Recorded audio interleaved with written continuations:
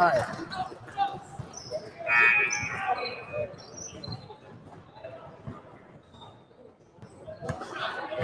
What's the name of these teams?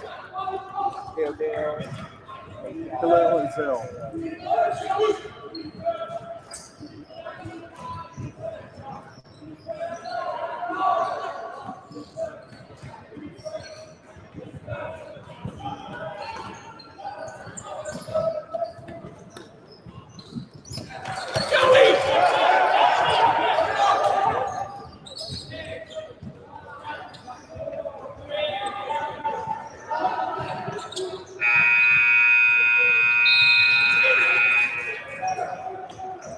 All right. Check. Oh, Sean's going.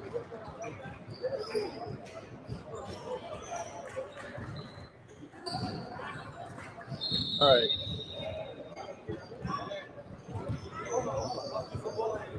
Who's that? On what camera? You're 3? Okay.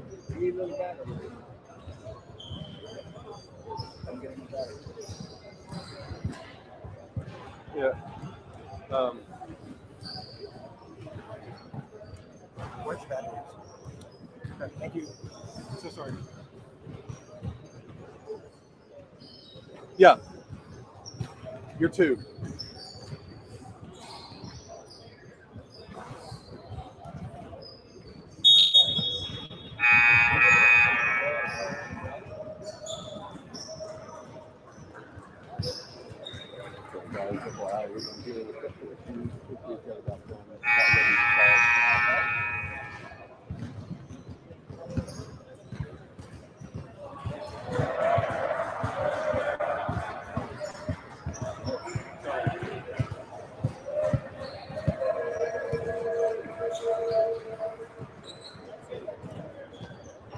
Is it on Court 1?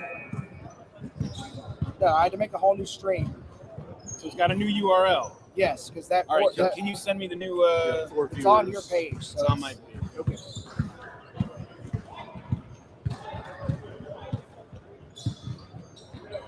Well, it should All right, be. still on 1. I'm sorry, Josh.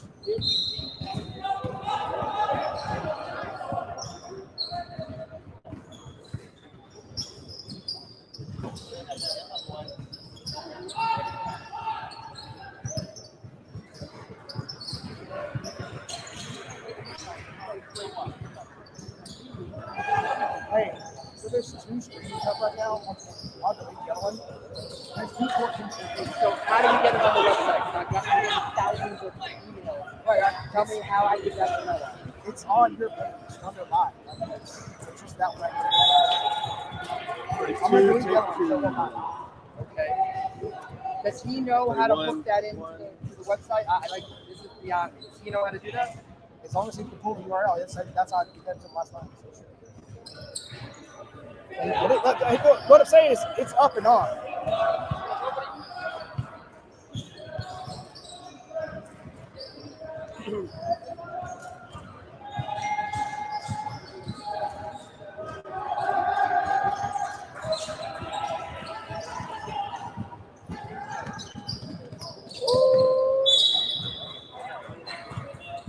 Give me that back. Ready, A. Oh, ready, A, and A, roll A.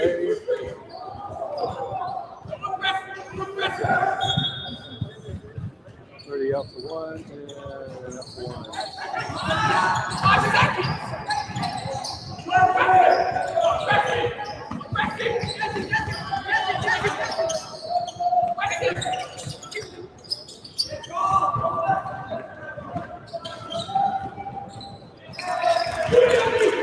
2, take 2. 31, take 1.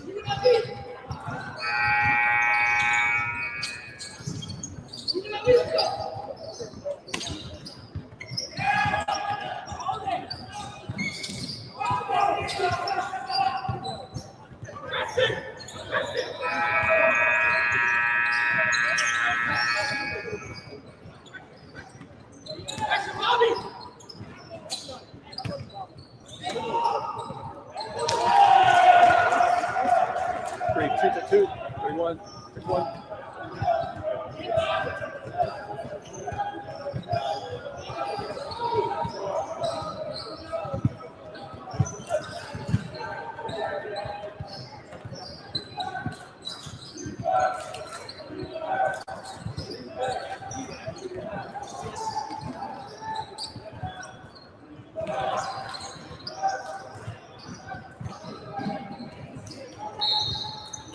Three,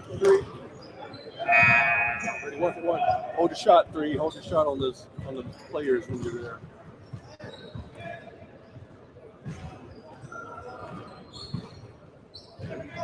And check your focus, 3.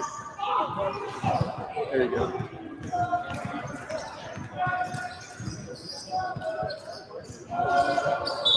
Mark. I saw 12 viewers. 12 viewers.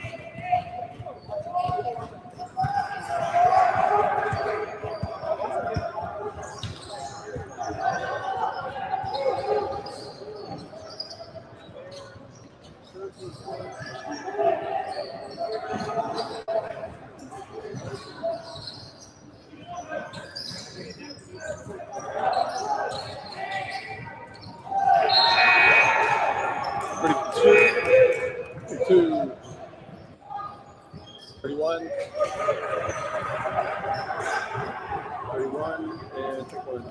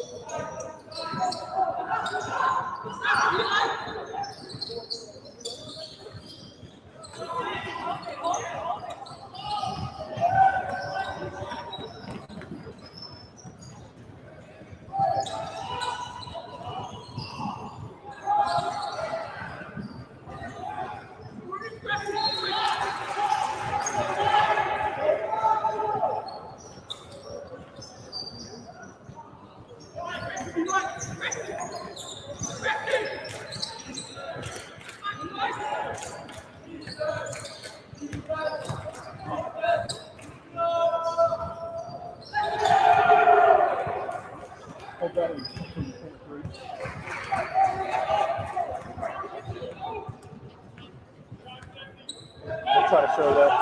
Get a stoppage.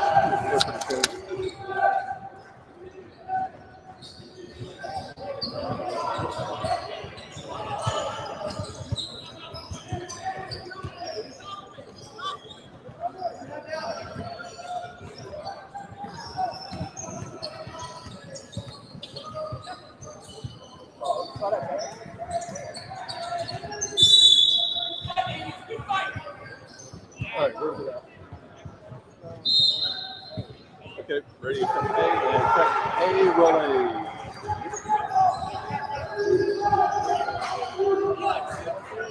Ready up to 1.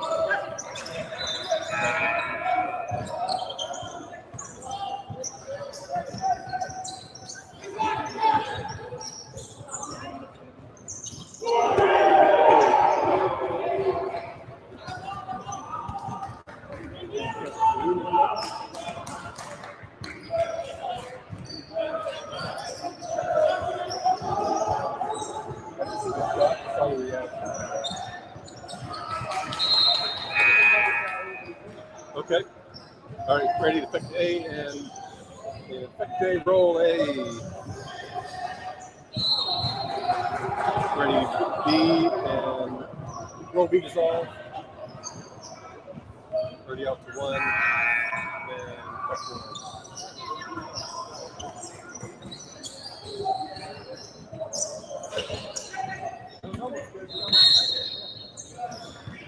All right. Where is? That's the wrong camera 1.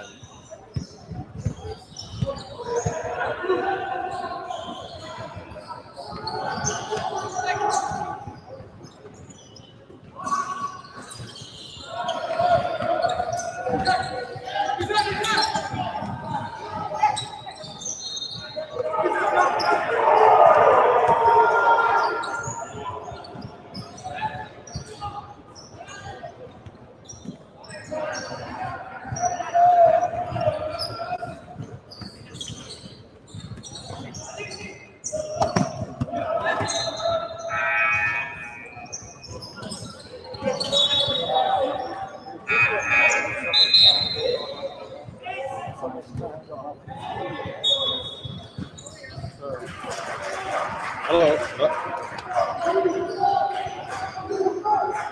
Tom's cutting out.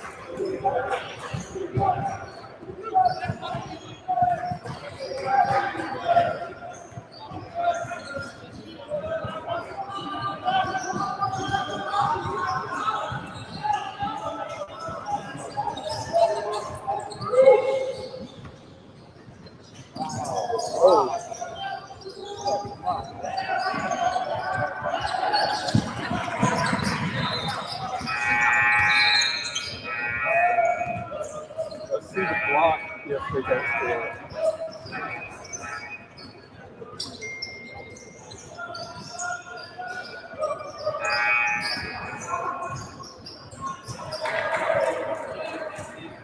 All right, then. Ready? Good. For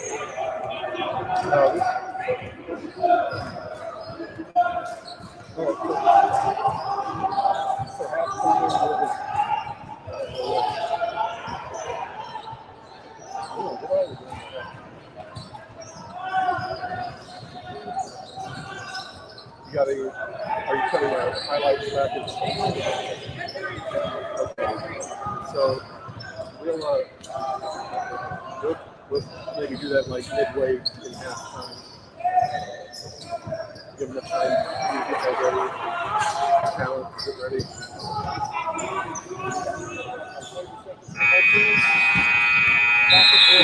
Yeah, 30, 40, something like that. Okay. All right. Stand on 1. Ready? No. Ready? 2. 2. 33. 3.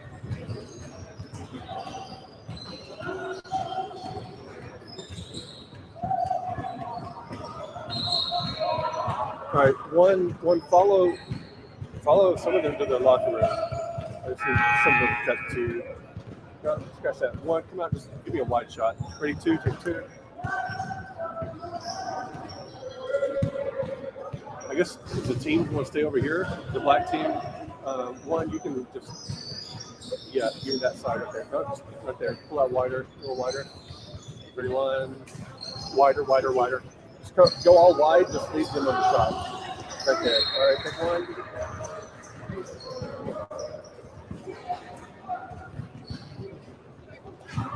Okay, so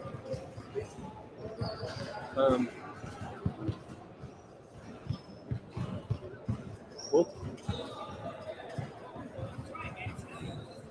I don't know what Talent's talking about right now.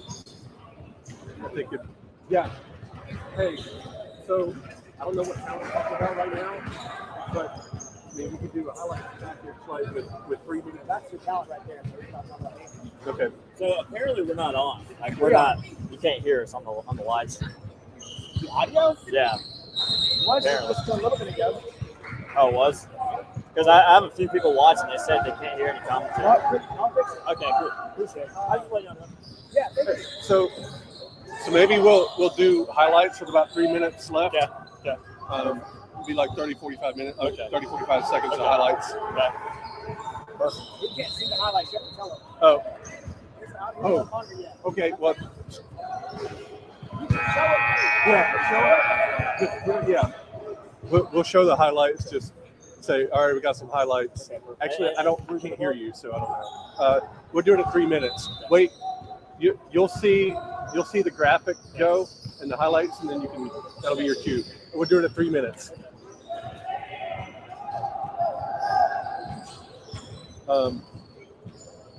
2 and 3, take a power break. Like you can check your battery levels. Also grab an extra battery so you have an extra battery with you.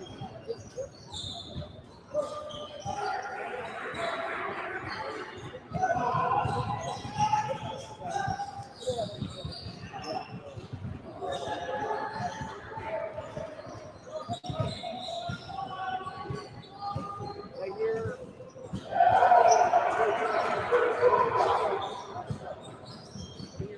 Are you also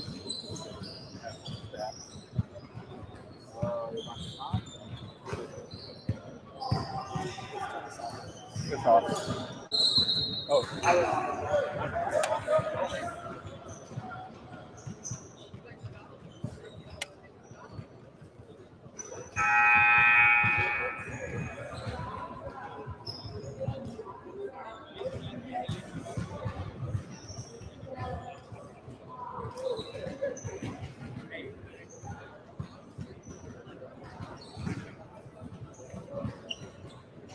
Mark?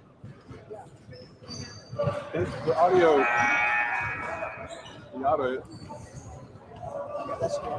Yeah. They said they couldn't hear us. Yeah, we're working on it. Oh, okay. I didn't know if y'all Yeah, sorry. You're the fourth person to tell me. You're okay. All right. So Same thing on the other one. now it should be huh? Yes. Hey, how you doing? All right. So now the audio should be. Well, we won't know until we start talking about it. Is there any, Did you check the other one too? it's the same. Broadcast? We're hearing. Yeah, the we announcer. No, I don't know if that's the other thing. You're hearing other people talking over the announcer. Is that what you're hearing also? Yes, I'm saying we're Working it out. Yes, yes. Hey, listen.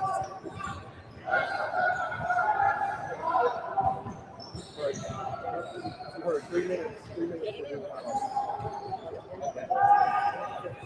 Okay. That's good too.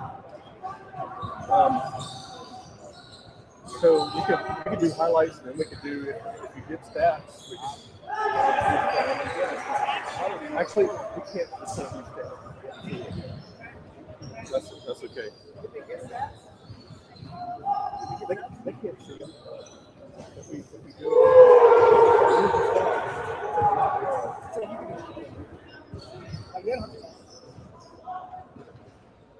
yeah, if we get stats. So, all right.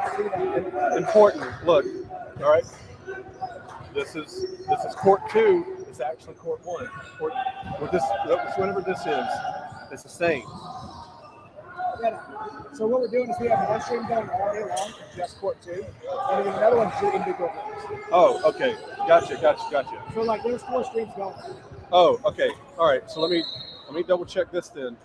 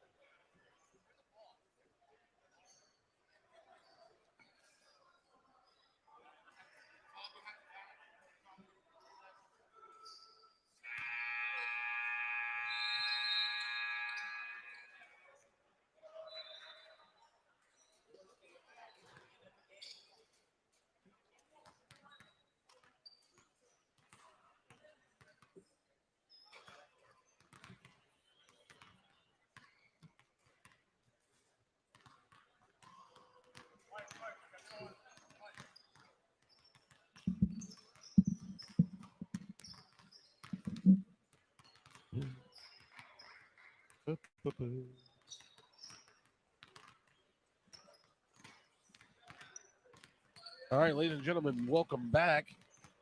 We're going to get you a highlight package. So hopefully you can enjoy some of these highlights. Enjoy.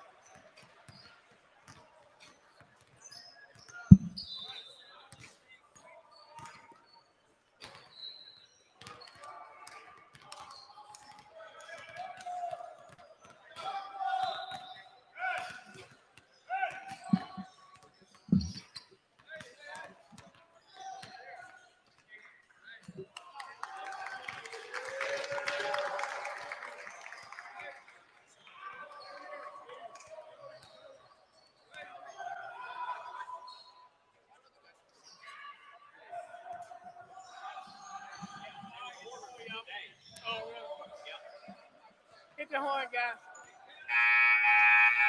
Hey, delivery next summer.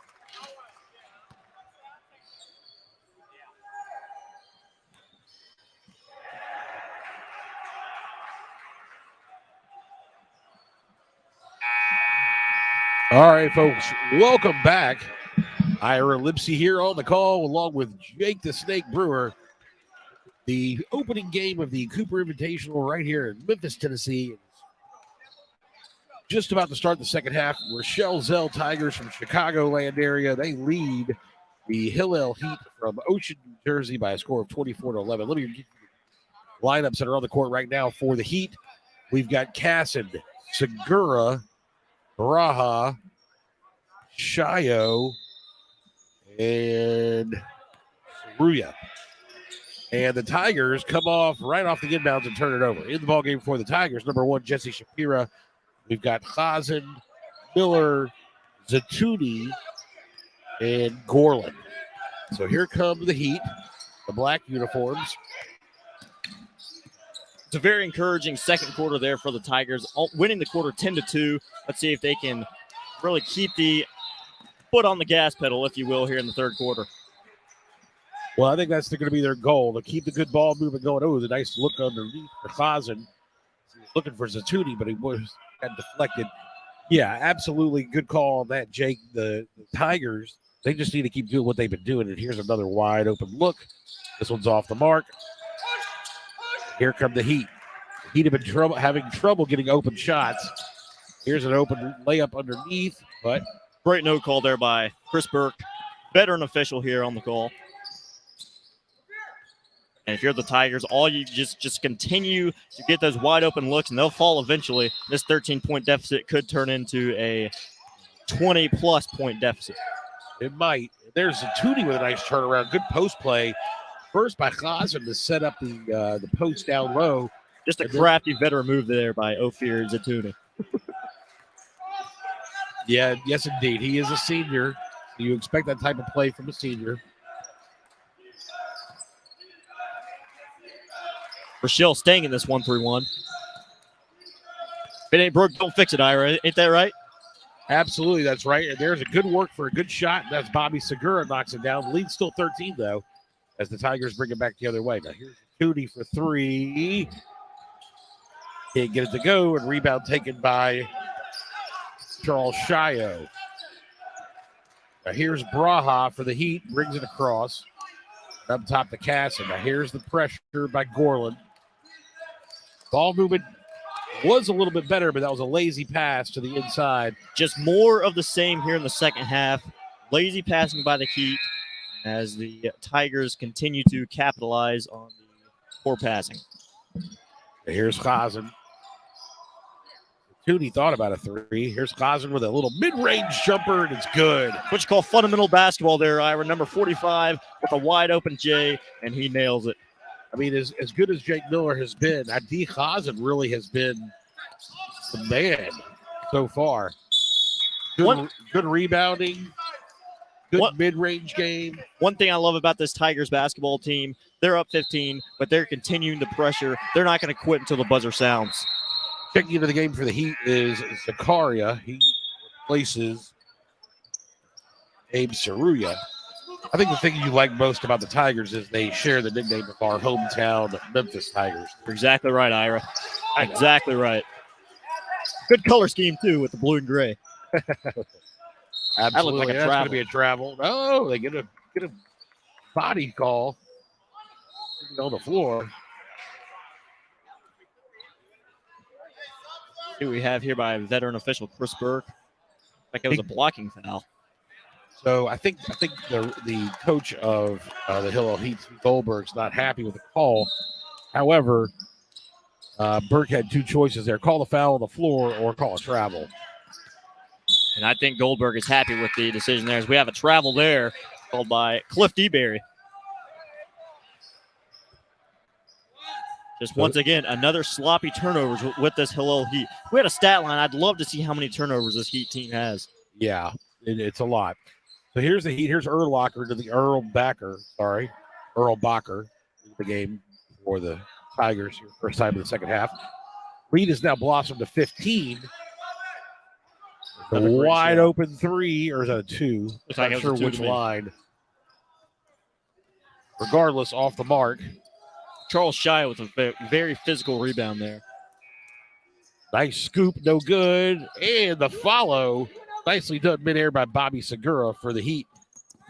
Lead back down to 13. Here's Shapiro on the drive. Tigers not slowing down the pace here, continuing to play fast run and gun basketball. Nice pass up ahead, and Segura can't handle it. This goes out of bounds. 4.5 minutes to play here in the third quarter. Eli Braha very frustrated over that missed pass there.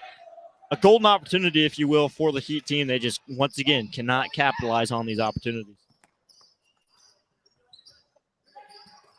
So there's Miller, looks inside. They try to feed baseline, and here's Casson back the other way for the Heat. Eli Braha slowing down the pace. Still plenty of time left in this basketball game, partner. Well, there's plenty of time, but we haven't seen much improvement or much change from the Heat so far here in the second half. And there's a nice little baseline floater for Zatuni. Leads back to 15. You're the Heat. You just have to find a spark, something that'll go your way in order to get these guys rallying into potentially coming back. Yes, but I think we both know primarily their main issue has been the turnovers. They've got to curtail the turnovers and make sure they at least get a shot every possession. Not a great pass, but great athleticism there by. That's Miller off the mark, but a nice offensive rebound there by Gorlin, and Shapiro will reset the offense for the Tigers. You know, Ira, we talk a lot about Jake Miller, but Ophir Zatuni, really a difference maker here in this opening round matchup. It really has been Zatuni and Hazen, who's not in the game right now, but it's been both of them that have really carried this team so far. Nice steal there. I believe that was Shio with the steal. He's going to pull up from 19. Off the mark, no good. Rebound there by Zatuni. Here comes Shapiro for the Tigers. He's going to drive it in on three guys and get it stolen right away. if you're the Tigers, honestly, you have a 15-point lead, less than 3 minutes left in the third quarter. Slow down the pace a little bit. Really play smart basketball. Feel like they're straying away from what they really did well with in the first half. Here's Braha knifing through, and a nice layup there by Eli Braha for the Heat. Timeout on the floor, 2.5 to go here in the third quarter.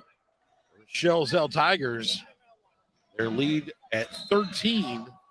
Not much threat at the moment, but a few possessions that you give away and a few buckets the other way, you could be looking at a single-digit ball game. Exactly right. The Hillel Heat really competing at a higher level here in the second half. Right now, we have a tie second half right now. The score is 24-11 at halftime. It's a 6-6 third quarter. If you're the Heat, continue to do what you're doing. They made a great halftime adjustment. Right now, it seems that Rochelle Zell, almost as if they're scared on the offensive end. They're playing very fast. They're playing exactly like the Heat played in the first quarter. But hopefully they can just slow things down and really make the smart basketball move. Into the ballgame for the Heat is number 14, Raymond Cadita. Don't forget, folks, coming up after this game on this court, it will be the North Shore Hebrew Academy Stars versus the Atlanta Jewish Academy Jaguars. So on the floor for the Heat, you've got Cadita, Zakaria, Braha, Addis, and Dweck. For the Tigers, you've got Chazen, Miller, Erlbacher, Gorlin, and into the ballgame, Nate Dubner. So here come the Tigers in white. Pressure by Cadita. Once again, great shot opportunity there. Just can't capitalize. And that's something that's very encouraging for this Tigers team. They're getting wide open looks. They can just hit these shots. This could be a 20-plus point basketball game right now. Continue to do what you're doing if you're the Rochelle Zell Tigers. Absolutely. Here's a good look for three. Off the mark, no good. Nice box out there by Chazen. And here come the Tigers. They're going to slow it down a little bit. They'll run a little offense. This is Gorlin.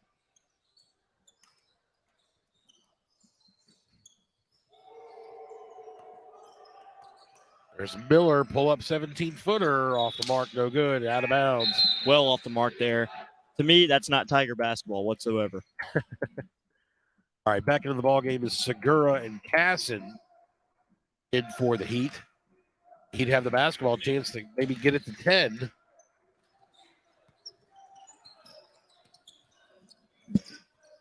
Nice handles there by Braha. Nice pass underneath Segura. Good recovery there by this Tigers defense. Nice mid-range jumper there by Joey Casson. He's down to 11 with 1:20 to go here in the third quarter. Like I said, Hillel continuing to play much better here in the third quarter. Right now, they're winning this quarter, Ira. Well, they may be winning the quarter. But it's going to take a good Herculean effort, I think, to overcome the Tigers team as Jake Miller just flexes his muscles. Gets a nice little bank shot in paint. Under a minute to go here, third quarter. There's a steal by Miller. Little spin move. It's a 3-on-1. Miller does a little body move, fake off.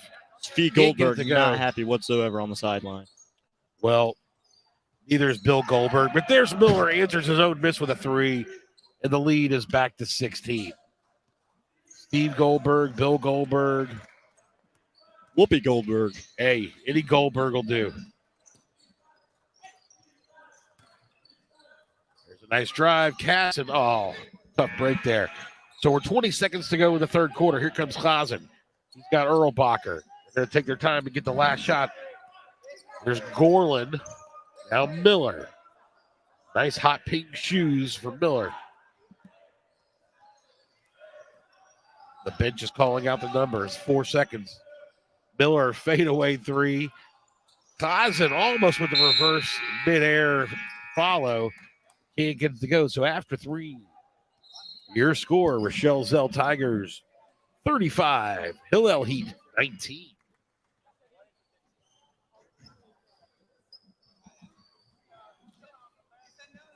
Jake, the question I believe is, will we see Rochelle Zell really take their time here on the offensive end of the fourth quarter and try and milk the clock, minimize the number of possessions that the Hillel Heat have, or are they going to continue to play the way they've been playing? Ira, if I'm the head coach of the Rochelle Zell Tigers, if I'm David Martinez, I'm going to send a statement to the rest of this tournament. I'm going to continue to apply the pressure. I'm going to continue to play at a fast pace. I'm going to continue to just keep the gas running. I'm going to continue to score points, if you will. And that's honestly what this Rochelle Zell team needs to do. It's a 16-point game. Let's make it a 25-point game for the Rochelle Zell Tigers. And honestly, on the other end, for the Hillel Heat, stop the bleeding somehow. Have something go your way. Have something encouraging here happen in this quarter. Win the quarter. Go into the Tier 2 bracket with something going for you. Well, that's good analysis there, Jake. And I don't disagree with you. I think that's exactly what I would do too. Just keep your guys to continue to play the way they've been playing, and send a statement to the rest of the team Tier 1. Over at the other court right now, Maimonides in Bergen County are playing, I believe. I can't really tell which team is which. It's hard for me to see, but it's a high-scoring affair, 30-31. They got a minute and a half to go in the first half. So, anyway, here we go. Hillel Heat, they're in a 1-2-2 zone trap. Steve Goldberg on the sideline here, wanting aggression here for this Hillel Heat defense. That's something you got to have at this point. You got to play desperate. You got to play like your hair's on fire. There's Miller. He's going to go on the drive. Looked like a travel to me there, partner. Like a travel, and then he ended up with a bad shot. He could have established a pivot foot and kicked out, but went up with the shot. There's Eli Braha, and he knocked it down. First point to the fourth quarter, and it's 35-21. So here comes Shapira for the Tigers.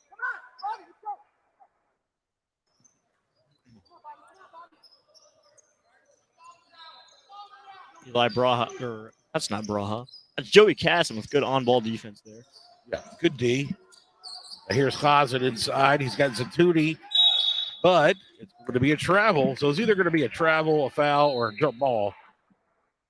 Not sure about that call, but to the Rochelle Zell Tigers, that's the worst possible situation that could have happened. You got to continue to send a statement. You cannot let the Heat back into this basketball game. It's Eli Braha with another circus shot. Great floater there for Braha. Lead is cut to 12, under 7 minutes to go here, fourth quarter.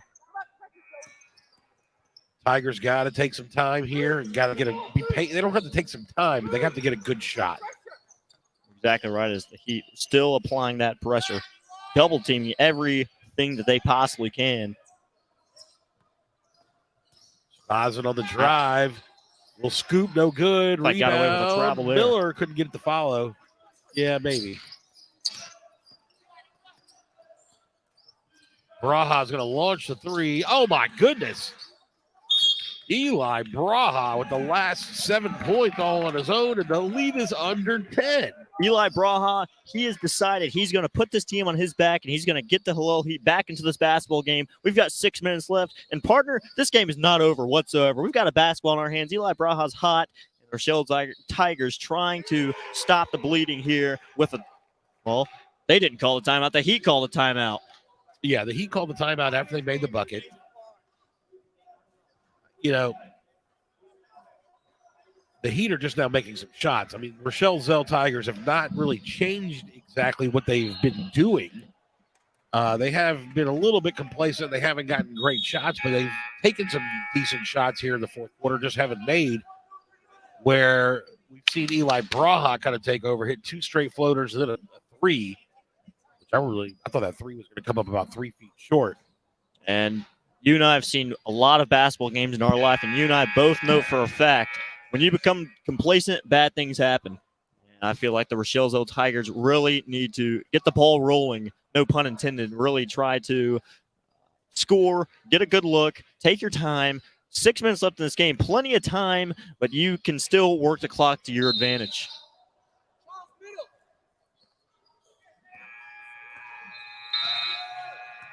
So here come the Tigers. Shapira. Pressure there by Casson, and we got a slap there. We heard it all the way here at the scorer's table. Foul's going to go against Casson. So low number of fouls so far this half. There's no reason for the Heat to not be aggressive at this point. This is Shapira. Nice kick out. Zatuni inside the Khazan. Khazan puts it on the floor. Nice little hook shot. Nice bucket there by Khazan, who to me has so far been the MVP for this team. That wonderful shot there. Great circus shot. I didn't think that was going in. Raha double team. Oh, no kick call. That's going to be Gorlin all the way to the basket. Just like that, the lead back to 15. Braha. Ooh, he's going to draw the blocking call. It's going to be 2 shots. We'll see. It's going to be on the floor, out of bounds. Looks like the Tigers are going to have a timeout here. Want to talk things over here with 5:25 remaining. Great spark there for the Tigers. Things weren't going their way, but that is a detrimental 4-point run here for the Heat. First on in 15 seconds. And if you're just now tuning in with us, the Rochelle's Tigers leading the Hillel Heat 39-26, 5:25 remaining. Is here for the Cooper Yeshiva Invitational. I'll tell you one thing, Ira. It's simple. We said it earlier. It's great that we're back here after a 4-year hiatus. Well, it is good to be back, and we're in a new venue, the Memphis Sports and Events Center. Memphis Jewish Community Center, I believe there was some scheduling conflict, so they couldn't do it there this year. But this beautiful, marvelous, brand new, it's probably only a couple years old facility. And here's an inbound pass and a wide open 3. Good look there by Gasson. Good look. Yeah, offensive rebound by Segura. I believe the Heat just got away with an out-of-bounds call. It looked like Braha's foot was out of bounds. Two-man crew. You can't see everything with the two-man crew. That's true. So here come the Tigers. This is Shapira. He's done a good job handling the point, but this gets popped from behind and turned over. Here's Braha with a little floater, and he gets it to go. Surprisingly strong upper body by Braha. He bustled that one up. Lead is 11. Zatuni for 3. Off the mark, no good. Jake Miller, nice offensive tap out. Just a large man down there, Jake Miller. Nice handles by Shapira. Nice underneath feed, and it's good by Zatuni. The lead is back to 13. Oh, my goodness, what a great find by Shapira. Here's Braha, now in desperation mode. I think he's just trying to get his team back in it, take any shot he can. And that ball goes way out of bounds. After that last time out by Rochelle, I believe the Tigers made a great adjustment of making sure that Eli Braha does not get these shots to fall, really pressuring him. And as we see there, just another air ball, and that's going to be out of bounds. Easy call there for Chris Burke.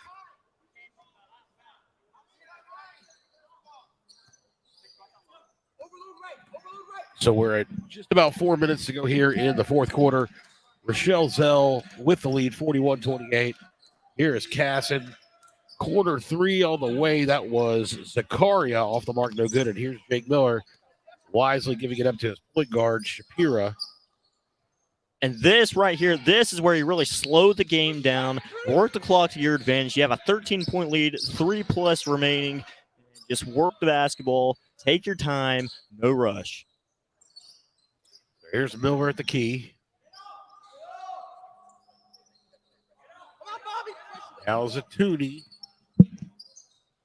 You don't want to throw it to the corner necessarily unless you know what you're going to do, and there it goes. It leads to a turnover. That's just lackadaisical basketball there for Jake Miller. He knows better, and he knows better. Shaking his head, very disappointed in himself, but Tigers have to just play some defense, and there's Braha with a turnaround. No good, but it goes out of bounds off of the Tigers.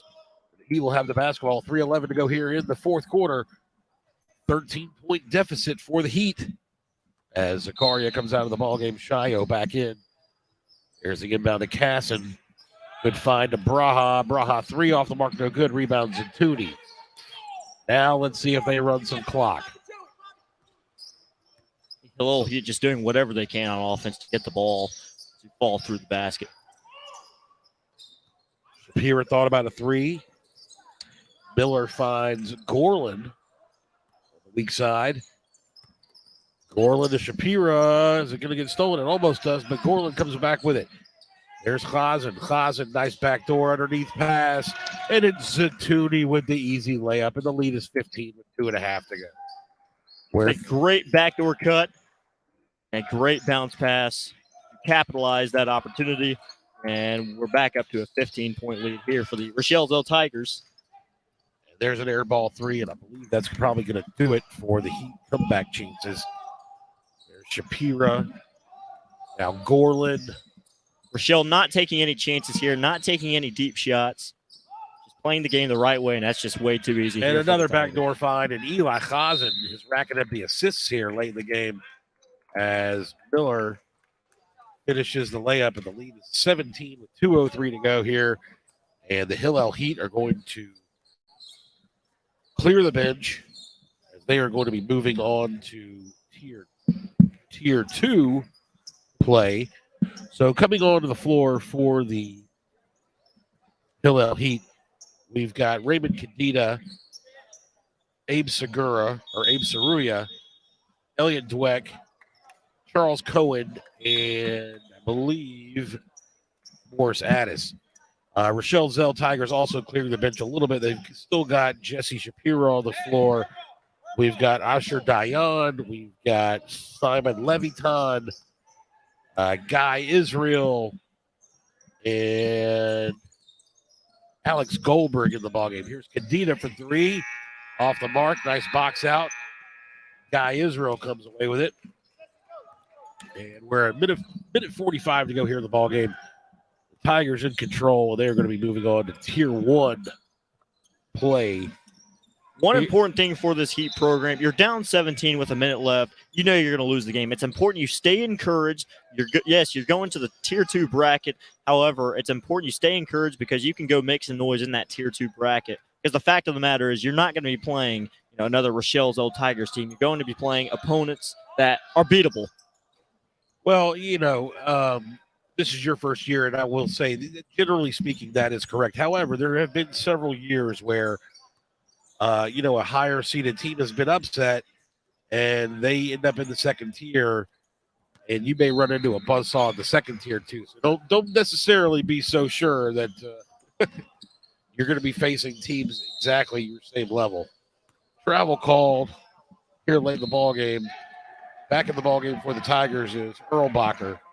But yes, generally speaking, you're right. It's the tier 2 teams, the cream rises to the top. The tier 2 teams are mostly going to be tier 2 level talent. So don't forget, folks, here as we approach the end of this game, coming up next on this court, it will be the North Shore Hebrew Academy Stars versus the Atlanta Jewish Academy Jaguars. There's a jump ball. Possession will go over to the Heat. The North Shore Stars, the number 1 seed North Shore Stars. So it'll be nice to see what they can do. 16 seed versus a 1 seed. Honestly, it's going to be exciting. There's nothing like an upset here in the sport of basketball. We'll see what happens. Nice little bucket there by Charles Cohen for the Heat. I can probably tell you that it's not going to be that exciting. And I have not seen either of these teams, but in years past, generally speaking, the 1 versus 16 have not been close games. But we'll see. You may be right. We may get a little opportunity to see a near upset or an upset. All right, folks, that's it for game number 1 here at the Cooper Invitational. 45-30, your final scores. The Rochelle Zell Tigers from the Chicagoland area knock off the Hillel Heat from Ocean, New Jersey, as the Tigers will advance to tier 1 action tomorrow. The Heat will be participating in tier 2. We are going to get out of here. Jake the Snake, any final thoughts? Just glad to be here. Glad to continue to see the rest of how this tournament plays out. And I'm just excited to have basketball season back. All right, me too. All right, folks, we'll see you back in a few minutes for North Shore Hebrew Academy versus Atlanta Jewish Academy. Well, that's my first one.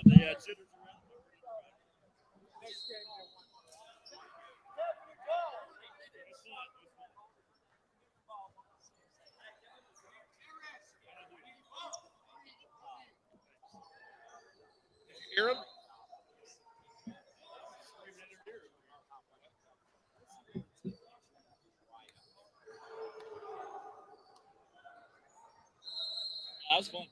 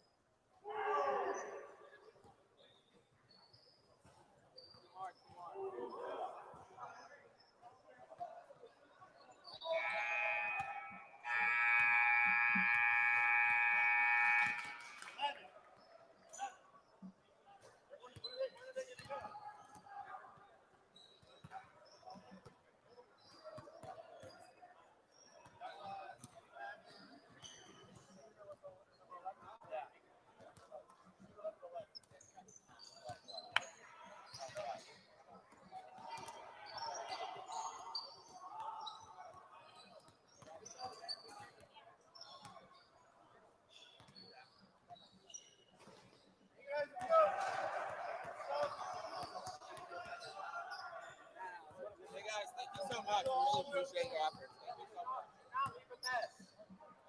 Yeah, bring the bench up. Take their stuff. Guys, take your stuff.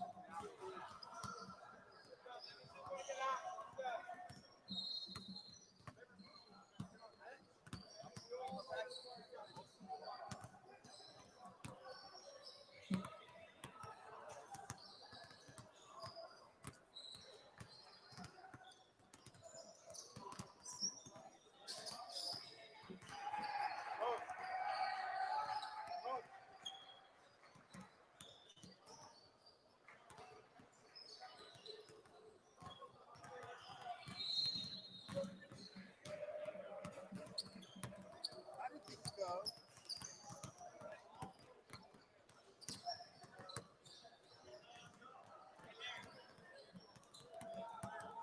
This will start at 1:30 this next one, right? 22. put up 23 minutes on there?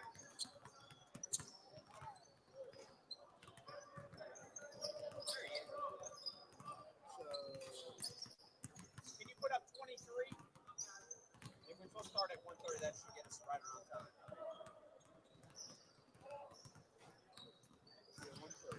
North Shore, AJA. Good. Thank you. And go ahead and clear it out. Clear out your board. How you doing, Mr. F? I'm good. How are you doing? You email it to me. It's my Hotmail. Eric Stewart at Hotmail. 5 minutes? 10 minutes at most? Should be done by if you're running it during the whole course of the game. While you're just cleaning it up. At the end of the article, make sure at the end of the article you have the high score for both teams and the final score. Now you're taking away from the supposed to write the whole segment here and two as the game's going on. It's better, but we don't need a 10-page paper. We need like 26. We don't need a whole page paper. So take the rate is if you want to, it's right there, so you don't have to. If you want to, you can. Because it's the first game, so take 15 minutes. But this game's going to start in a couple minutes. You know what I'm saying? Okay.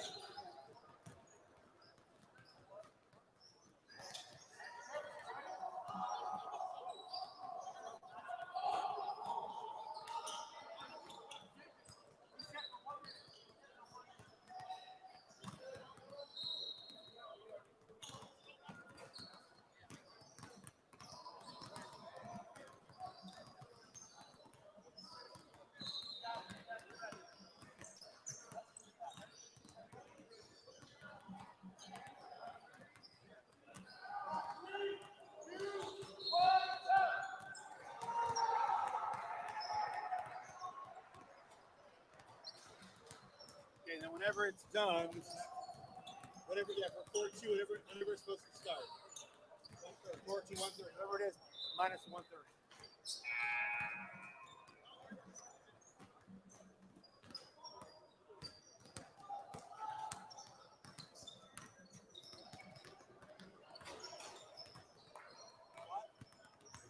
Why is it just on 30 seconds?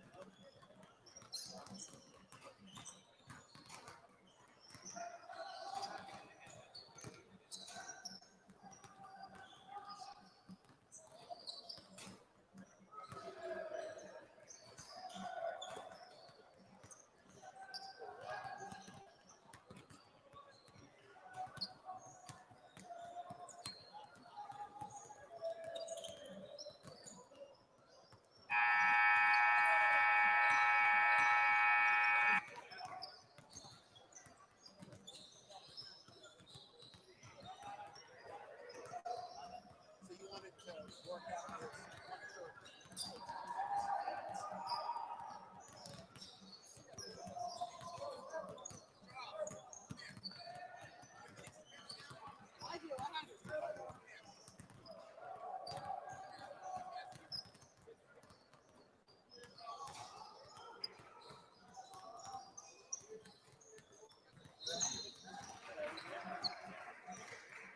How do you like this?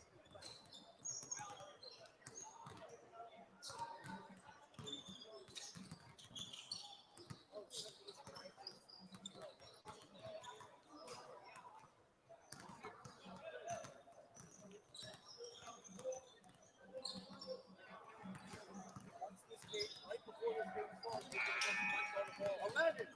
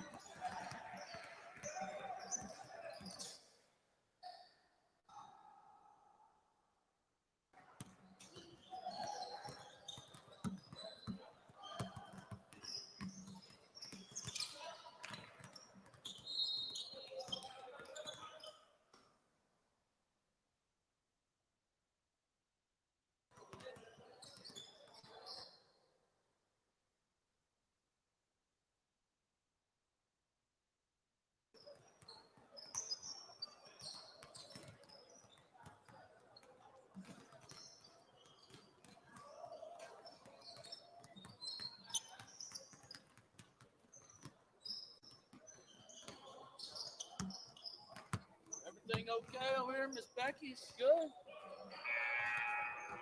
JJ, Sarah, all good.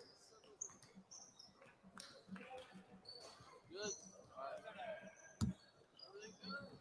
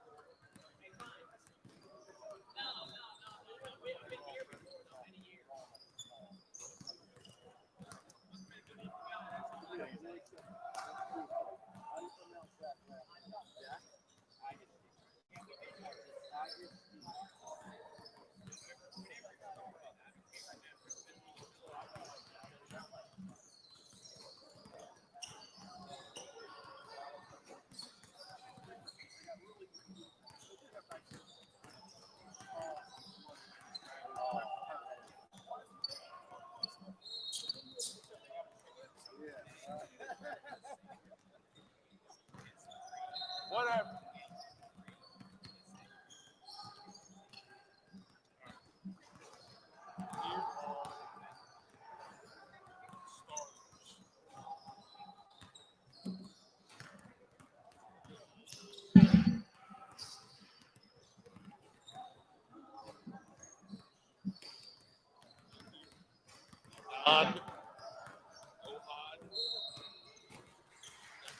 Calm down. Back. Oh.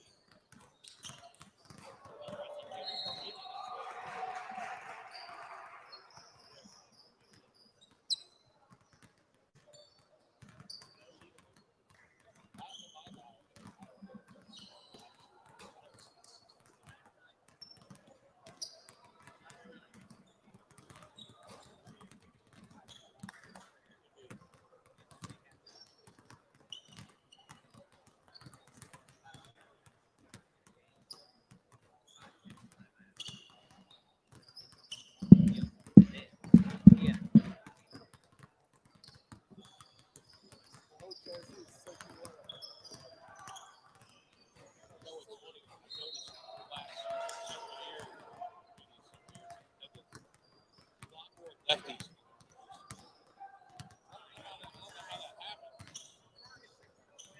A lot of lefties.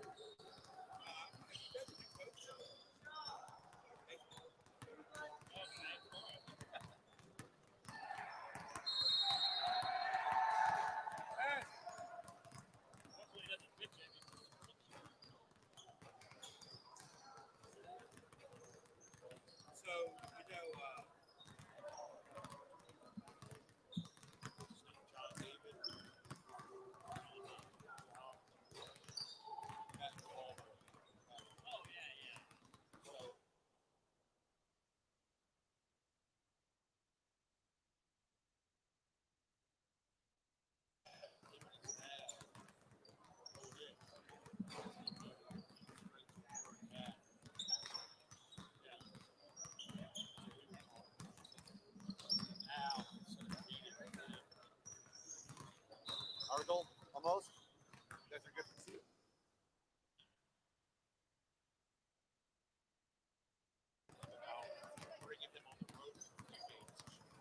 I prefer email. Google Doc, I don't know if I How do have they all the go? stuff to share it, whatever. Yeah,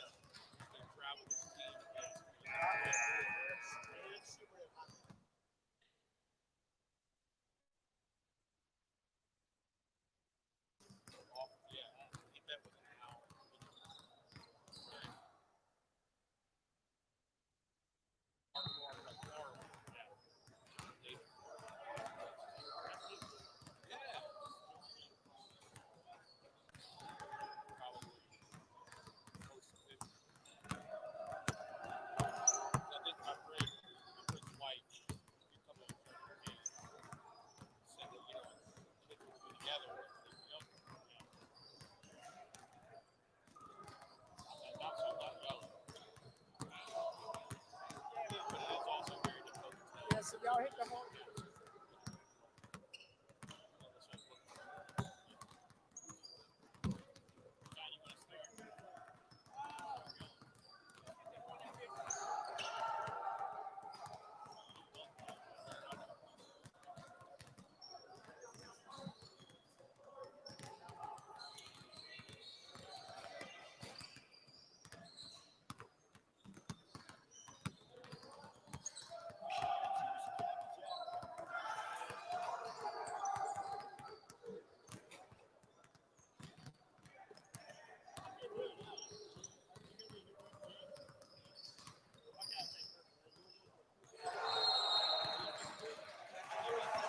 Hey, bring it in, Black. Let's go.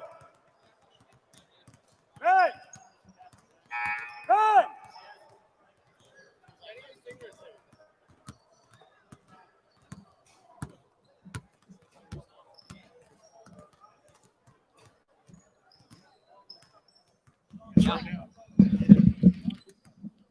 All right, good afternoon, everybody. Welcome back to the Cooper Invitational Basketball Tournament live right here on the Worldwide Interweb. My name is Ira Lipsy, bringing you opening round action here live in Memphis, Tennessee from the Memphis Sports and Event Center. The Cooper Invitational, this is the number 1 seed North Shore Hebrew Academy Stars versus the Atlanta Jewish Academy Jaguars. I am joined courtside by my trusty color commentator, a young man I've known for a few years now. He is the heart and soul of Memphis, University of Memphis sports marketing, as well as a stint as Rocky the Redbird for the St. Louis Cardinals AAA affiliate Memphis Redbirds. That would be my man here, Jake Brewer. Jake, how are you, my friend? Could not possibly be better, Ira. Just happy to be here. Happy to have an opportunity to join you here in the broadcast booth and call this basketball game between the North Shore Hebrew Academy Lions and the Atlanta Jewish Academy Jaguars. As you know, it's a 1 seed and a 16 seed taking each other on. It's going to be an exciting day. Looking forward to another great action-packed basketball game. Yeah, it should be an interesting game to say the least, as the 16 seed Jaguars will try and make an upset bid. Starting lineup for the Jaguars: number 3, Mikey Wilson; number 11, Edon Eyal; number 16, it says, is Ohad Don. I'm not sure about that number. Number 23, Nat Gold; and number 33, Zach Agustin. Starting for the Lions: number 1, Josh Abrani; number 11, Ariel Blitz; number 13, Jordan Zarka; number 14, Ben Abizada; and number 20, Jeremy Levion. So let's see. I don't see a 16. I see number 24. Maybe Ohad Don is 24. Speaking of the Lions, I'll tell you one thing. There's a reason that this NSHA team is the number 1 seed. Number 13, Jordan Zarka, senior forward, 6'3", 205-pounder. He's going to dominate the paint today. He's a wonderful athlete. He can hang in there with the best of them. It will be Abizada to do the jump against number 3, Mikey Wilson. They got Wilson listed 6 foot. I'm not so sure he's tipping the 6 foot mark, but nonetheless, here we go. So North Shore, the black uniforms with the green and yellow trim. The sides of the uniforms kind of reminds me of the Milwaukee Bucks uniforms circa 1983 with Paul Pressey and Alvin Robertson. Boy, nice save there by the Jaguars. What a pass there. Very nice pass.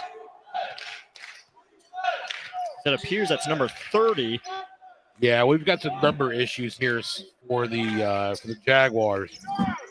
We do have 11, we do have 3, and we do have 33. So Gold and Agustin, we're not sure about or Don and Gold. One of them is 24, and the other one is 30. I guess we'll just go from there. Ladies and gentlemen, if you're watching from home, you can see the size difference here. The AJA Jaguars are just going to have to do whatever they can to have the edge here in this basketball game. Abizada, nice trigger inside. Here's Abizada, top of the key. Spin move. Elbow jumper, no good. Rebound inside by Abizada, and he's fouled. That foul's going to go get to Agustin. For the AJA Jaguars here, you're fine with that. You don't want to allow easy baskets. You know these guys are bigger and stronger than you. You don't want to allow any easy baskets to give them extra points that are not needed. If I'm the head coach, if I'm Lamont Watkins, great guy, by the way. If I'm Lamont Watkins, foul these guys as much as you can. Make them earn it at the charity stripe. Hey, there you go. But in a clean, sportsmanlike way. Precisely. So Abizada goes 1 of 2 from the line. Folks, for those of you at home not familiar with the Cooper Invitational format, teams were seeded 1 through 16. They will play their accordingly seeded opposites as there's a bucket by Agustin, and Atlanta leads 2-1. The winning teams today will go on to Tier 1 action, and the teams that do not win will go on to Tier 2, and then they will play tournaments. Quarterfinal game tomorrow, semifinal Saturday, and finals on Sunday of Tier 1 and Tier 2. And that was a nice play inside by Abizada, but the foul's going to go on the floor, and the basket has been waved off. Once again, this Jaguar team playing physical defensively. They're going to have to keep this energy up defensively all game long. We'll see if they can do it. Here's the trigger, top of the key. Here's a 3 on the way. Off the mark, inside rebound. And Abizada got the I'm sorry, that was Zarka. Zarka got the rebound, but he was out of bounds.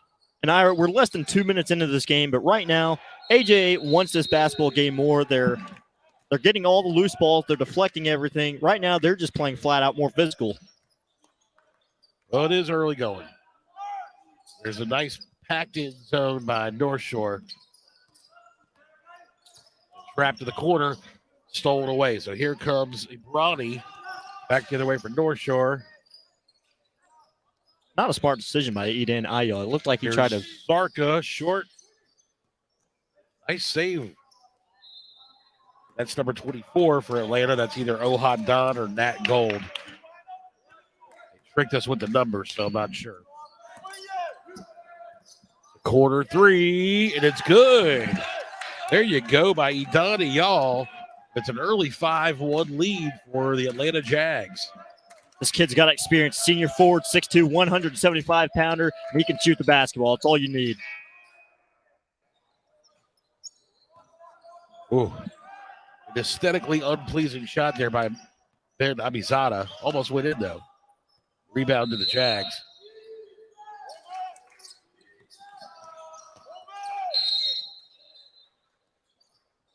Long distance 3, no good. Rebound taken by Agustin. There's a foul against North Shore. If you're the Atlanta Jewish Academy Jaguars, you've got to be very encouraged with the start. It's still early, 5-1, but honestly, as long as they get these good looks, which they've had, 3 or 4 good looks already, hit these shots, you could be up by more than just 4. Certainly, they don't look scared. They look relaxed. They're getting some good shots against this 2-3 zone. Moving the ball well as well there, Ira. They are moving the ball well. Free throw line jumper off the mark, no good by Eyal. And here come the Lions.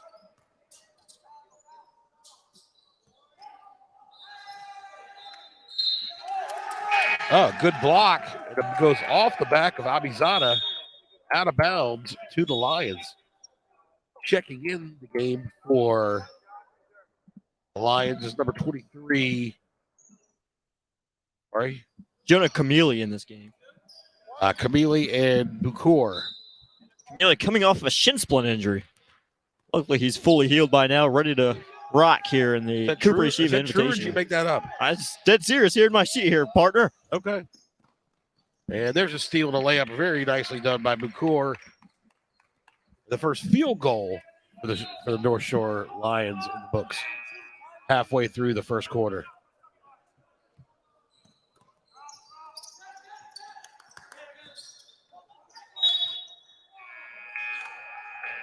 Ball goes out of bounds. We'll stay with the Jags. They will inbound under the basket.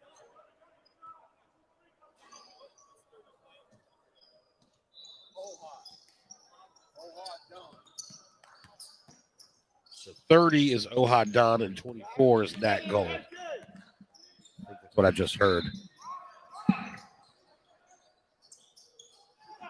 There's good pressure in the corner and stolen away. Here comes Blitz. Blitz hitting them with the blitz. Here's a corner three. Off the mark, no good. Oh, and a nice rebound there by the Lions. Here's Kamili. Reset. Doing the reset. Motion.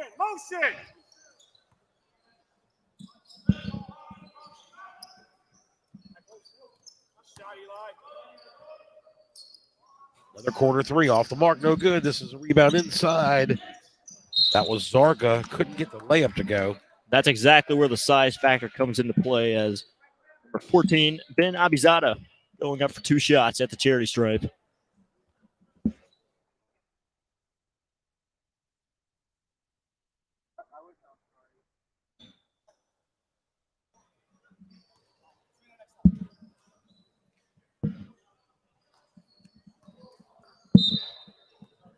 Hey, 30. Timeout, White, 30. 30-second timeout called by the Jaguars.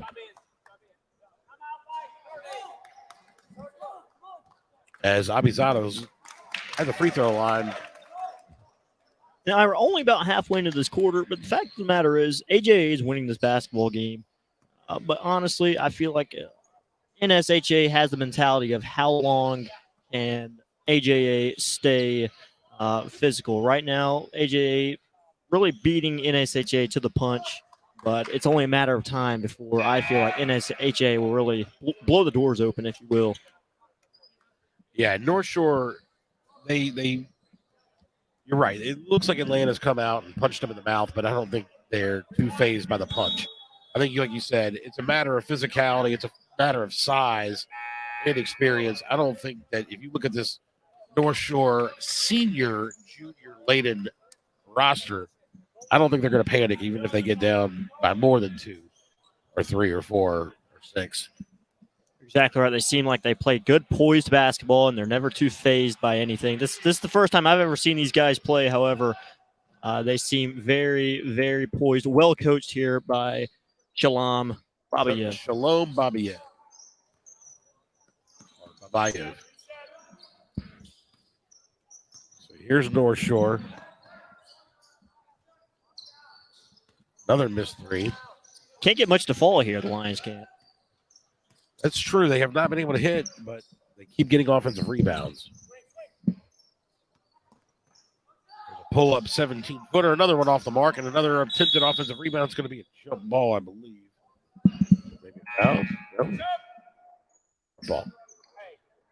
Got a young gun in this game. Ben Smolinski, number 51 for the Jaguars, who really fought for that rebound, but just couldn't get it to get in his hands. Well, he forced the jump ball. The possession will go to the Jags. Yeah, that's fine. We're good.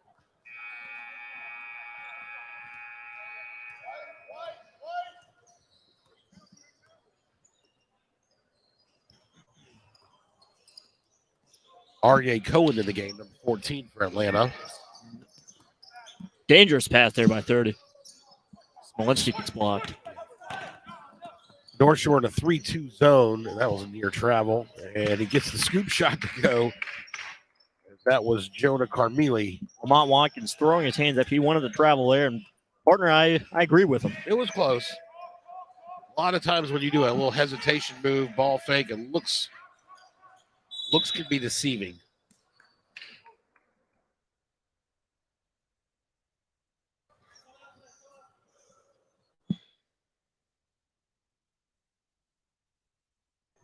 Ball got knocked out of bounds. Keeps kicking out. All right. Atlanta will retain possession. Cohen will dribble it up. This is Ohad Don with the basketball. Your AJA just continued to play slow basketball here.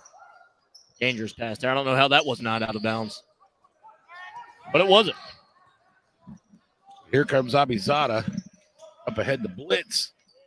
Off the glass, no good. And Aryeh Cohen gets the basketball for Atlanta. Give it to Don. Up top, Cohen. Minute 25 to go here, first quarter. Very low scoring ball game. Nice inside move by Agustin. Couldn't get it to go. Here come the Lions. Nice scoop. Abizada. Crafty circus shot there. Looking at him, he seems like he's the most athletic guy out here.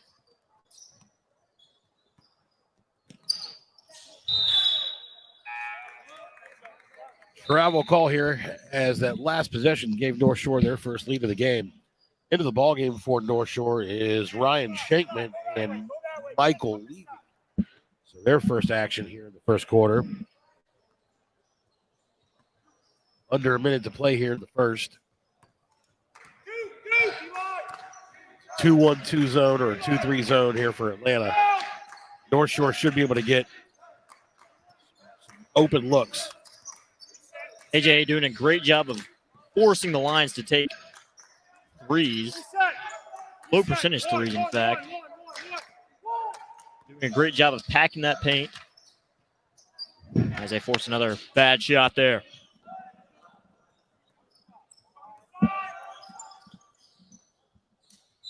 You're still there by blitz. Atlanta will retain possession. 18.4 to go first quarter. Atlanta with the basketball, chance to tie or take the lead here. Late first quarter. Way up top to Don.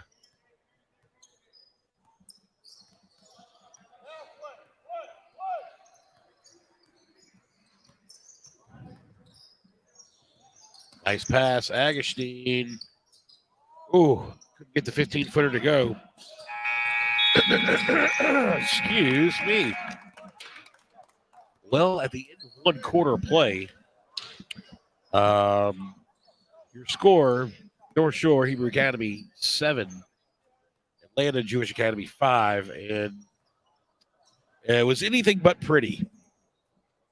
You're exactly right, Ira, but the fact of the matter is, to me, that's a part of AJ's game plan. Keep this game ugly, keep it low scoring, because let's face it, you're not as pure talented as NSHA, and they have to keep this game ugly, and they have to really prevent NSHA from really going on a huge run, because one huge run, this game could be over very quickly. So AJA, great quarter there. You're down 2, but you're doing a wonderful job in taming the Lions.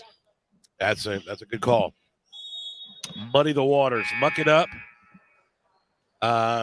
Speaking of coaching, since you're giving coaching advice, just want to say I heard the sad news yesterday. Rest in peace, Bobby Knight, the general, one of my all-time favorite coaches. Oh man, I was heartbroken.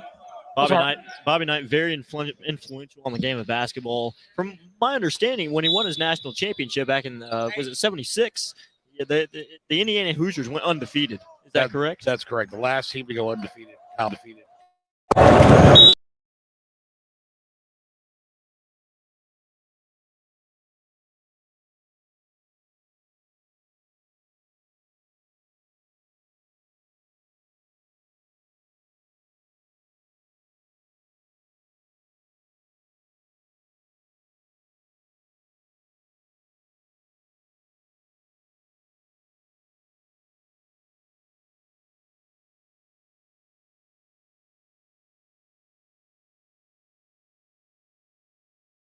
Remember, Neil Reed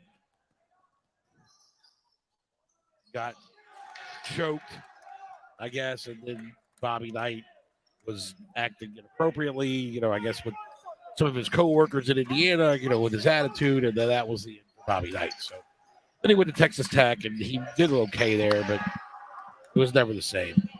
Jaguars are simply in North Shore's head right now. They're causing all sorts of controversy here for NSHA. That's just a lousy ball security there by Ohad. And we got a timeout here for AJA. Full timeout as AJA comes out and starts to cause a little havoc there. North Shore now starting to look a little flustered. It's 7-7 with 7:21 to go here in the first half. Head coach of Atlanta Jewish Academy, Lamont Watkins, doing a wonderful job coaching this team. He knows how to win basketball games, and right now he has the edge. He has his guys bought into the program as they have started this game very, very well as we have 7:21 remaining here in the second quarter.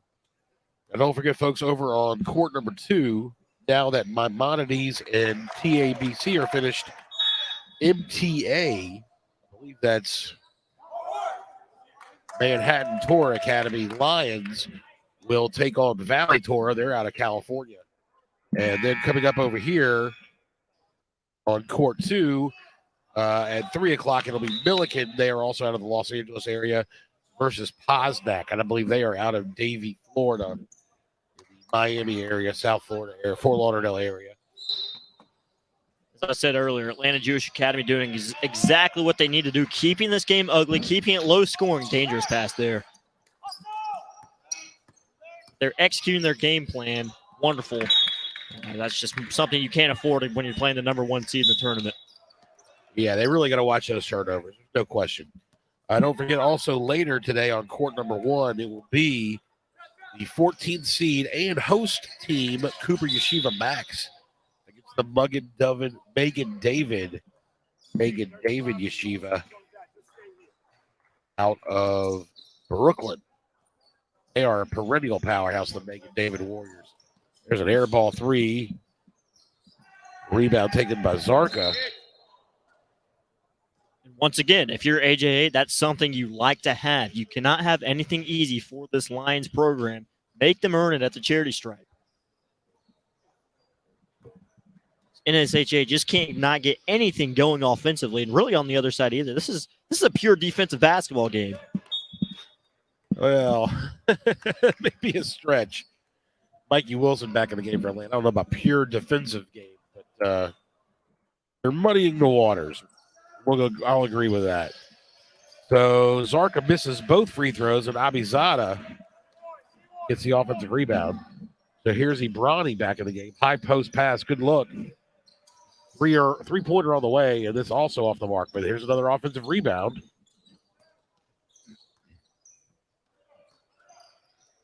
Josh Ibrani with a big offensive rebound there. Something you don't expect when it's your 5'6", 140 point guard getting the offensive rebound. But when you're hustling, good things happen. Like you said, offensive rebounds, all about who wants it. Nice find down low for Ibrani, and the layup is good.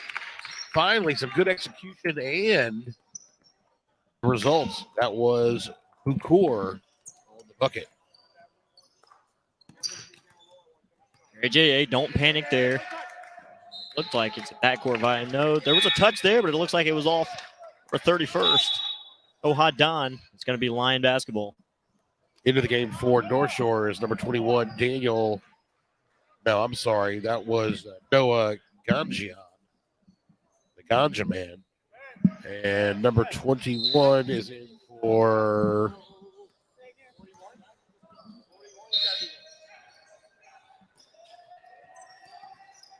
number 21 for Atlanta. We don't have his name. We'll get it.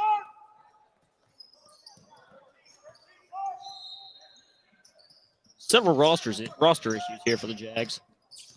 Well, they get these, they send them to them, weeks, months, days in advance. And they make the programs, and by that time, things, change. Numbers change, jersey orders, stuff like that. So it's hard to necessarily, you can't really blame, Lousy turnover there for the Lions. They tried to throw it full court, and it was just a bad pass, and they couldn't capitalize. Oh, there's a Steely Brawny all the way down. He gets fouled. He'll go to the line for 2 shots. We're trying to figure out number 21. We're not sure who 21 is. But I think we'll find out shortly.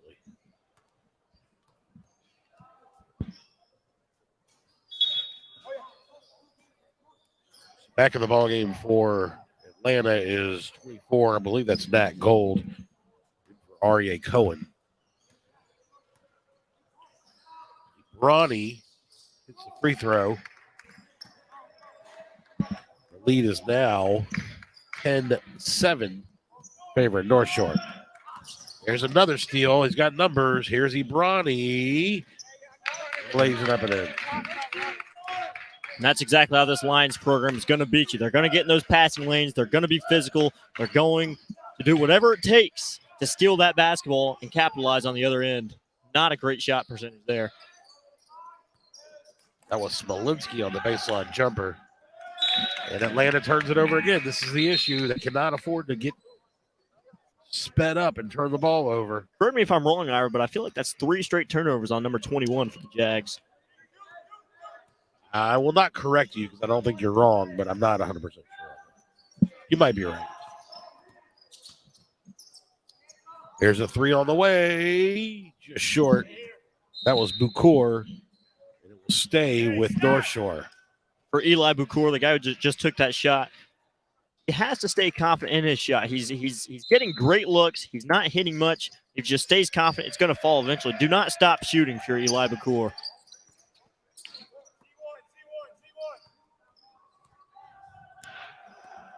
Here's a reset to Brawny.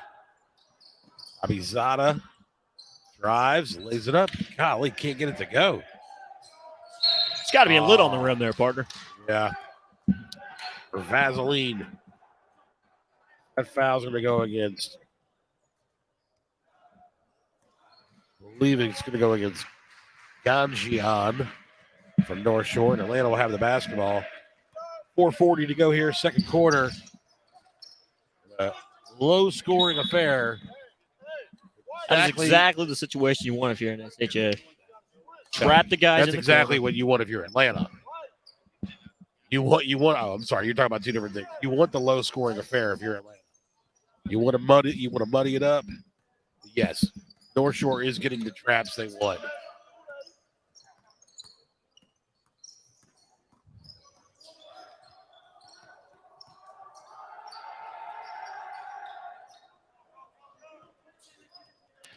Full court pass down to Bukur, but he couldn't handle it. It's going to go out of bounds. You know, North Shore's gotten themselves a 5-point lead. You really don't want to take those risks and throw the ball away and give away possessions, as you really, have an opportunity to build on the lead every possession, as Atlanta is not really doing you too much harm on the offensive end of the set offense. The 1-3-1 zone trap for North Shore now. See if Atlanta can work the ball around. There's a 3. Almost got the shooter's touch. The shooter's bounce. Abizada coast to coast. He gets it taken away. There's a bump foul. Unnecessary by Bukur. So Ohadan hustling out there. He's got a lot of heart. You can tell he wants to win. He's very vocal over that last foul there, over that last steal. And he's doing a great job leading his team and having them fight and crawl into this game. Only being down 5 midway through the second quarter. Into the ballgame for Atlanta, number 42, Isaiah Siegman, and Jeremy Levian back in the game for North Shore. And there's a steal by Bukur. He'll drive in. Nice touch. Gets it to go. And now the lead is stretched to 7 with 3:15 to go here in the first half.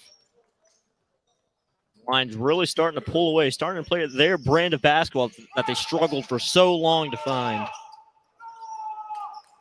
That's exactly what you need. Got to trap the guys in the corners.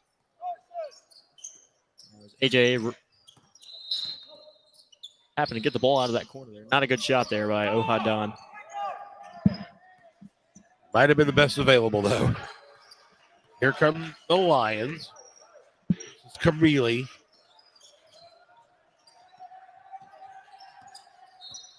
North Shore showing some patience. Carmealy with the basketball up top. Call the play. Ukor inside look.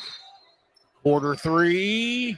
Off the mark, no good. Nice rebound there by Nat Gold for the Jags. And here comes Ohad Don bringing it back up across for the Jaguars. 2:14 to go here, second quarter.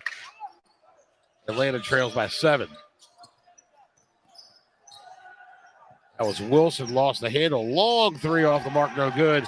And the rebound taken by Gold. Here's Siegman. Baseline J, and it's good. Nice play there by Isaiah Siegman.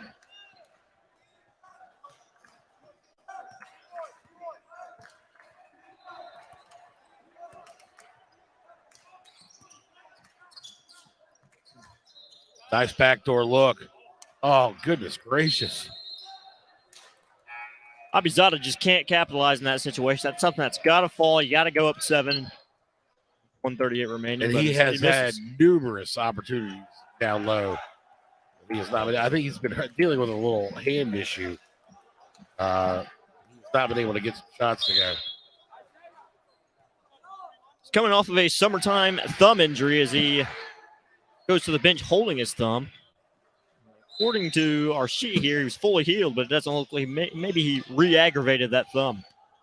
Looks like that's a possibility. And if I'm the coach, I'm going to get some ice on that guy's thumb and see if your team can play without him for now. Because you got 4 games in 4 days. You're going to need him at minimum his athleticism and his ability to get rebounds. There's a 3 on the way, no good. Still over from 3-point range for the North Shore Lions. Atlanta Jewish Academy still physical, still getting those passing lanes. They're playing very well on the defensive end, all things considered. Under a minute to go here in the first half. Foul's going to go against number 20, Jeremy Levia. Back into the ball game for North Shore Shy Altman, number 10. And back in the game, Isaiah Siegman.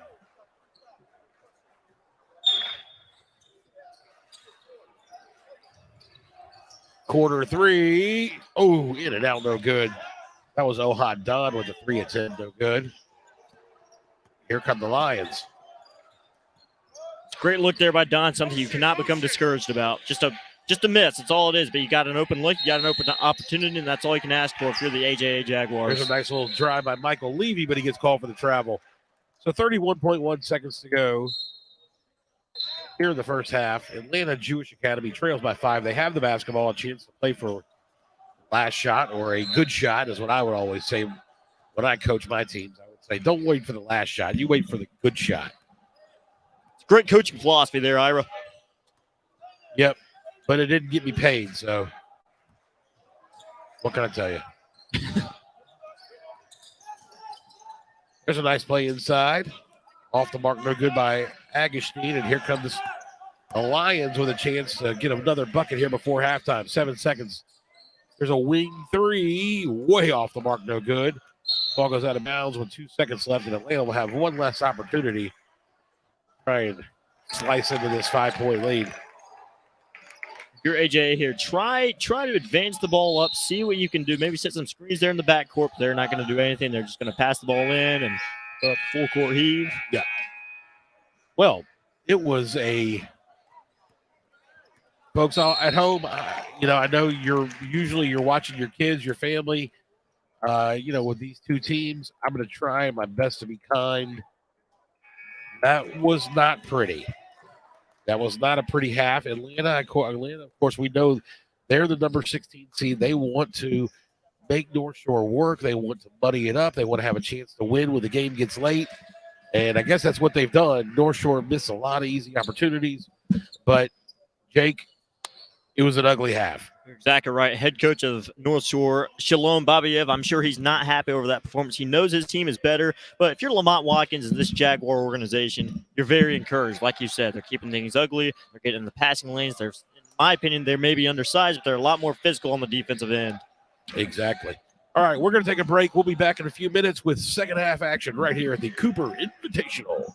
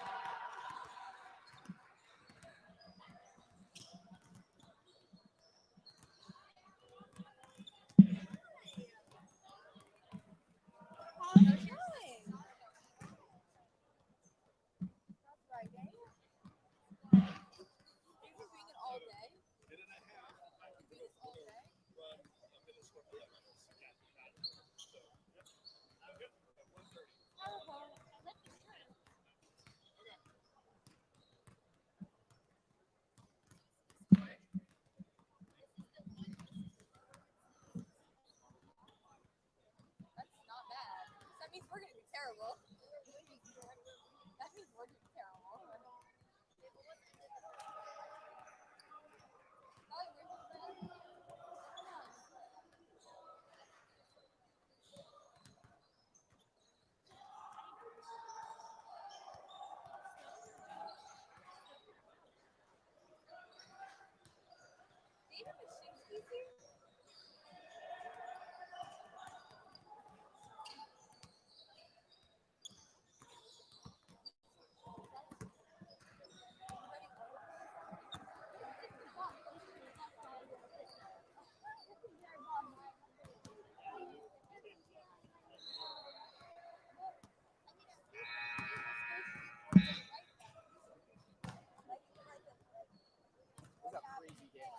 It is wild. I don't know, but I was just like, because we were scared. It's like, you're not gonna win this. Yes, you are gonna win this. Just like 6 games.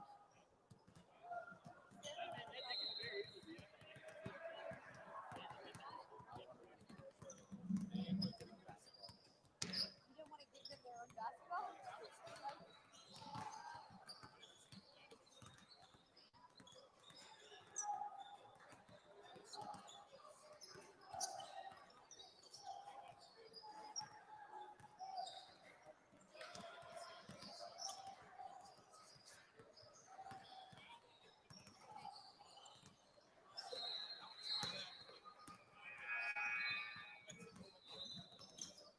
What program do you guys use for this stats thing? Yeah. You know, it's a turbo stats? Turbo stats?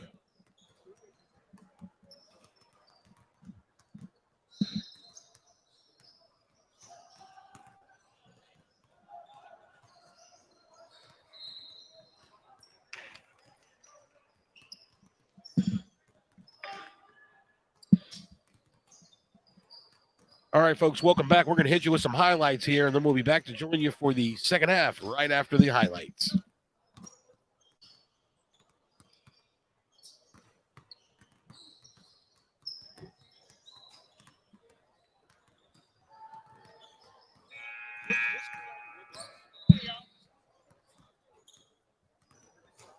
Hey, go ahead.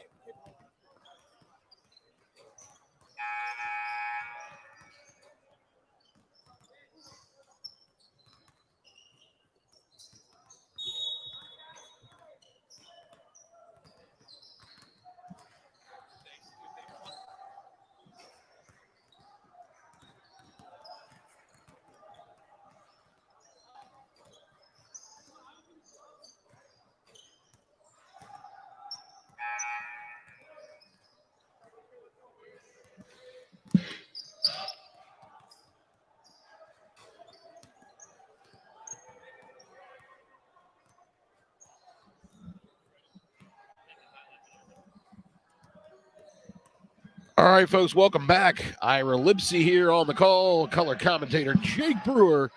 We are joining you live from the Cooper Invitational, back after a few years hiatus due to the COVID pandemic. Right here, you are watching the number 1 seed North Shore Lions struggle with the 16 seed Atlanta Jewish Academy Jaguars. And they lead by 5 points, but what we saw was some ugly basketball, a lot of missed shots, and a lot of turnovers. What do you think we're going to see here in the second half from the number 1 seed North Shore Stars, Jake? Honestly, in my opinion, the North Shore Lions. I call them the Stars. They're the Lions. I know. More of the same philosophy, more of the same mindset. The fact of the matter is, the only reason they're only up by 5 points is because they're missing from point-blank range. I think they finally get their shot percentage up in the second half, and they finally hit shots down low in the paint. Excuse me. So on the floor for North Shore, here's Bronny short. We've got Bronny on the floor. I see these numbers are hard to read. Zarka, Le'Veon. So it looks like, Abizada is in the game. He's got the rebound. He's got the hurt thumb. He's going to push it. And Bukor. Ben Abizada, just a very athletic individual, fighting through that thumb injury. We'll see how well he can play. You never know. He may not even be 100%. This is the first time we've ever seen this kid play. That's true. And this kid, he may not even be playing his best basketball with that thumb injury. You never know how serious or unserious this thumb injury could possibly be. Well, he's giving it a go. So the foul is called against Atlanta. North Shore has the basketball. Looked inside, no pass. Ronnie with the controlling the offense for the Lions. I'll have to ask after the game. I think the North Shore team used to be the Stars. There's a steal, and the layup is up and good. That's Zarka, Jordan Zarka with the layup. Two straight costly turnovers by the Jags.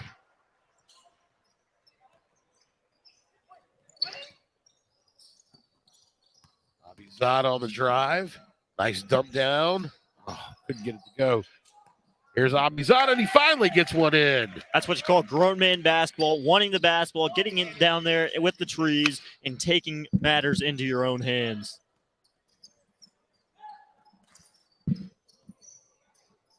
There's a shot no good by Atlanta. Rebound taken. Very interesting shot form there by number 1. Not quite aesthetically pleasing, but it happens. And there's Zarka with a 3 off the mark. Rebound taken by Mikey Wilson. Once again, the Lions still getting great shot opportunities. They're going to fall before the clock strikes 0, I guarantee you. What would you put the over-under on the total number of threes made by North Shore before the end of this game? Yeah, that's a great question, Ira. Yeah. We'll say under 5. Under 5. I'll take under 2.5. We're not going to bet on that. At least not as far as you folks at home know. All right, so here we go. There's an inside shot by Mikey Wilson. And he gets the nice gravitational pull. The ball goes down. Lead back to 7 for North Shore. So here comes North Shore. The pseudo Milwaukee Bucks 1980s jerseys. Terry Cummings. AJ still has a reason to be encouraged here after that made shot there. They've got momentum. Their bench is loud. Nice look inside, but it gets kicked away. North Shore will have the basketball. Coming out of the game is Le'Veon. Into the game is Ryan Shankman. There's Shankman right off the inbound, and he misses a point-blank layup. But there's Bukor, who knocks down the little jumper. The lead is back to 9. Just over 5 minutes to go here in the third quarter. North Shore started to get some points on the board. They're making Atlanta play hurried. However, Ohad Don knocks down a little running 15-footer. That's exactly what you need for this Jaguars offense. You got to start making shots. You got 11 points, 13 points. You know, let's turn that into 15 and 17. Get a stop and go back and score again as we have an air ball. There's another missed 3 for North Shore. There's another 3 attempt off the mark, no good. Here's Ibrani with the rebound. He's going to reset the offense for the Lions.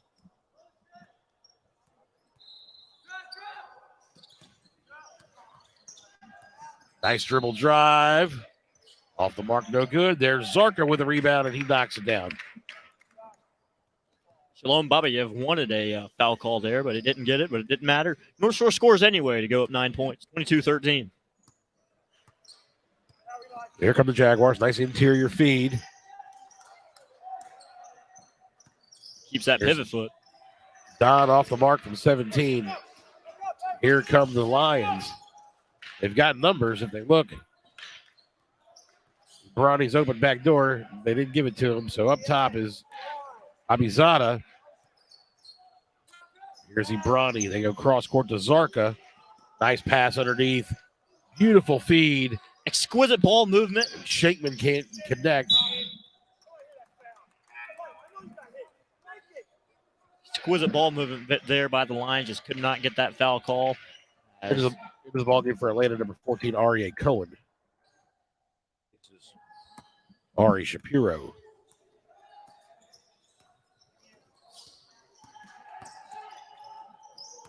There's another steal by North Shore. Nice behind the back dribble and the foul. They can't get it to go. That was a beautiful play as Zarka goes behind the back and then the scoop. He gets fouled, but he can't get it to go. He'll go to the line for 2. I'll tell you one thing, Ira. Pre-game, Jordan Zarko is one of those guys that we were looking at. You know he has talent. You know he has skill. And you know he's always going to make an impact in any basketball game that he plays.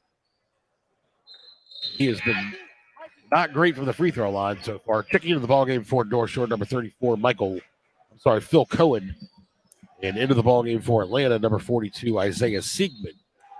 See if he can get off the schneid here with the free throws. And he finally hits. So Zarka knocks it down, makes the lead a 10-point game with 3.5 to go here in the third quarter. Atlanta still in this ball game, but they've got to start to get some shots to go in.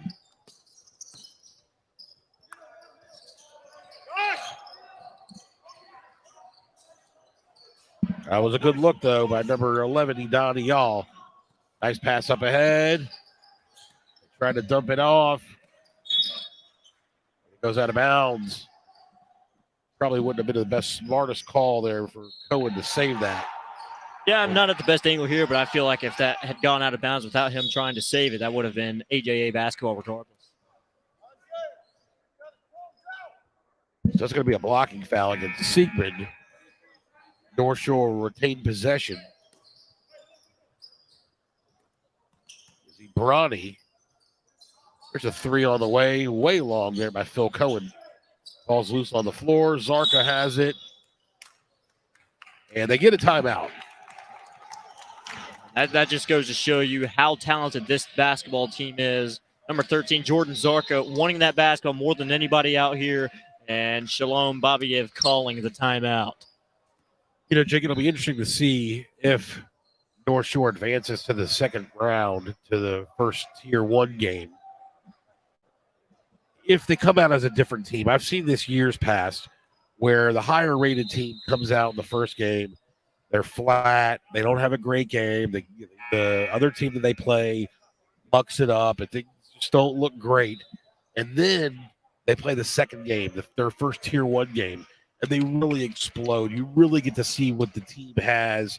Their talent really comes to the top, and they play a team that's closer to their level, and they really destroy them. I'm wondering if, because we've not seen good shooting from this North Shore team, I'm wondering if we're going to see that out of them tomorrow. You know, you're exactly right. Every matchup is different. You know, every team plays different against other teams.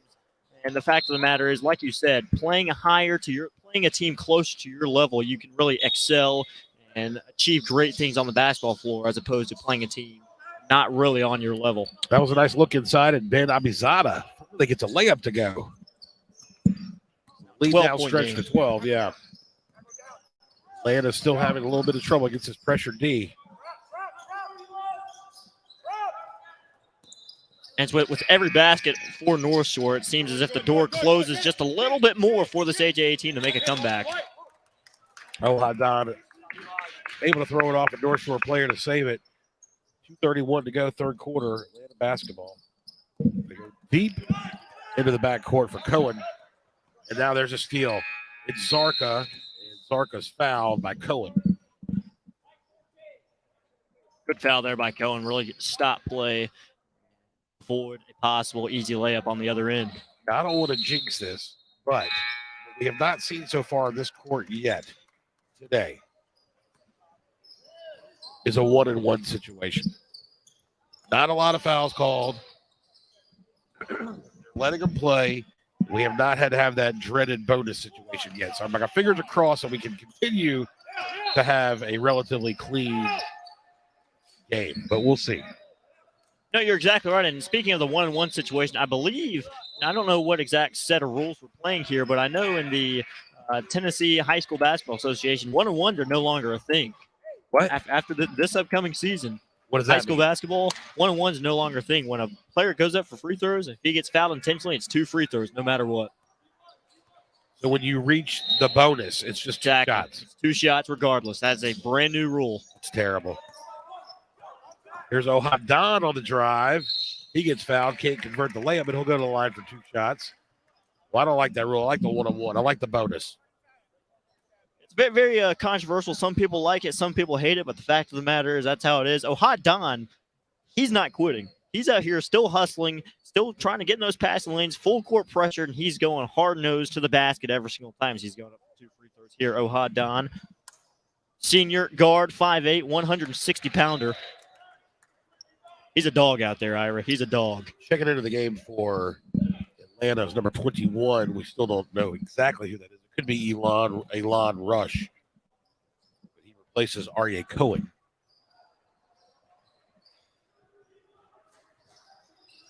Both free throws good. Good form there by Ohad Don. North Shore will have the basketball under 2 minutes to go with a 10-point lead. Just one other aspect of basketball that you got to excel in, capitalizing the charity stripe, and Don did it well. So here's North Shore. This is Michael Levy. Blitz. Abizada with the drive and lays it up. Can't get it to go. Ball's loose. That was Phil Cohen kept it alive. Another missed three. They've not hit a three yet, have they, Ira? That's why I took the under 2.5.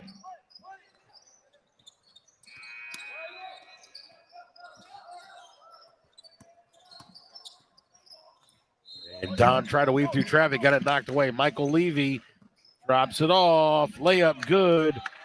And that is Kellen Hakimi in the ball game. He converts.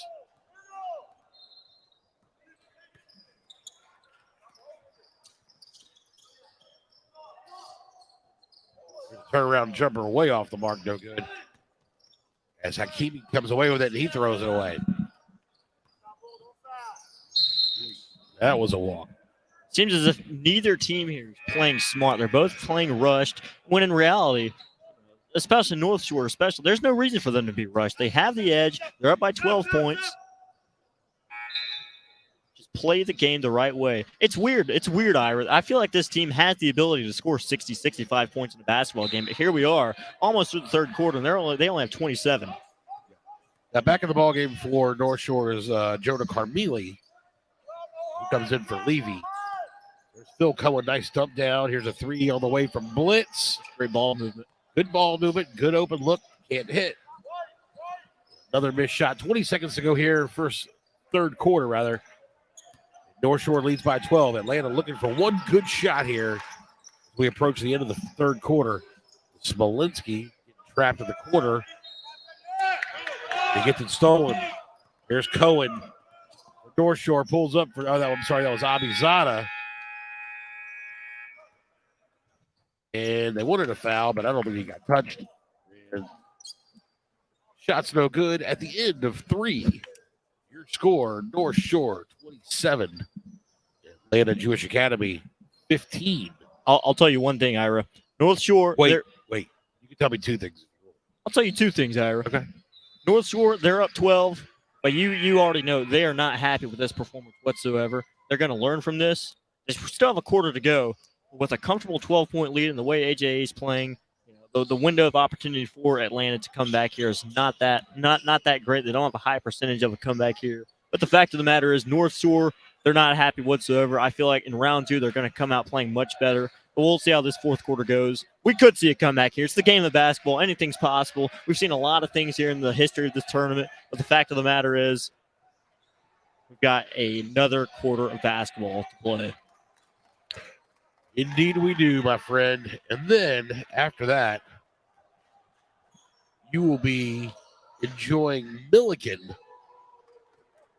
That's Milliken Academy, or Milliken Community School Wildcats. They're out of the LA area, and they'll be facing Posnack. They're out of Davie, Florida, which is near Fort Lauderdale. So that'll be an interesting matchup. 6'11", 7'10", 595, 1132, 417, whatever number combination you want to throw out there. They're all numbers. If you're confused at home, don't feel bad because I am too. All right, there's a nice play inside. That's a way to hit the high post, go straight to the basket. That was Zach Agustin with the bucket for Atlanta. Lead cut to 10. Here's North Shore. Trapped in the corner. They do salvage the possession by throwing it off of Atlanta. 10 points is not too much to overcome, Ira. It's not too much to overcome, but in 8-minute quarters, limited possessions. That's a nice little move there by Zarka. He's been good today. When you have limited number of possessions and you give away a lot of possessions with turnovers, you haven't been great shooting threes, it's going to be difficult. But like you said, there is plenty of time. They just have to make the most of every possession.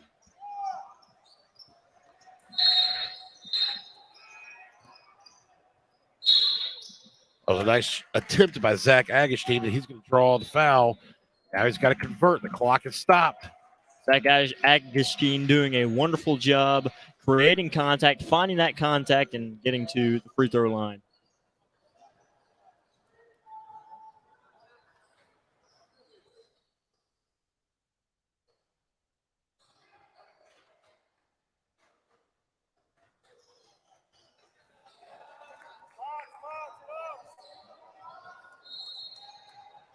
Agustin, a junior, forward, 6'2", 195-pounder. He's the heart and soul of this Atlanta Jewish Academy Jaguars club. So Agustin converts. Lead is back to 10 for North Shore. Nice pass inside. There's Zarka. Couldn't get it to go. Agustin comes away with it. Zarka slow to get up over there. Yeah. Atlanta has numbers if they can do it. There's a long three ball off the mark. No good. And there's Zarka. Nice little maneuver.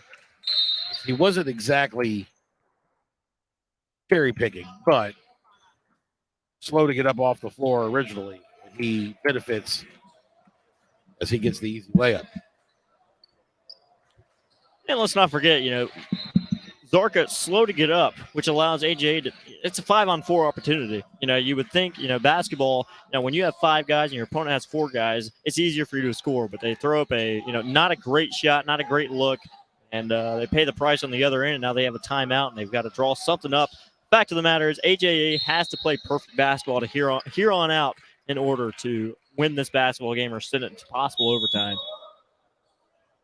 One mistake would just about do it for these guys.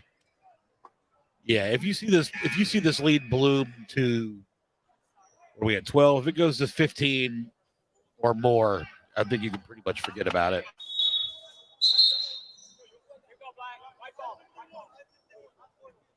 It sounds like North Shore is going to be going to a man-to-man. That's one thing if you're North Shore. You can't get complacent here. You cannot play conservative basketball. You still have to keep the foot on the gas.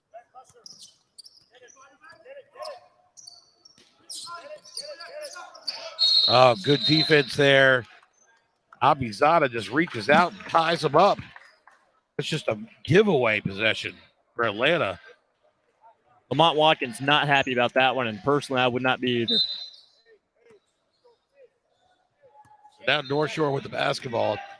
Possession arrow will switch back to Atlanta. There's a knockaway. I think this is 21. I think is Rush. He forces the layup and can't get it to go. Up ahead. Easy layup it should be. And I think that was Bukor with the finish. So now the lead is 14, and we're just under 6 minutes to go. There's Rush again. He kicks it out to the corner. Agustin, nice spin move. Couldn't get it to go. There's the fast break again. And there is another bucket. Now we're starting to see that North Shore Hebrew Academy basketball that we're always used to knowing. Getting stops on one end and capitalizing on the other. Quick transition, run and gun basketball.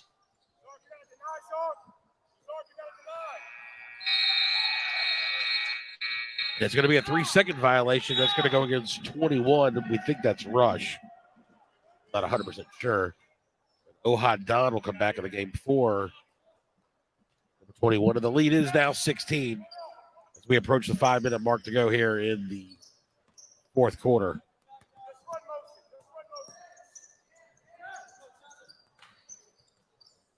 AJA does not have the energy that they had here in the first half. Right now, they look beat, they look defeated, and they're not playing the best of their abilities. Well, once the snowball starts rolling downhill, it's starting to stop the momentum. And we knew that they were a little going to be outmatched as far as height, talent, but they played tough. They played tough to try and keep things grit and grind style, I guess is the best way to Exactly put right. it. The Your thing Memphis. Kudos to this Jaguars team because they kept to the game for a very long time. They just the doors blew open here. And the lead just went, just at a snap of a finger, went from like 11 to 20, just like that. So 4:20 to go. Ohad Don for three, no good. Ball goes out of bounds. It's going to stay with Atlanta, though, as number 0, Aton Bitton, comes to the game, and Carmeli comes out.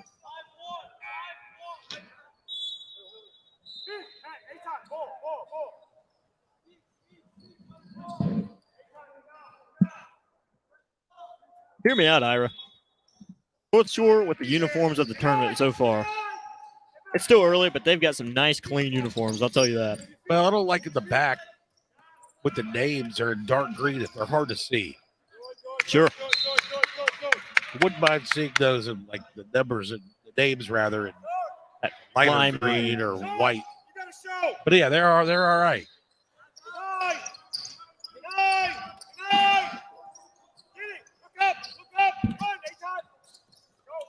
The fast break opportunity. Abizada tries to drop it off. Core knocked away. Here's Atlanta back the other way. Little turnaround jumper in traffic. That was Egal way off the mark. Oh, there's a leak out up ahead over to Le'Veon. And Jeremy Le'Veon gets fouled and he hits the bucket. So now with 3:37 to go here in the ball game, the lead is 22 and a chance to go up. At this point in the basketball game, when Atlanta misses a shot, North Shore already has a guy on the complete other end of the floor ready to have an easy layup and convert on the other end. And right there, worst situation possible for Atlanta. They're down 22 points. And right now, at this point of the game, you just don't want anybody to get hurt. Absolutely. So substitutes coming in for North Shore is going to be 24, Ryan Shankman, number 21, Daniel Aghalarian. In for Atlanta, number 41, Alon Rush, and not sure who 30 or that's 51 Smolinski's in. Okay, number 3, that was Wilson. So 21 might be Leov Cohen, not sure.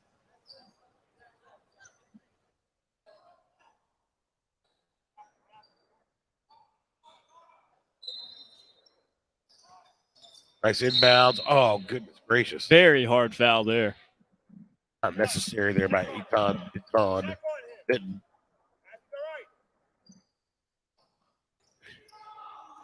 Guys, they're shooting free throws. You guys are running around chasing each other.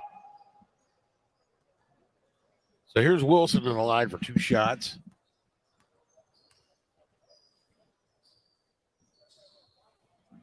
I could use 2 shots myself.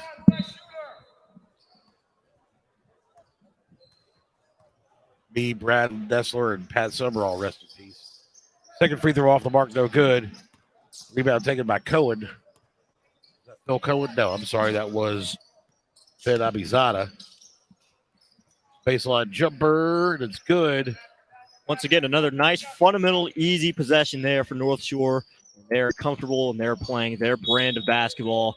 That's just story. That's just a symbol, a example of how this game's going thus far for the Jaguars. Yeah. So 3 minutes to go here. Lead is now 24. Took a long time for North Shore to get going in this ball game. I still don't think the coach is going to be very happy when they get to the locker room and discuss this one. But we have seen glimpses of how they can play.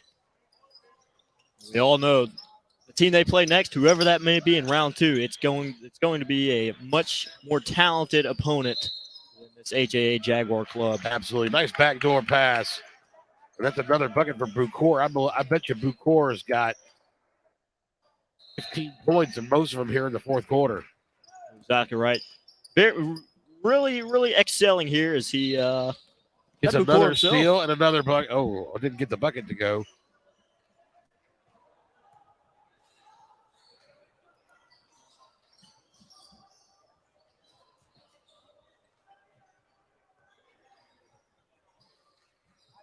Looks like Eli Bucor got slapped in the face or something after that foul.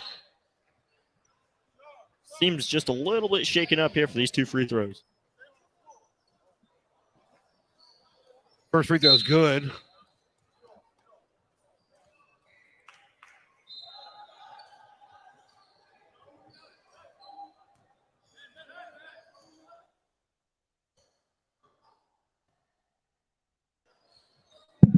Read the piece of paper I just gave you.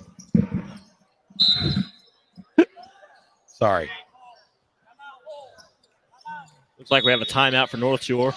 It'll be a full timeout here for the Lions.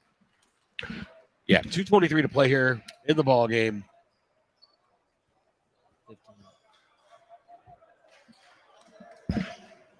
North Shore very comfortable with their lead. As we see here, they're a second half basketball team. Going into the second half, I believe they had a 7-8 point lead, and here we are, 28 points.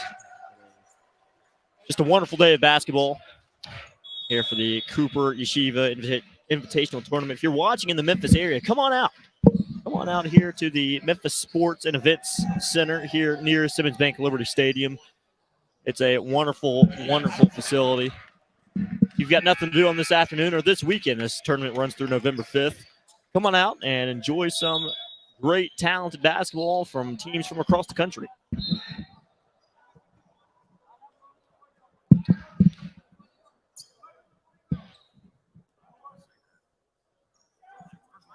Out of this.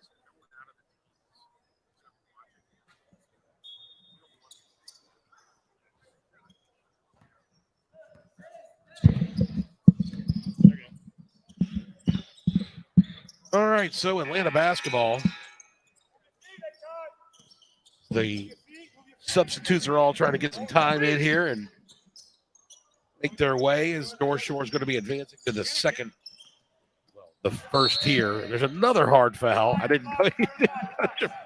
I love it when a guy's like, I didn't touch him. He clobbered him. That's okay. So this is going to be Shapiro to the line for 2 shots for Atlanta. And I was right, by the way, about Bucor, 15 points in the ball game, and probably most of those were in the fourth quarter. He had a bunch of layups, breakouts. So, Not basketball if there's no exaggerations involved, that's for sure. Well, that's true.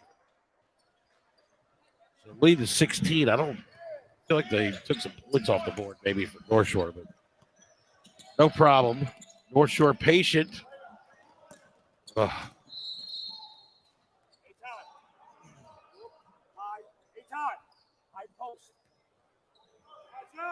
Talk on the switch. So here's Atlanta underneath, inbound to Siegman. Not sure what to do. 3 seconds. Yep.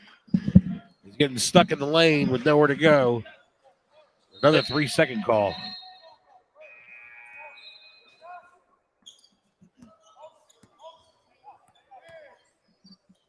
Catch the ball. Catch the ball.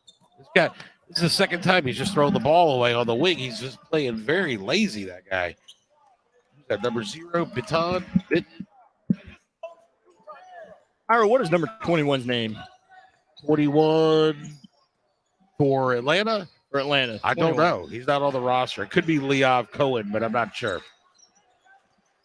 We'll just call him Blackjack. How's that? That's his 3rd steal in a row. Why not? Blackjack, 3rd steal in a row.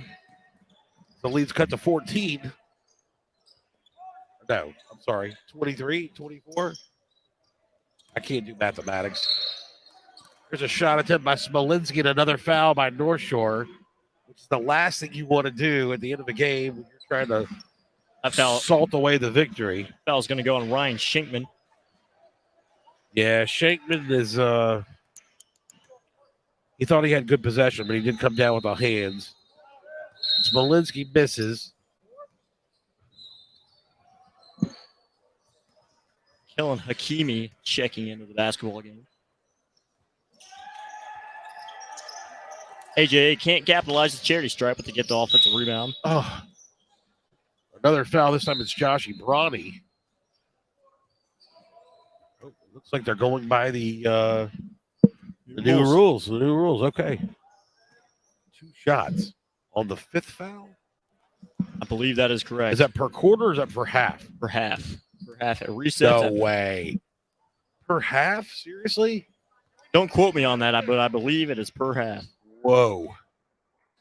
Let's thank our lucky stars we haven't had to deal with that much today. Oh. Siegman knocks it down. So now, 52 seconds left. Let's see if we can end this game without much more, stoppage. Craziness. Nice pass inside. That's a nice drive. That's a good bucket. Good attempt anyway by 41 Noah Ganjian, rather.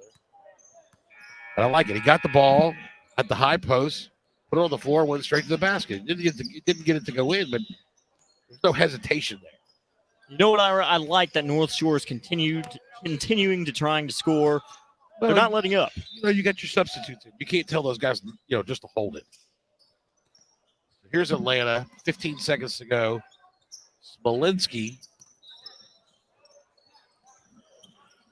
There's a 3 on the way. No good. Am I correct? There was a 3 in the first half by Atlanta, maybe? If not, there was. Because okay, they were up 2-1, I believe, and then they hit a 3. Exactly. Yeah. Okay, so there you go. Number 1 seed North Shore. They didn't squeak it out, but were not exactly emphatic in their play. Defeat the number 16 Atlanta Jewish Academy Jaguars by a final score 47-24. Folks, Jake Brewer, I know you haven't seen a lot of yeshiva basketball in your day. You have seen basketball, and basketball is basketball. You have not seen any of the other teams. It's the first time you've seen North Shore. I'm going to put you on the spot. Can this team win it all? Just based on what you saw today. Based on what I saw, if they play the way that they played in the second half, they absolutely have the talent. And they have the looks, they have the skill, they have the value. But I personally believe if they're not poised at all for the entirety of another basketball game, they are definitely beatable. They're human, but they're good. Okay. All right, folks, thank you very much. I'm going to be out of here for the day. Jake is going to be around for another game. I'm not sure which game, but he will be here, and I will see you all tomorrow. Thanks a lot. Have a good one. We're out. Yeah, that was my bad on telling people to come. But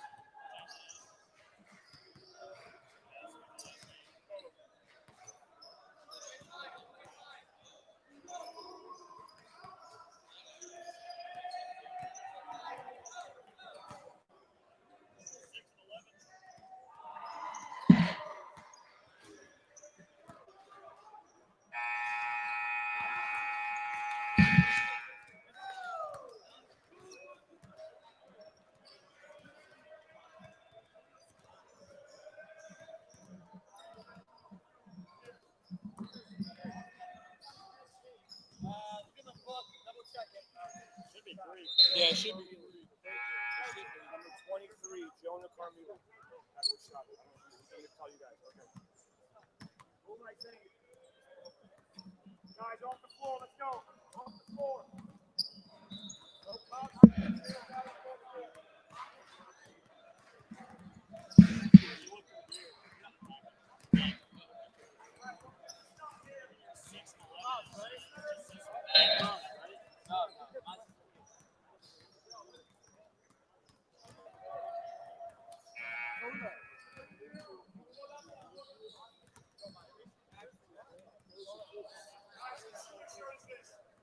No, everybody check. Oh.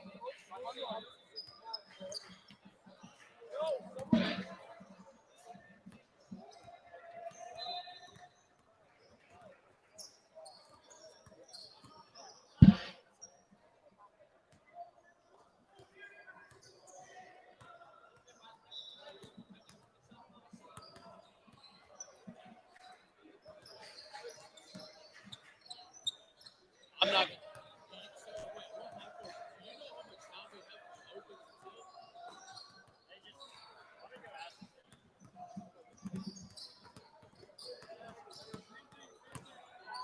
Thank you for all your help.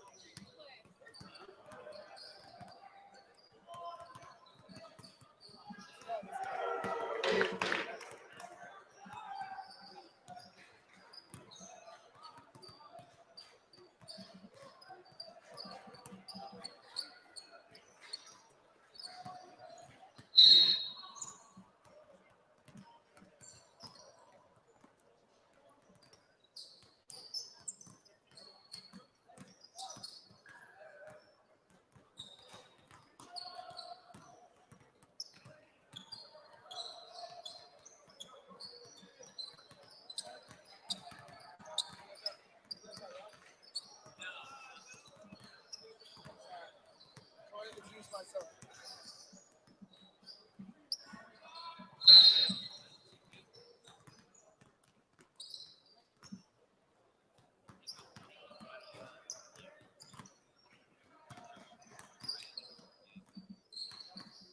Figure out what time this game is supposed to start. And the score was right. This is at 3 o'clock. What time is it now? Yep.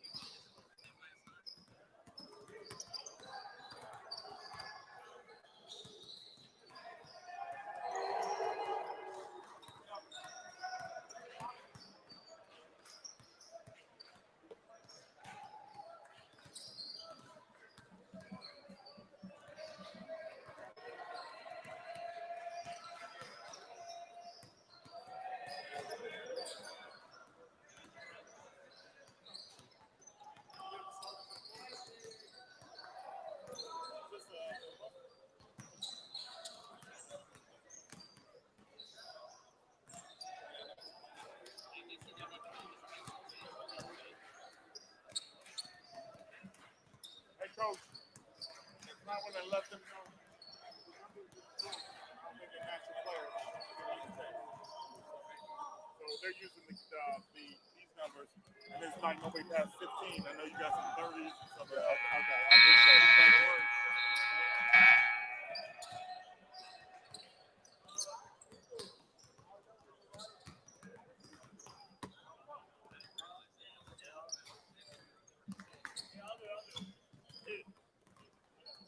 No, but she did.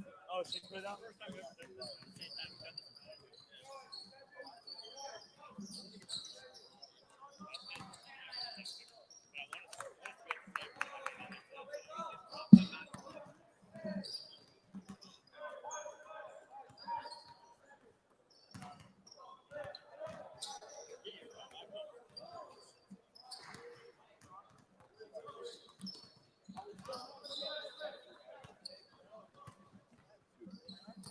So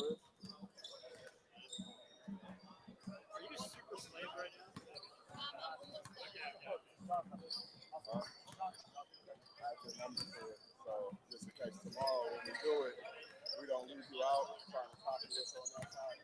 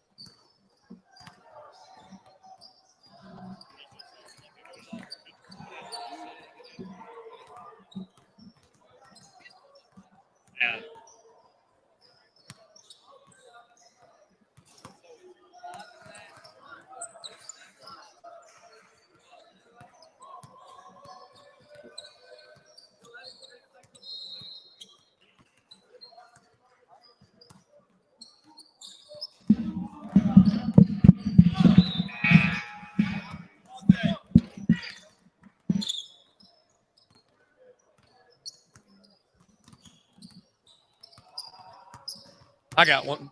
Yeah.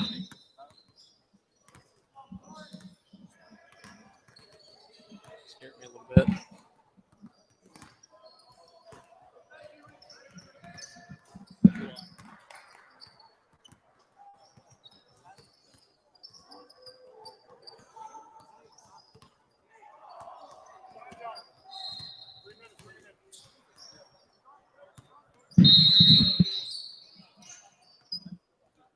Good afternoon, everybody, and welcome to the Memphis Sports and Event Center here in Memphis, Tennessee, for this next game in this Invitational Classic, I guess you can call it. Hello, everybody. I'm Tristan Harlan here with my broadcast partner this afternoon, Jacob Brewer. And Jake, what a great last game that was for you. You're exactly right. It was it was a dominant performance there by the North Shore Academy Lions, defeating AJA by a score of 47-24. Dominant performance as the 1 seed took care of the 16 seed. But partner, we got a new game on our hands. We do. We got the Rams versus the Wildcats, and man, oh man, the Wildcats look like they want to have everything to lose here tonight. You know, you're looking at it and you're saying, okay, what's this team got to offer? And you really got to look at it this way. Last year, the championship loss. They want to avenge that. I mean, that's kind of the name of the game, to win as many championships as humanly possible.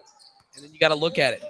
The first time since their quadruple overtime championship loss to the Wildcats, they've really got to look at it this way. It's a brand new tournament, brand new year. You just got to go back to square one and play fundamental basketball. You're exactly right. And honestly, that is exactly what head coach Thomas Blunt is going to preach to his team. Go out there, play the right way. Don't force anything. Take your time, make the smart shots, and I know that a lot of what this team has to offer, they're going to do good things here in this Cooper Yeshiva Invitational Tournament. Right, going back to the Wildcats just for a second here, you know, they lost 6 seniors, and the core really are young, and they're going to have to play a lot of small ball. So, Coach, I got to ask you, you know, coming from your experience, being a coach at a high school level, you know, what would you kind of want to play in that situation? Would you want to kind of live and die by the three, or would you want to kind of work that ball around to waste as much clock as humanly possible? You know, I was talking to my last broadcast partner, Ira Lipsy, here earlier, and, you know, I was discussing every matchup is different. Every single matchup is different to the fact that, you know, it just depends what the situation is. Personally, I want to start things off slow. When you know you don't have as much talent as the other team, start things slow, keep things ugly, make it low scoring, be dogs on the defensive end. But on the other hand, when you're playing a team you know you can outrun, out-athlete, outscore, out-strength, you can live and die by that three-point shot, especially when you know you have some guys down in the paint that can rebound the basketball. Right, just a little over 2 minutes until tip-off here. Rams versus the Wildcats. Again, everybody, hello. I'm Tristan Harlan here with my broadcast partner, Jacob Brewer, and it's going to be a fun, interesting ball game here for you guys in this one.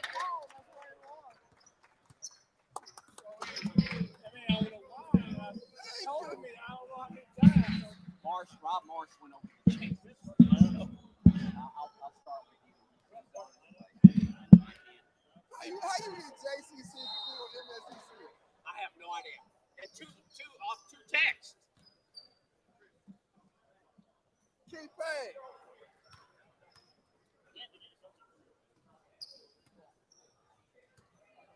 Guys, how we doing, guys? Pretty good. First name's Keith, Keithh. Last name Ferguson, FERGUSON. Hey, what about next week? We'll meet next week. Monday, Tuesday, Wednesday. All right. All right. We'll play my phone over here.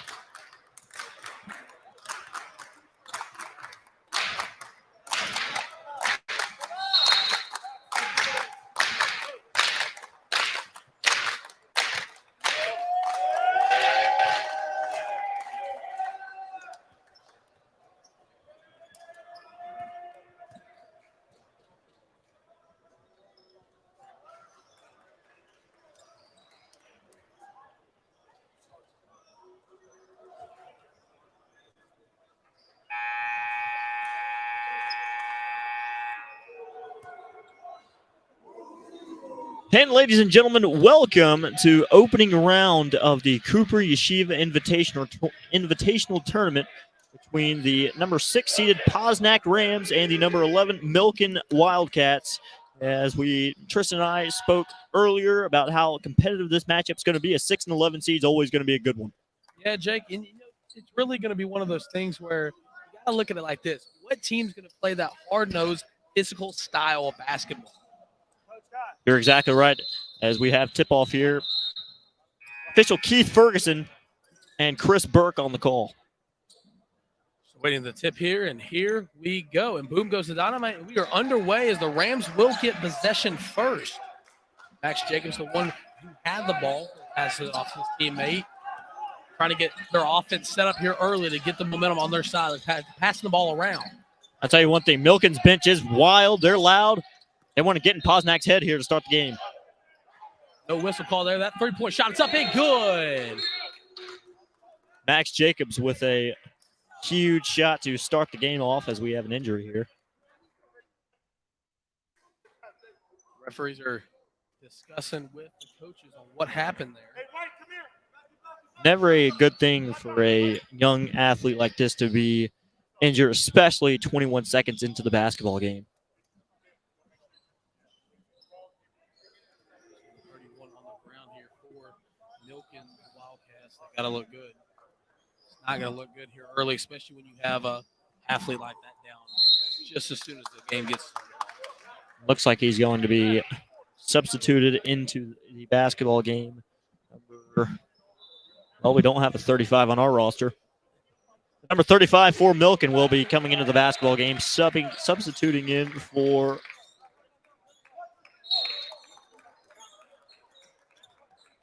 number 31. Once again, we do not have a 31 on our roster. Yep. The highest my roster goes to is 15, partner. Well, after the injury, we're going to inbound the ball here. Ryan has it, gives it up to Matthew Darwish. Playing trap defense here early. That's that physical basketball that we were talking about in the open, partner. The Rams are just battling their way here early. Exactly right. Oh, wait. Milken with the ball now, working it around, trying to get some points on the board here in this possession. Inside of number 10. 10's going to body him up, and that will be rejected out of bounds. Once again, the Posnack Rams, with that physical edge, that's going to be what it takes to win this basketball game. They got to keep this physicality alive. They have to continue this hard-nosed branded game of basketball. Ryan's going to have the ball at top here, working it around to Matthew. Matthew's going to kick to the corner. He goes on it. 35's going to have it up top, working it back around. Great ball movement here by the Wildcats early. Give and go there to Daniel. No need to rush. You have no shot clock here in high school basketball. Got to look for the best shot possible. That's going to be a shot from the corner. That's up, no good off the front of the rim. Rebound, it goes to the Rams. Foul will be called. Aiden Weiss, senior guard, 5'11", 175. Just a great physical rebound there by him. It's one of those things that we've talked about. Getting the ball in the possession early to get their brand going. Inside there, going to kick it back out. Looks like we're going to have a block here, partner. Great officiating so far. Great officiating crew. Keith Ferguson, Chris Burke. They know what they're doing. 6:43 left to go here in the first period of play. 3-0 still score. Kick it out of bounds, and that'll hit the bottom of the net, and Milken will get the rebound. Milken on the fast break. Gonna go inside. That layup's up. No good. Rebound goes to number 23, Gideon Greenberg.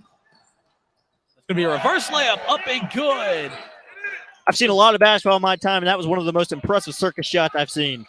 Well, you know, in high school basketball, you got to do as much as you can to get your tape on huddle.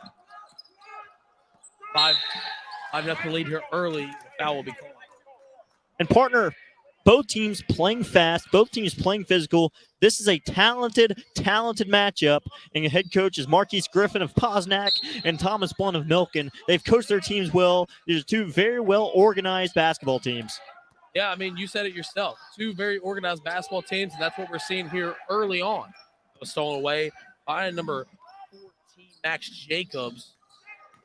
Inside that layup is going to be dished back to the corner. Thought about taking the three-point shot. Decided Great on-ball defense here by Ryan Corsandi. What you want to do here early. That layup's up, and a foul will be called.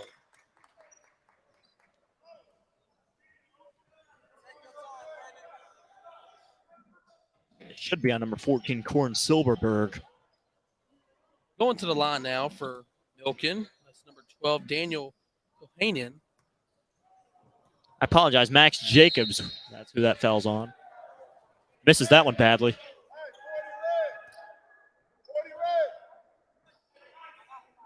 5:45 left to go here in the first period of play. 5-0 lead for the Rams. Daniel Kohanen, only a sophomore center, 5'11", 200-pounder. This kid's got a bright future here in the game of basketball. That free throw's up and good. Now the Wildcats are finally on the scoreboard. They're going to try to trap them deep in the other side of the court here. Back outside. That shot is up, and that shot will be no good off the left of the rim. Rebound goes to the Wildcats. It'll be out of bounds. Possession will go to Milken. Not a great look there by Max Jacobs, but the fact of the matter is this Posnack program, they're pressuring all day long. They do not get tired, that's for sure. Bad pass there will be stolen away from Milken. Rams will get it back once again. Top of the key's going to drive inside. Goes up with it. No good. Called there. And partner, if you're Milken Community School, you cannot be discouraged by that foul call. You're playing physical. You're not giving Posnack anything easy. That's how you're going to win this tournament. Do not give anybody anything easy. Well, the fact of the matter is it's still a 4-point ball game as that free throw's up and no good. But, you know, you got 4 quarters of basketball left to play. You're exactly right there, partner. It's still early. 5:18 remaining. Lot of basketball left. And Greenberg at the line here misses first. The second one's up, and that will be no good. Just rimmed out there. Rebounded by the Rams. Once again, Posnack just punching them in the mouth right now. That three-pointer's up no good after the wild pass from his teammate. Will be almost stolen away. The Rams will still have possession. He's going to kick it to the top. That shot's up. No good. Just off the rim. Another foul call there. Man, this game is very physical very early on. Already 5 fouls in this basketball game, and we're only 3 minutes in. We're going to be in the bonus before we know it here, partner. Well, the price is always right, and, you know, that's one thing you got to not have is too many fouls too early on. That layup's going to be up and good. By number 12, Daniel Kohanian. First field goal make of the game for the Wildcats. Rams with the ball now, pushing it up to the front court.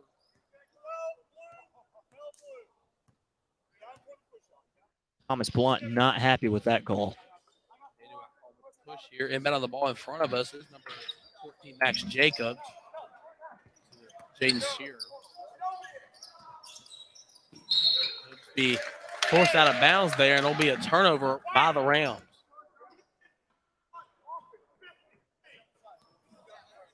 The ball is 35 for the Wildcats. Looks like number 12 here for Milken, Daniel Kohanian, shaken up after that possession. They're just trying to get it advanced before the foul's called, and that three-pointer's up. No good. Just off the left of the rim.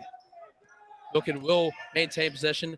Aaron Dan had the ball now, and that'll be out of bounds. Just pass was a little too high there, and he couldn't maintain possession. Checking into the game now is number 13, Jonathan Cornfield, in for number 12, Daniel Kohanian. Partner, plays like that is what will get you eliminated from this tournament. Costly turnovers. Something you can't afford in a game like this. Turnovers are never your best friend, especially in a game like this. 4 minutes left to go here in the first period of play. Rams with the possession. Got the Greenberg here. And he's just going to fake the pass and throw it up, and that's nothing but air. No good. That layup, no good. Rebound Rams. That three-pointer's up, and that one's no good. Another rebound by the Rams. That layup's up and no good. Still rebounded by the Rams. That three-pointer's up, no good. Rebounded by Milken. If you're Posnack, you're very encouraged by that stretch of events because you got several opportunities. You couldn't capitalize, but the fact of the matter is you had opportunities, and that's all you can ask for. Open, good, quality opportunities. Posnack with the ball now. Or excuse me, Milken with the ball now.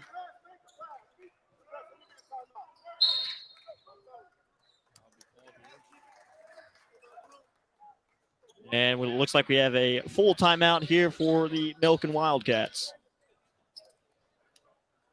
You know, that stretch of the shots there, Jake, was just something, especially you with your background that you have in coaching, you just hate to see. You're exactly right. As a head coach, it drives you absolutely crazy. It's the reason these head coaches have so much gray hair or no hair, for the fact of that matter, on the top of their heads. You have plenty of opportunities. You just can't capitalize. But on the same token, you're encouraged that you even have those chances. You know, this is my third game calling of the day, and the last two games I've called, teams are just not getting shots up. They're not getting enough shots up. But if you get that shot number up, the shots are going to fall eventually. Right, and you know, especially with the way today's game of basketball is played, so many three-point shots are taken by teams all over the country. So you got to think at some point, some way, some fashion, the three-point shot is going to be prevalent in today's game.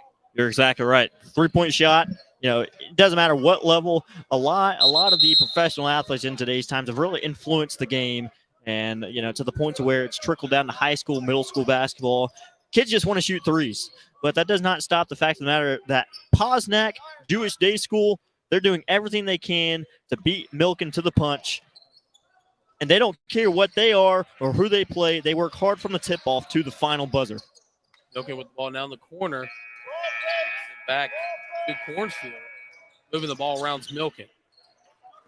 Chance for the shot, decided not to take it. Still working that ball around. That layup is up and good. That was number 1, Aaron Dayan, on the shot. Now we got a tie ball game. According to our stat sheet, that's a 6-footer. Well, that three-pointer's up, and that was way off the mark. Milken on the fast break, trying to get in the lead here. No good. Oh, and the tip-in goes in. And partner, as he punched that ball in, he got hit in the face. Could have been a foul call there. Well, regardless of that fact, Milken is now leading 7-5 with 2:12 left to go in the first period of play.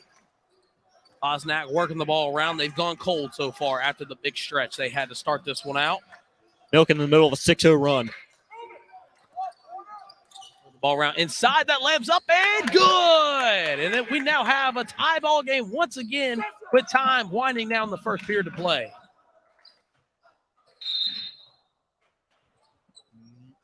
Maiten Albuquerque, senior forward, 6-footer, 140-pounder with that fantastic shot. And a partner, I believe we have blood on the floor.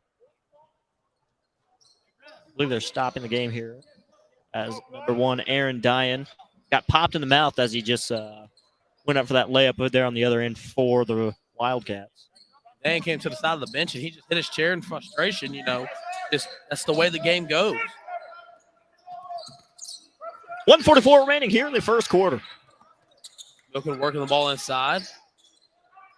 That's going to have a shot opportunity. That's no good. Rebound goes to Posnack.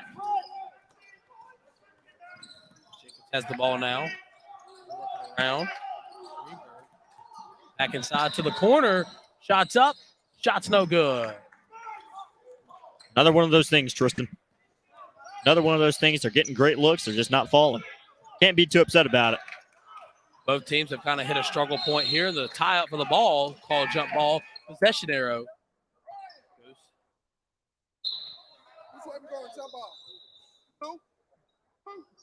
Go to the Wildcats. As today's official, Keith Ferguson, coming over to the scores table asking which direction we're going to, and it'll be Milken Wildcats basketball.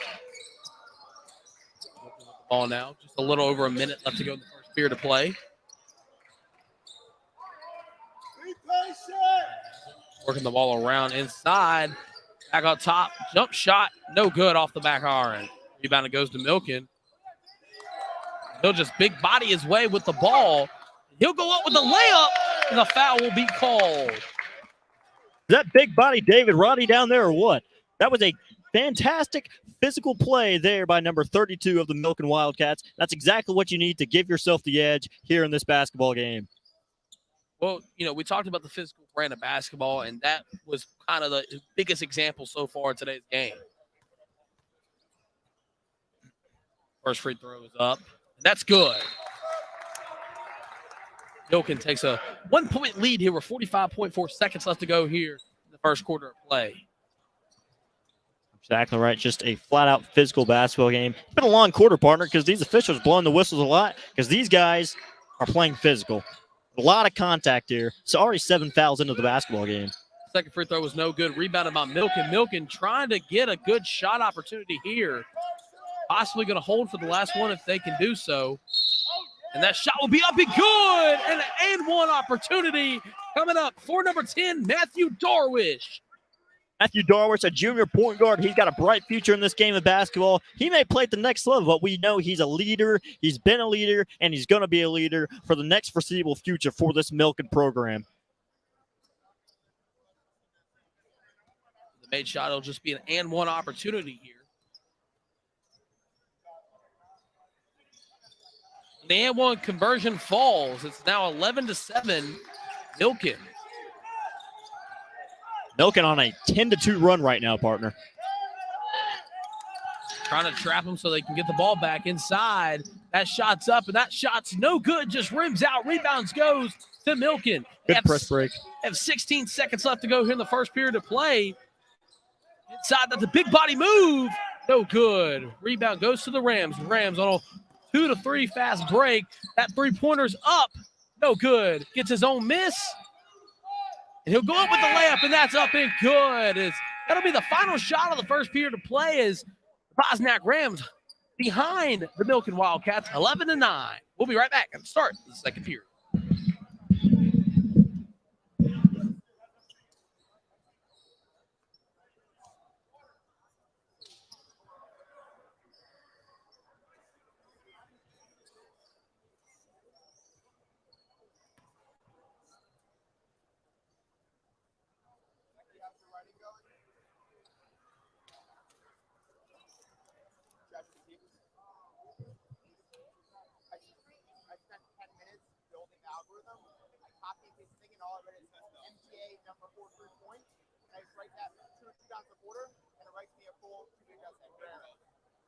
The first one though, I was teaching how to work it. I got so pissed that I forgot to iron out the things. set the air cut second. And now, if you want it, it's really good. Now, I look up maybe 4 9 quarters. Why not? We're doing the same job. And welcome back to the start of the second quarter here from the Memphis Sports and Event Center in beautiful Memphis, Tennessee, right next to the legendary Mid-South Coliseum. If you missed the first quarter play, hello, everybody. I'm Tristan Harlan here with my broadcast partner this afternoon, Jacob Brewer. And what a game we have for you guys today between the Posnack Rams and the Milken Wildcats. You're exactly right. All its physicality is nothing short, as we've got lots of physicality, lots of contact. Anything you'd ask for, we got it right here. The Posnack Rams with the ball now. They started off this game a strong stretch, and ever since then, outside of the buzzer beater to end the quarter, they've gone cold. That shot's up, and the referee will wave it off and call it a travel. So the Milken Wildcats will get it here, and this will be their first possession of the second period. Exactly right. Keith Ferguson with a big call, and it appears Milken's head coach, Thomas Blunt, going to be asking a question. We have some clock issues here. Not sure what that stoppage there was, but obviously it was important enough to stop the basketball game there, partner. Brendan Klein was the one inbounding the ball for the Wildcats. Just working the ball around his Milken. They've done it all game so far. Inside, just too far of a pass, and that'll go out of bounds. Posnack will gain possession. Posnack needs to build off of that mistake there for Milken. Posnack needs to capitalize on the other end, really get into Milken's head if they want to have the edge. Corner three, that's up, and that's going to be no good. 24 for Posnack. Eden Weiss. Very, very athletic play there. So he jumped a long way away there for that rebound, and it looks like we're going to have a blocking foul here on Milken. And, you know, that's just one of those things that you hate seeing, because what a great physicality style play that was. But, you know, the refs are going to call that 9 times out of 10. That's right. Was there contact there? There was not contact there. It's going to be backcourt violation.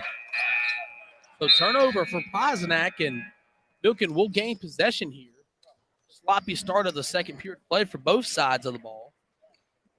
Partner, we play 8-minute quarters here. There's 32 minutes in this basketball game total, and it's going to be 32 minutes of pure, ruthless aggression. That's all there is to it.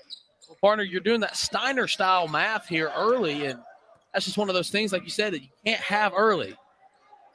Milken working the ball around. Kick it inside. Stolen away there by number 14, Max Jacobs, and a foul will be called. It's going to go on Matthew Darwish. A foul you really can't have in these situations.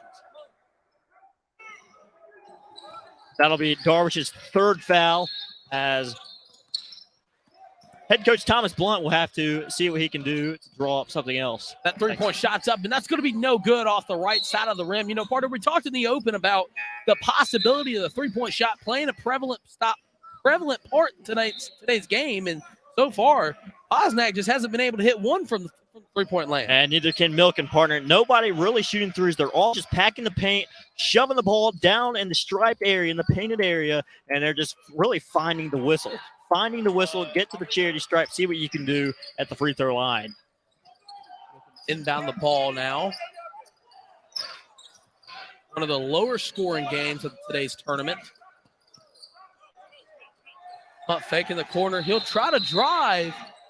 Kick it to the top, and that'll be stolen away by Posnack.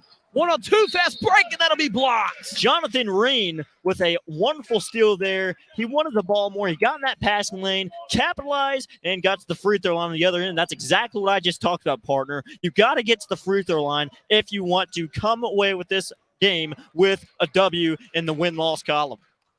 Reen will be at the line for, I believe, his first time today. That first one's up, and that's going to be nothing but net good.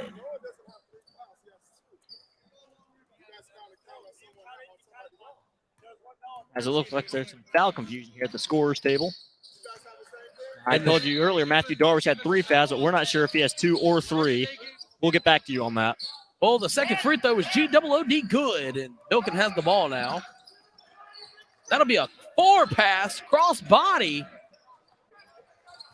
And the coaches are confused, and scorer's table's confused, and quite frankly, partner, I'm almost confused. Well, confused or not, we're just here having a good time with the Cooper Yeshiva Invitational here in Memphis, Tennessee. It's always a good time here. There's no better place to be than Memphis as Milken will work that ball around. That three-point shot's up. No good off the left side of the rim. Rebound will go to 14, Max Jacobs of the Posnack Jewish Day School Rams. Number 10, Ethan Goldman bringing the ball up the floor. That shot's up, and that one will be good. That will be the first three-pointer for either team today. That's a backbreaker if you're Milken. You cannot be the one that allows the first three-point shot in the game, because if you see one shot go in from beyond the arc, you're going to see a lot more go in. You got to see that first shot go in.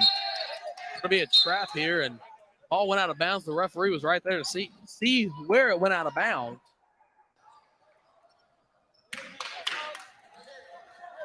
.32 checking back into the game for number 5, Brandon Klein.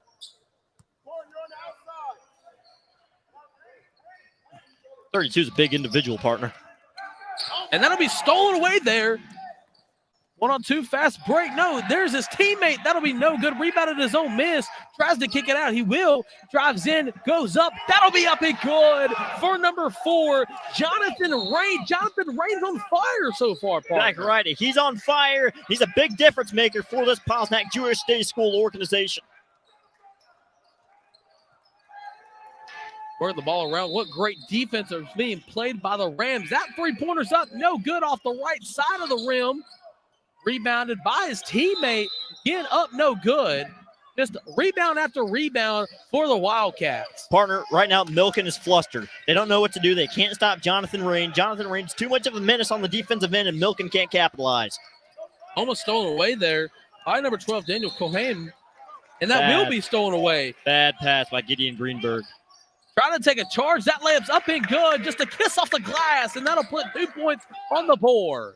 That's exactly the spark that this Milken organization needed. They needed that one spark, they needed that one basket to really give themselves the edge, as they have a chip on their shoulder right now. Posnack's looking for the foul call there, but I don't think he'll get it. Checking into the game for Posnack is number 1, Eli Fisherman. And the thing is, you sound like a broken record. The fact of the matter is, we're physical. I told you it's going to be physical all game. And that's exactly what that was right there. Another great example of physicality here on the hardwood. Keep possession here. So inbound it from the baseline. They just try to kick it to Fisherman, but Fisherman just, quite frankly, wasn't looking for the ball there. Not a lack of communication for Posnack. We'll see if they pay for it on the other end. Thought about taking a three-point shot, and they almost got it stolen away. 3:50 left to go here in the first half of play. Working the ball around. Great ball movement so far from the Wildcats. Exactly right, partner. But Posnack, on the other token, really doing a good job of recovering and getting to the basketball, as we haven't seen another steal there. Right as I say, great ball movement. They missed the marquee there. The shot on the other end was up, no good. And that Euro-style layup is up and is good. That was ugly, but it's in for Jonathan Cohen, I should say. The masked menace, we call him. Well, partner, the shot can be as ugly as you, but as long as it goes in, that's all that matters. 3:10 left to go here in the first half of play. Posnack trying to get some points on the board here. Have a man open in the corner. That'll be up no good. Rebound goes to number 2, Ryan Krishandai. Looks like we're going to get a reach-in foul on Ilaren Fishman, a junior guard, 5'7", 140 pounds. That's just another foul. You can't, as the foul number is really, really a lot for this game, we could get in the bonus early. All right, coming out is number 4, Yotan Cohen. 3 minutes left to go here in the first half of play. Milken with the ball.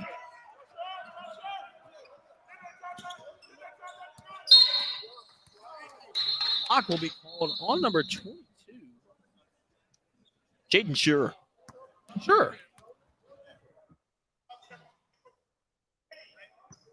Sure's second foul here in this competition. Time winding down here in the first half of play. That'll just be another bad pass. Almost went out of bounds, and it does. Turnover by Milken. When the game's this tight, when the game's this close, you simply cannot have that happen. You got to be on the same page at all times. That's one of those plays that'll drive a coach crazy. I tell you what. kick the ball inside, and that's going to be an open layup. Just blew it there. No good. Trying to tie it up here. What I absolutely love about Aiden Weiss right there, that missed the shot, but he didn't even give up. He went immediately for the basketball to get the offensive rebound. He calls a jump ball, and because of that, now Milken can't get a quick opportunity to capitalize on the other end. Great hustle play there by number 24. Wait, and you never know. By the way the Milken offense has been so far, they may end up turning it over on the other end.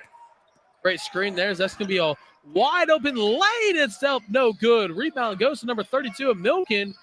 Marquise Kiffin really wanted a moving screen there. That three-pointer's up in. That's G-double-O-D. Good. Is that three from Milken will fall. Head coach of Posnack, Marquise Kiffin, not happy at all as that no call turned into a three-point shot on the other end. Posnack with the ball now, working inside. That layup's going to be up, and that'll be a charge.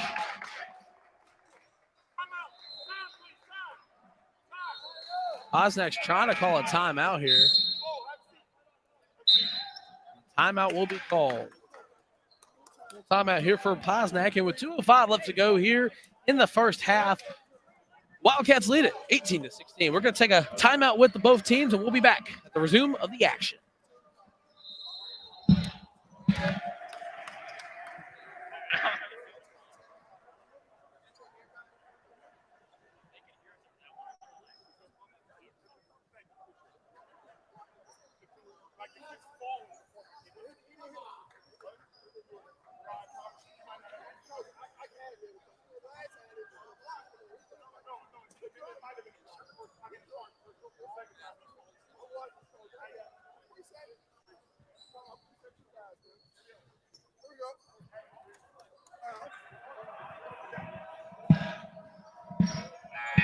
Whatever you guys have in the book, that's what I go with. We'll make sure we come up front. And welcome back here with 2:05 left to go here in the first half of play. Great ball game here in the Memphis Sports and Event Center. Beautiful Memphis, Tennessee, just across the street from the legendary Mid-South Coliseum, and now known as the Simmons Bank Liberty Stadium here in Memphis, Tennessee, home of the Memphis Tigers. Everybody, I'm Tristan Harlan here with my broadcast partner this evening, Jacob Cornelius. Exactly right, partner. Always a good time here for the Cooper Yeshiva Invitational Tournament. Very important stretch here, and very important next 120 seconds left here in this basketball game. Basketball half, I should say. Milken working the ball inside. He's going to go up with a layup. They'll go out of bounds. Milken will maintain possession here.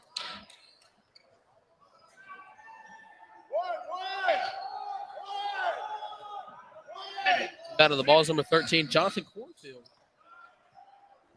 Cornfield almost was a bad pass there. Working the ball around now.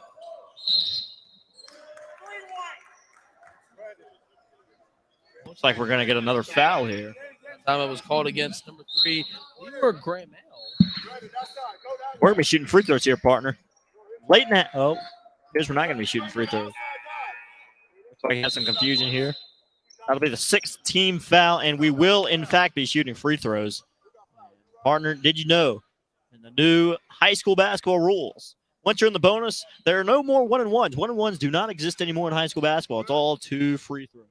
Really? Exactly right. That's great insight there, partner. Number 35 will be taking 2 shots here at the charity stripe. 35 is somebody we don't have on our roster. First free throw up and good.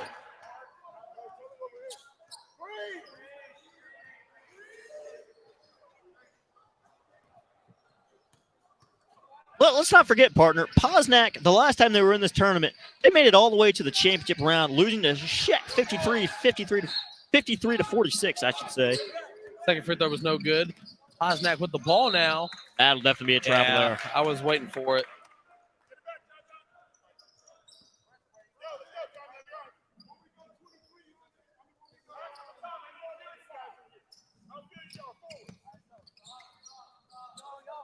Milken will put the ball in play.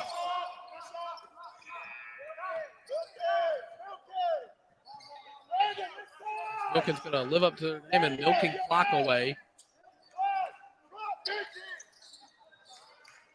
Ball inside. That shot's going to be up, and that one's going to be good by number 24, who we don't have on our roster. And, partner, it's only a 5-point deficit, but boy, does it feel detrimental to this Posnack program. Ball inside. Had a chance for the layup. Foul will be called.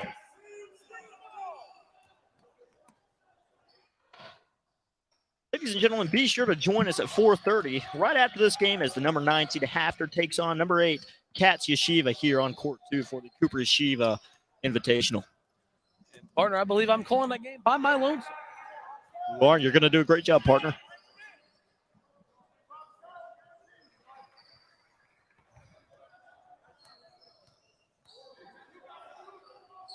Free throws up, and that one will be good.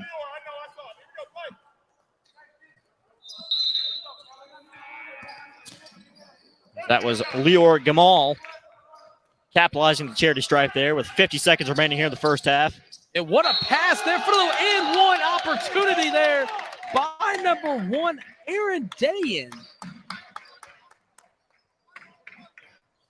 Just a phenomenal shot as he had a nosebleed earlier, got slapped in the nose earlier in the game and had to come out due to blood spillage. However, he's back in the game and he's making an immediate impact. Something you need. You need dogs, as in DAWG, dogs on this floor if you want to advance here in this Cooper Yeshiva Invitational Tournament. And one opportunity is up, and that one is good. 24-17 here in the first half. Milken leads. 5 seconds left to go here in the first half of play. Working the ball around. Milken trying to get the ball back here. Pump fakes once. But across court. Back around now. Posnack has to get something to go in offensively here. That three-pointer's up, and that one is G-double-O-D good. With 18 seconds of counting, it is now a 4-point ball game here. And that right there is not the foul you needed.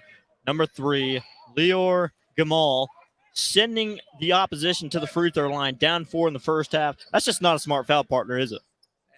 The thing is once, like you said, once you're in the bonus, no more one-on-one opportunities. So you got to neutralize and limit those kind of opportunities, because when it matters most, free throws can win or lose you the ball game. Foul calls can win or lose you the ball game. Exactly right. And when you're giving up fouls in that situation, essentially you're just giving up 2 points, as number 13 for Milken. Jonathan Kornfeld missing that first free one. But still, you just lose all your momentum when you give up fouls, especially after that clutch 3 there. That's a second free throw from Kornfeld.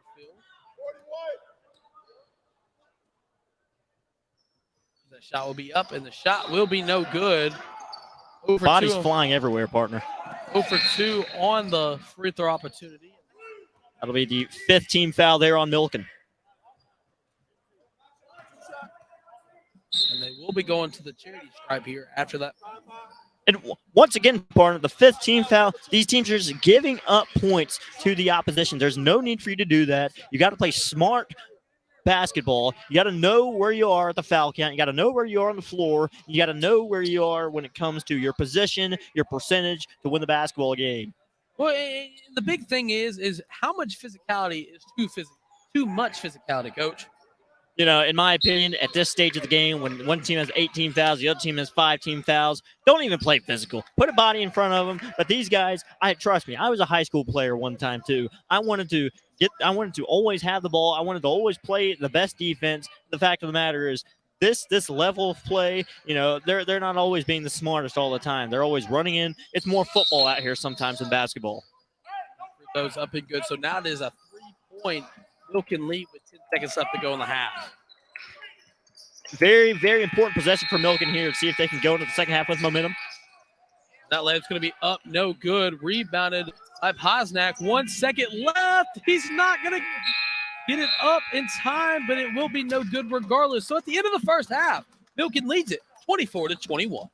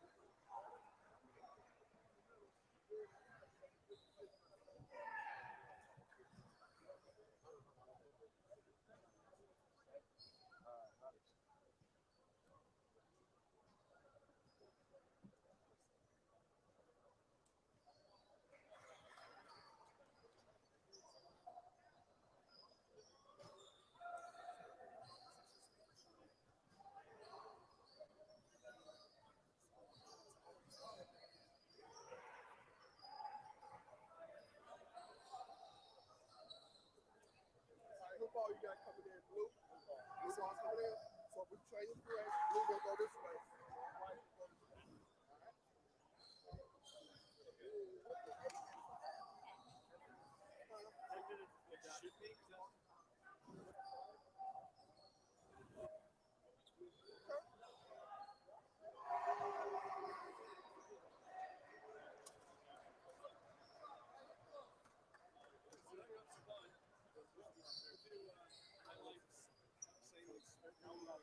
Whatever they got, that's what we got to go. Okay, no, we just we both got the same thing. That's right. I'm just saying, whatever they. No, I was saying that we both have the same thing, but y'all had something. They have Y'all called something. the wrong number for the foul. Y'all called 13. Y'all called. That's what we got to go with. Yeah, I can't. I'm just trying. I tell you what we want to do, right? We ain't going to switch roles. Bro, I was playing high school college before. You have it. Look, I'm ready. I'm a coach. No, you won't. They get on your ass that 3 times. You be over it too.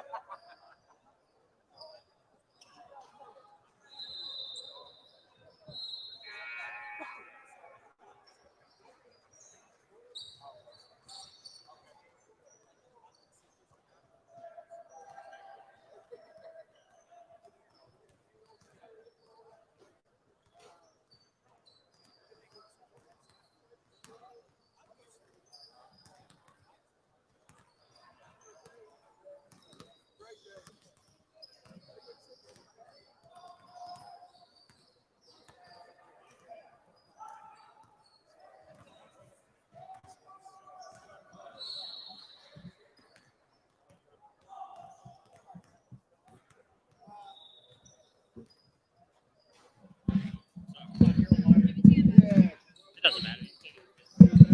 One.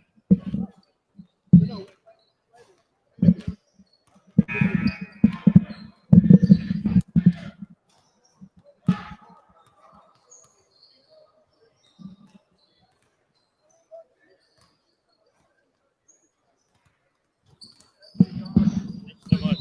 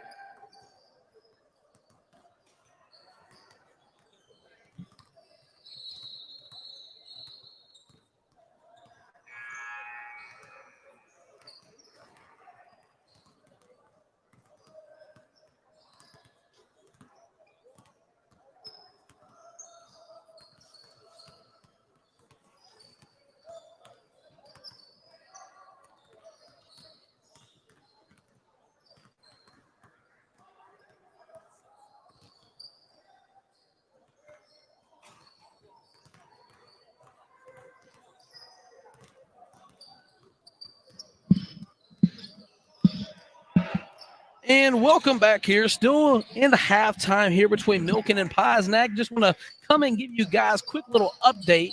Still 24-21, like I said, in halftime. Hello, everybody. If you just tuning in or you forgot who we are. I'm Tristan Harlan here with my broadcast partner, Jacob Brewer. And Jake, what a game we've had so far. You're exactly right. Physicality, there's nothing short of physicality. That's all I can say. You know, they're towards the end of the first half. Milken started to go on a huge run there to go up 7, but Posnack came back and responded with a 4-point spurt. And now we're at a 24-21 basketball game. And quite honestly, I'm very excited to see where this game's going to turn out. Official Keith Ferguson grabbing the ball from the scores table and whistling to tell teams, hey, halftime's about to start. We got some highlights here from the first half as well. I think we're going to take a look at.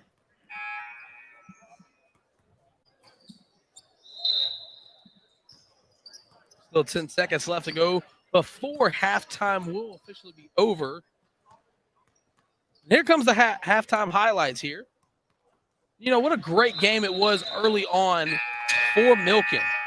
You're exactly right. Milken and Posnack both playing physical, as we see a wonderful shot there by 23, but Milken always coming back to respond. Posnack, personally, I said to begin the game, I've never seen a team come out of the gate so physical as they are, but Milken's doing a great job of responding. You know, Posnack, they were able to play back and forth, and that was a great big body shot there by Milken. You know, it's just been a tale of two halves, hopefully, for these teams, because the first half, they started off slow, and then once both teams kind of got fired up, it was really fun to watch. And now you're seeing these highlights as that three-point shot was up and good, that you never know what's going to happen. Exactly right. You never know what's going to happen in the Cooper Yeshiva tournament, and we're back here to play here in the second half. It's going to be a great half here, partner. Milken working the ball inside. That shot's up, and that shot's no good. Rebounded by Posnack. Exactly right. Good defensive stop by the Rams. That's exactly what you need to get back into this basketball game. Great backdoor cut, and they capitalize.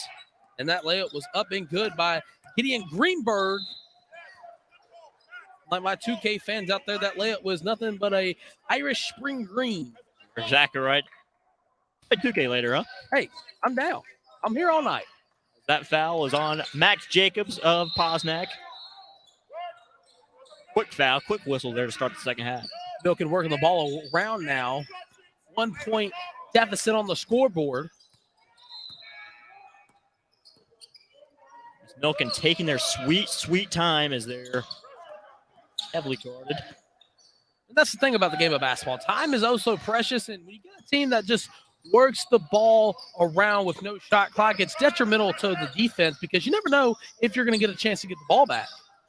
Exactly right. That's what happens when you play a slow brand style of basketball. Is that layup's up and good. G-O-O-D, good. Is that how you spell it? And that layup will officially make it a 3-point ball game. Matthew Darwish, a huge difference maker here in this basketball game, doing all he can to give his team the edge. That layup was up, no good. Rebounded by Posnack. Posnack kicks it outside. That 3-pointer's up, no good. Posnack getting all the rebounds, getting all the loose balls. They're doing all they can. That 3-pointer's up and no good. Rebounded by Milken. A timeout will be called here by Milken. And it appeared that this officiating crew, Keith Ferguson, Steve Blake, wonderful job. They've seen a lot of basketball in their time as they are simply good at what they do, partner. And speaking of the officials, you know, I understand you come from an officiating family. How's your brother doing? Exactly right. My brother, I have an older brother, Travis Brewer. He is a professional umpire signed to minor league baseball in the Carolina League. He just finished up his second year in professional baseball as he is in just finished up Carolina League, hoping to get promoted up to the high A. We'll see what happens. Hard worker. Well, if Travis Brewer is listening to us right now, hello, Travis. I hope to see you later on this evening. Back to this game. Milken did not like what just occurred as Thomas Blunt calls a timeout there to talk with his team. Still a 3-point ball game. As Milken has about 4 timeouts left. Working the ball around now. Still playing that slow, detrimental basketball here. That will be poked away. Milken, boy, that it has some quick guys down there to get the ball. Exactly right. That almost was taken it contested, but that layup's up and good off the glass. that number 35, partner? I do believe it was. No, we don't know what the kid's name is, but he's playing a great brand of basketball, really helping his team have the edge. That layup will be called on a foul. Keith Ferguson calling a shooting foul there. Leave. It was on the floor. It was on the floor. My mistake, partner. And here's a look at the foul here on the replay. Just too much physicality there from Milken, and just one of those things that, like I said, too much physicality can hurt you. Exactly right. Number 35. He's got to be better with his hands. Just getting too physical down there. Too physical is a thing in the sport of basketball, believe it or not. Bosnack with the ball up top, working it around. Inside cut, and that'll be another foul call. Milken thinking it should have been just a block. Thomas Blunt not happy about that one. But that's why these are officials doing a great job. Like that foul will be on. Number 1, Aaron Dagan, who was the one that was charged with the foul call there. That'll send Bosnack to the line here for 2. And, partner, something to note, Milken already with 3 fouls here in the second half, something they cannot afford to have because the fact of the matter is they're going to send Bosnack to the line a lot if they continue to play this way. There's the foul, and yep, that was it right there. When he went up for the layup, Dayan just hit him right there in the arm, and you can't do that in the brand of basketball. The rest are going to call that 100% of the time. Exactly right. Milken, 4-point lead now.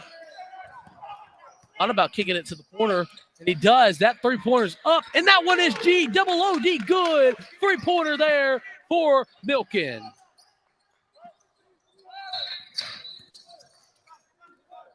Up now, kicks it back. Big shot needed here for the Rams. Almost lost the ball. Kick it across his body. Ford's going to take it inside. No, that'll be a 3-pointer. That one's G-double-O-D. Good. And the net is messed up, so you know that was a certified bucket. Exactly right. If you're the Posnack Rams, if you're the Posnack Rams fan, if you're a Posnack Rams coach, player, anything, parent, I don't care. That's a great way to respond after being down 7 points as they steal it once again. They've got all the momentum.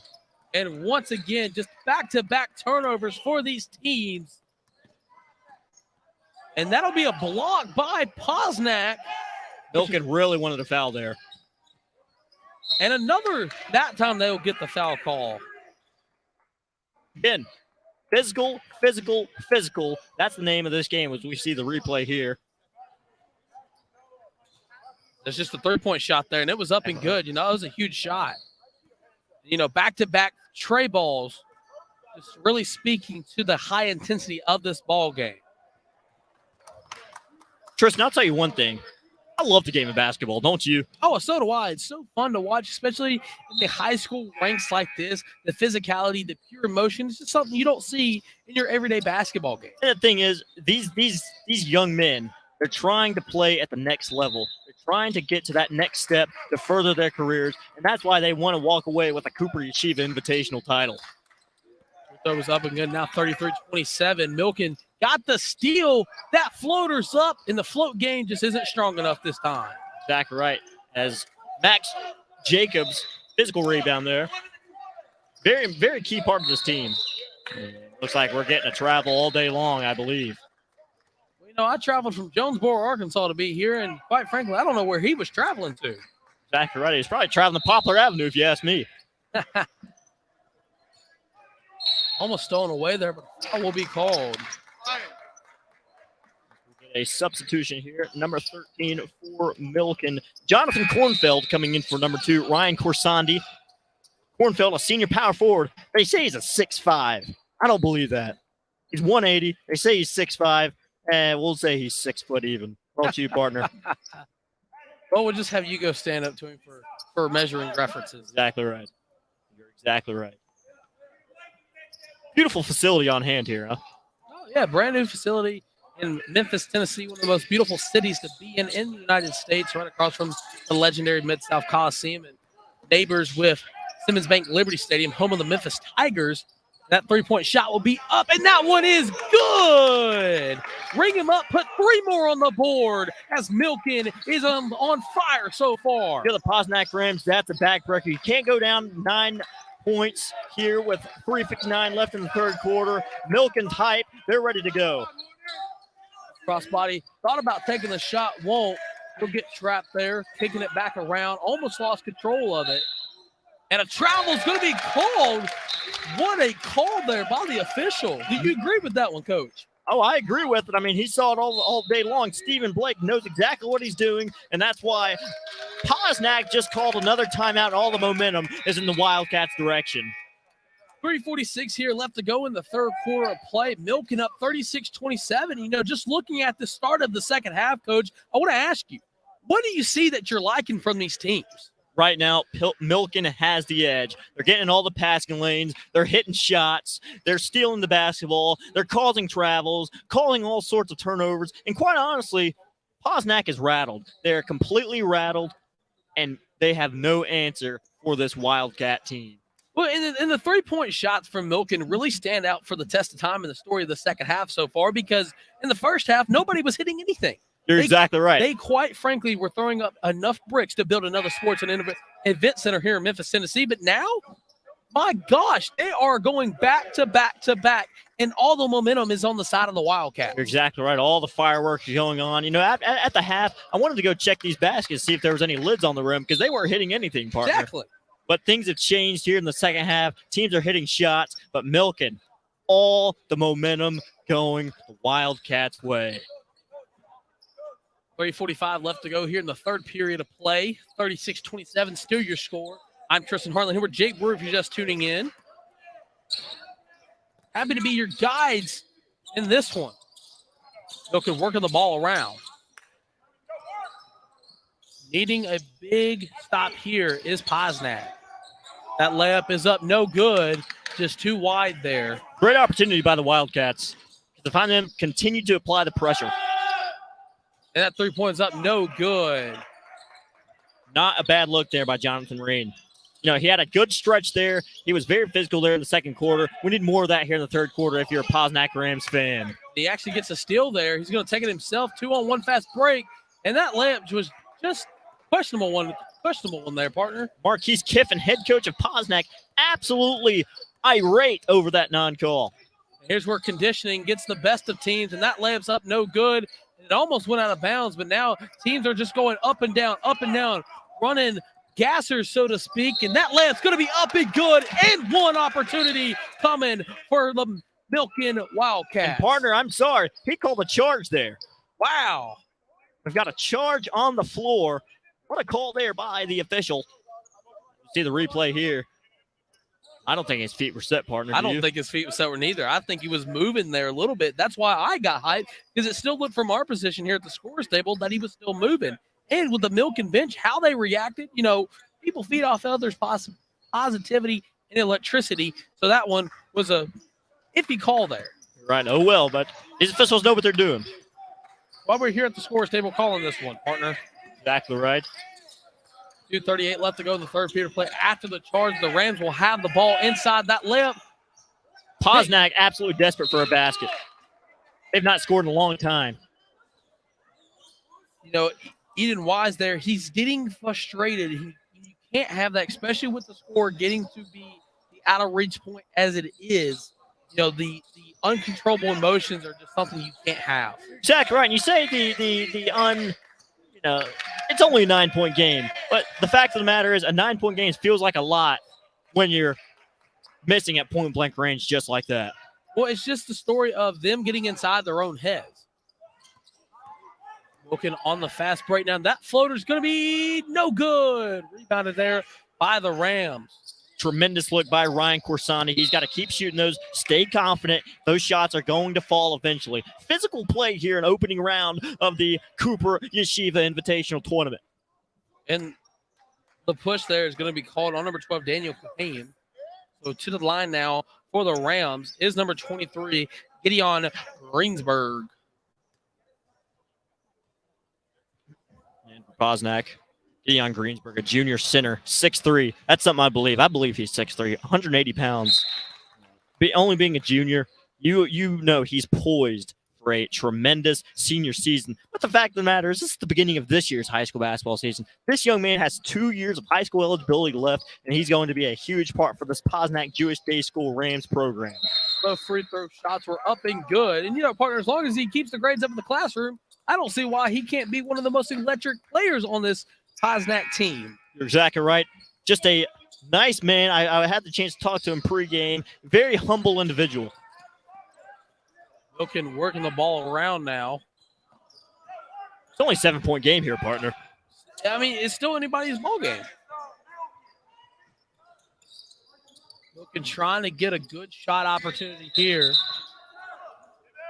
And that one almost took it there. He'll take the mid-range jumper. That's no good. Rebounded by the Rams, and he'll fall down with it. And a travel's going to be called.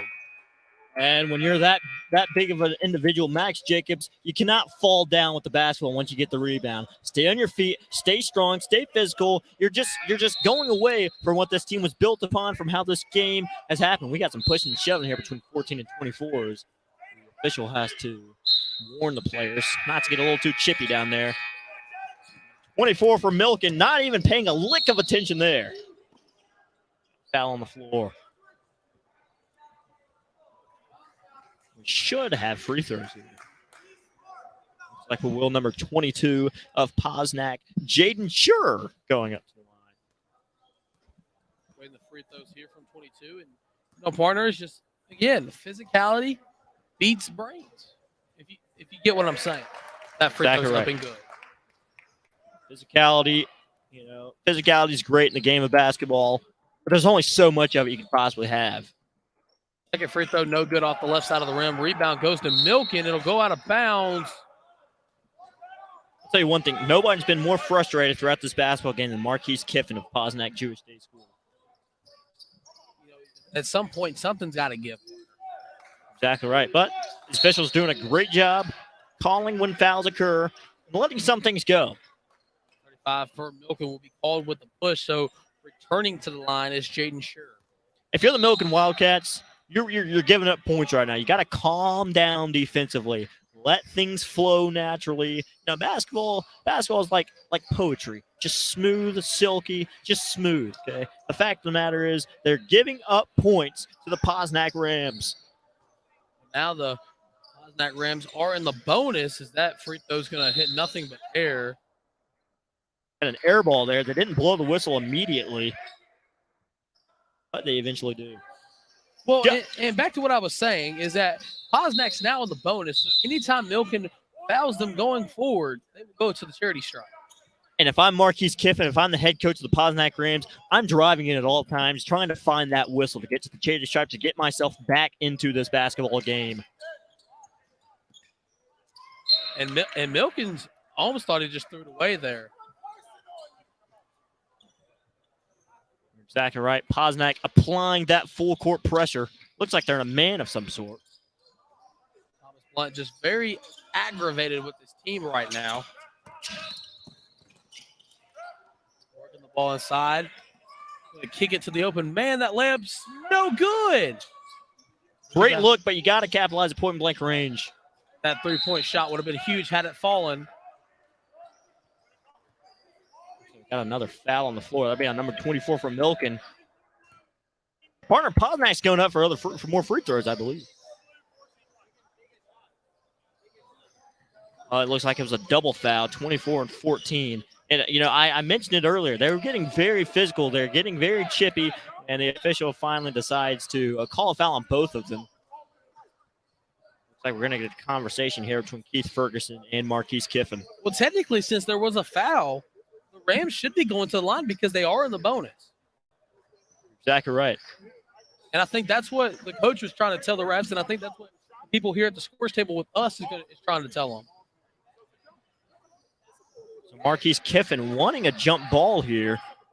It was a double foul, so he wants a jump ball, but referee Keith Ferguson trying to figure things out to see how justice will be served.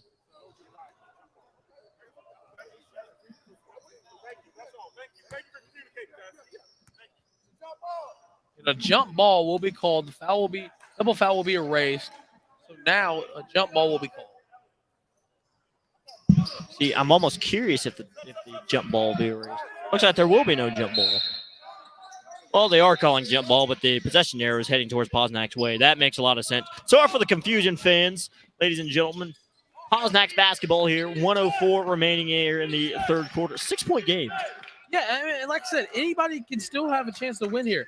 Posnak just got to get good open looks, and that layups up, no good. It's exactly what you need if you're the Posnak Rams. Like I said earlier, drive in, feed the ball down low, and find that whistle. Going to the line now for the Rams. This is number 14, Max Jacobs. A senior, 6'2", 180-pounder. Partner, I know it's only the third quarter, but these free throws are huge in this basketball game. First one up, and the first one, no. Can't allow the young fella to get into his head. It's number 10 here for Posnak, going to be checking in. Ethan Goldman, a junior forward, 5'10", 130-pounder, will be checking into the game here for number 14, Max Jacobs. 5-point ball game now after the second free throw went in for Posnak. Posnak still applying that full court pressure. Let's see if Milken will be able to break that press. They do pretty easily. Nobody trapped there into the wing, and that layup's going to be up, no good. Rebounded, that floater's going to be up, no good. Rebounded by the Rams. And we say Posnak hasn't scored in a long time. Partner, Milken has not scored in forever. They've had 36 points. Seems like 15 minutes. Jump ball will be called there. That will be maintained possession for Milken. Number 4, Jonathan Cohen checking into this basketball game. 34.8 seconds left to go in the third quarter. 36-31 senior score. Milken on top of this one. Almost stolen away. One thing you can't have if you're Posnak, you do not foul, do not foul. You're just giving up points if that's the case. Time winding down here. That layup's going to be up and no good, but that one's going to be up and good. 7-point ball game here with time winding down. Milken's bench is getting electric. Posnak's got to have something here. It should have went up with that easy layup. Yeah, because instead of 2 points, you get no points. That one's going to be up and no good as it'll be blocked as the time expired. So at the end of 3, Milken leads it 38-31. We'll be right back at the start of the final quarter in this great game.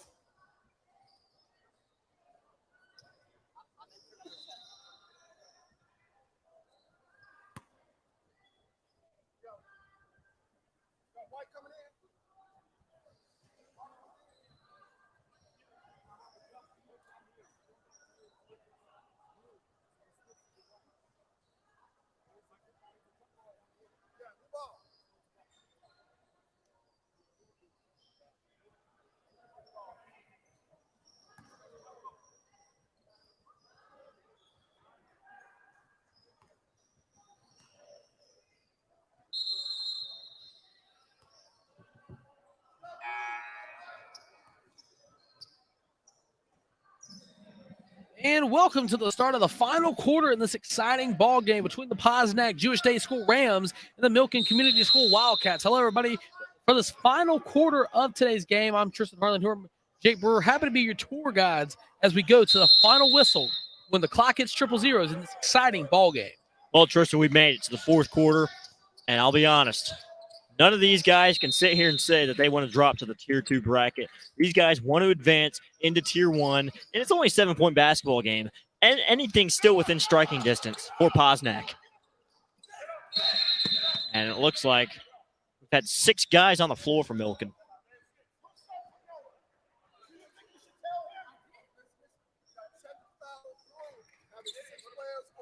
And just a little confusion there for Milken, and that's not how you want to start the final quarter. And the tech will be called due to 6 men being on the court for the Wildcats.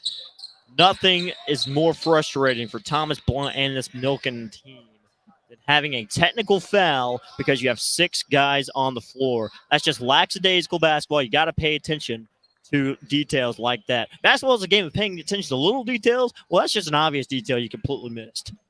The first technical free throw was up, no good, and the second one will be no good as well. So instead of starting the quarter with 2 free easy points, we're going to stay where we were at 38-31. And with the ball game being 7 points, surely you want to have hit those. Exactly. We're at the point of the game where missing free throws is just absolutely crucial to the outcome of this game. You can't afford missed shots with the charity stripe.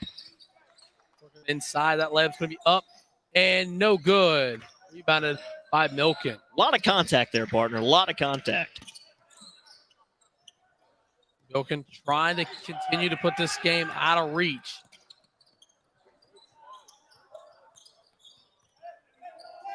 Working the ball around is Milken, number 1, Aaron Dayan.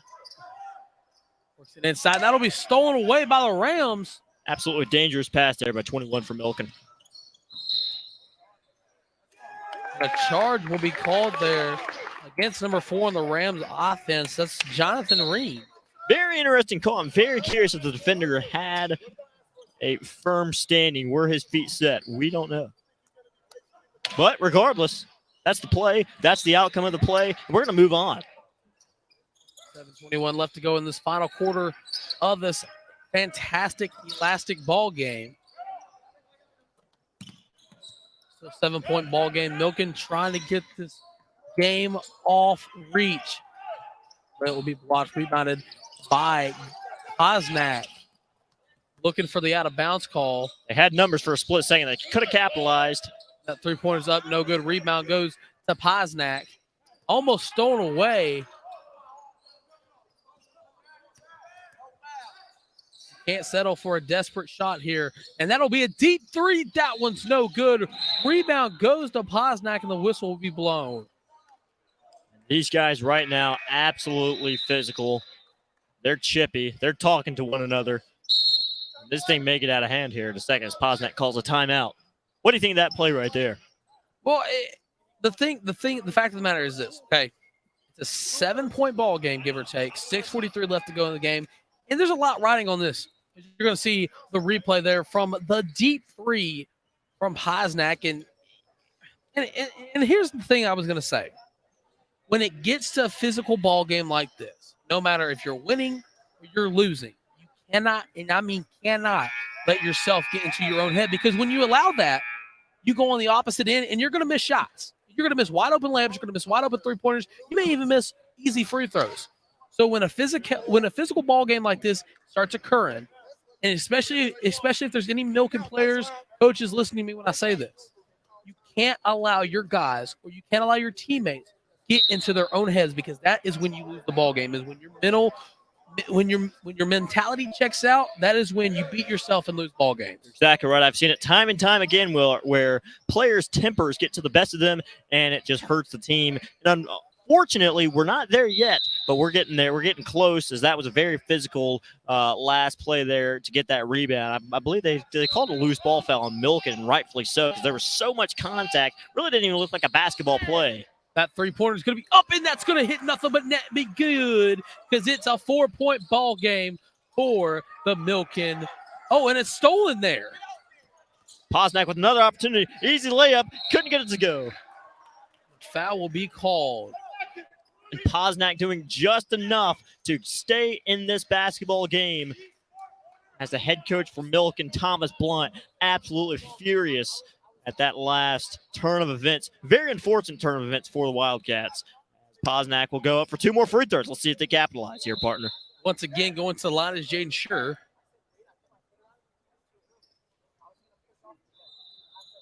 Number 22 for Posnack, Jaden Scher, senior forward, 6'2", 187. First free throw is good. Now it's a 3-point Milken lead. Posnack Jewish Day School, all the way from Davie, Florida. That's a long ways away, yeah. Second free throw is no good off the front of rim, so it's a 3-point Milken lead now. Dangerous pass there for Milken. Dangerous, dangerous. He had a man open if he wanted it. Have another one inside. That's no good. Rebound goes to Posnack. That was a dangerous throw there. Very dangerous. Posnack trying to go quick. And they finally draw the foul. They're going to the line again, partner. They're doing a great job. Like I said earlier, midway through the third quarter, they're finding the whistle. That's all they need to do. Find the whistle and earn points at the charity stripe. Let's see it on the replay here. He's just going to drive in and, man, oh, man. That's something only you see on Friday Night SmackDown because that's just too much physicality for the referee's liking. Exactly right. Great camera work, by the way, by this Cooper Yeshiva Invitational crew. Shout out to our camera guys here. 2-point ball game here. 1-point ball game now. 6:06 left to go in the game. We've got a basketball game on our hands, Tristan. Milken trying to get their first points of the fourth quarter. And that's going to be stolen away by Posnack, and he's going to just throw it behind him. He'll have teammates there. Kick it to the corner. Jonathan Rain, huge steal. That'll be up no good. Rebounded by two guys, and a jump ball will be called. So we will be going to Milken. And if you're Posnack, number 24, Aiden Weiss, stay physical. You know, there was a point in this game, they were down by 7+ here in the second quarter or so, right before halftime. This guy hustles. I talked to him beforehand. I'll talk to him again. I like this kid. He's got a bright future. He's got to go out there and continue to be a dog out there on the defensive side of the basketball. 1-point Milken lead. Almost stole the inbound pass once again. Man, these Rams are not going down quietly. Exactly right. Winning the quarter 6-0. That's exactly what they need. Still so much time left in this basketball game. Almost thrown away again. That layup's going to be up no good. A foul will be called there for Milken. Max Jacobs, I believe. Yes, Max Jacobs is who that foul was called on. You just cannot put your body against the defender. You can have your arms up all day long, but if you thrust your body into the guy with the basketball, it's going to be a foul every single time. And Keith Ferguson did a great job in calling that. And the free throws here from Matthew Darwish.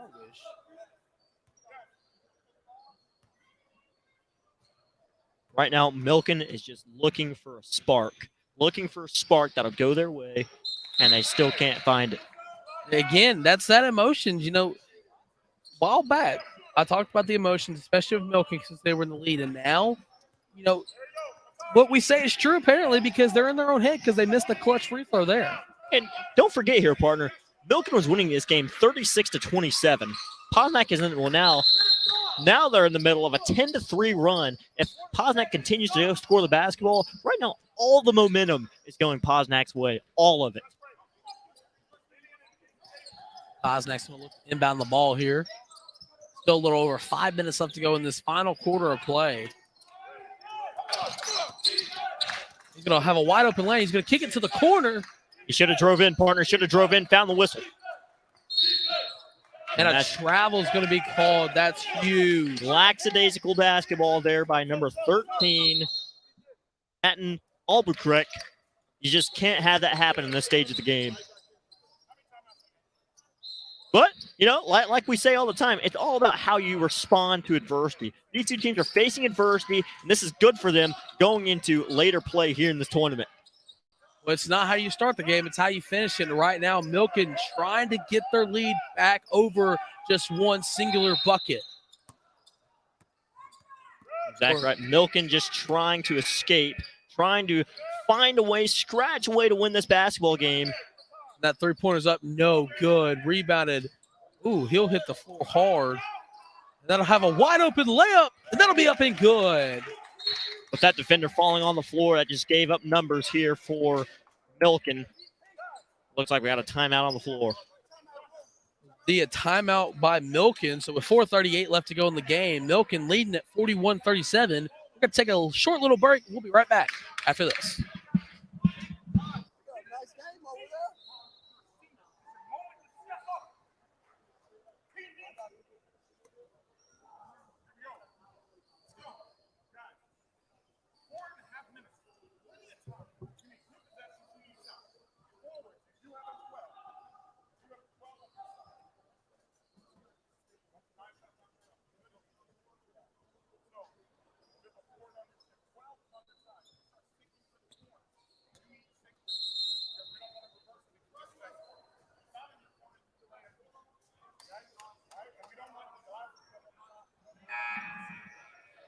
And welcome back here with 4:38 left to go in the final quarter of play.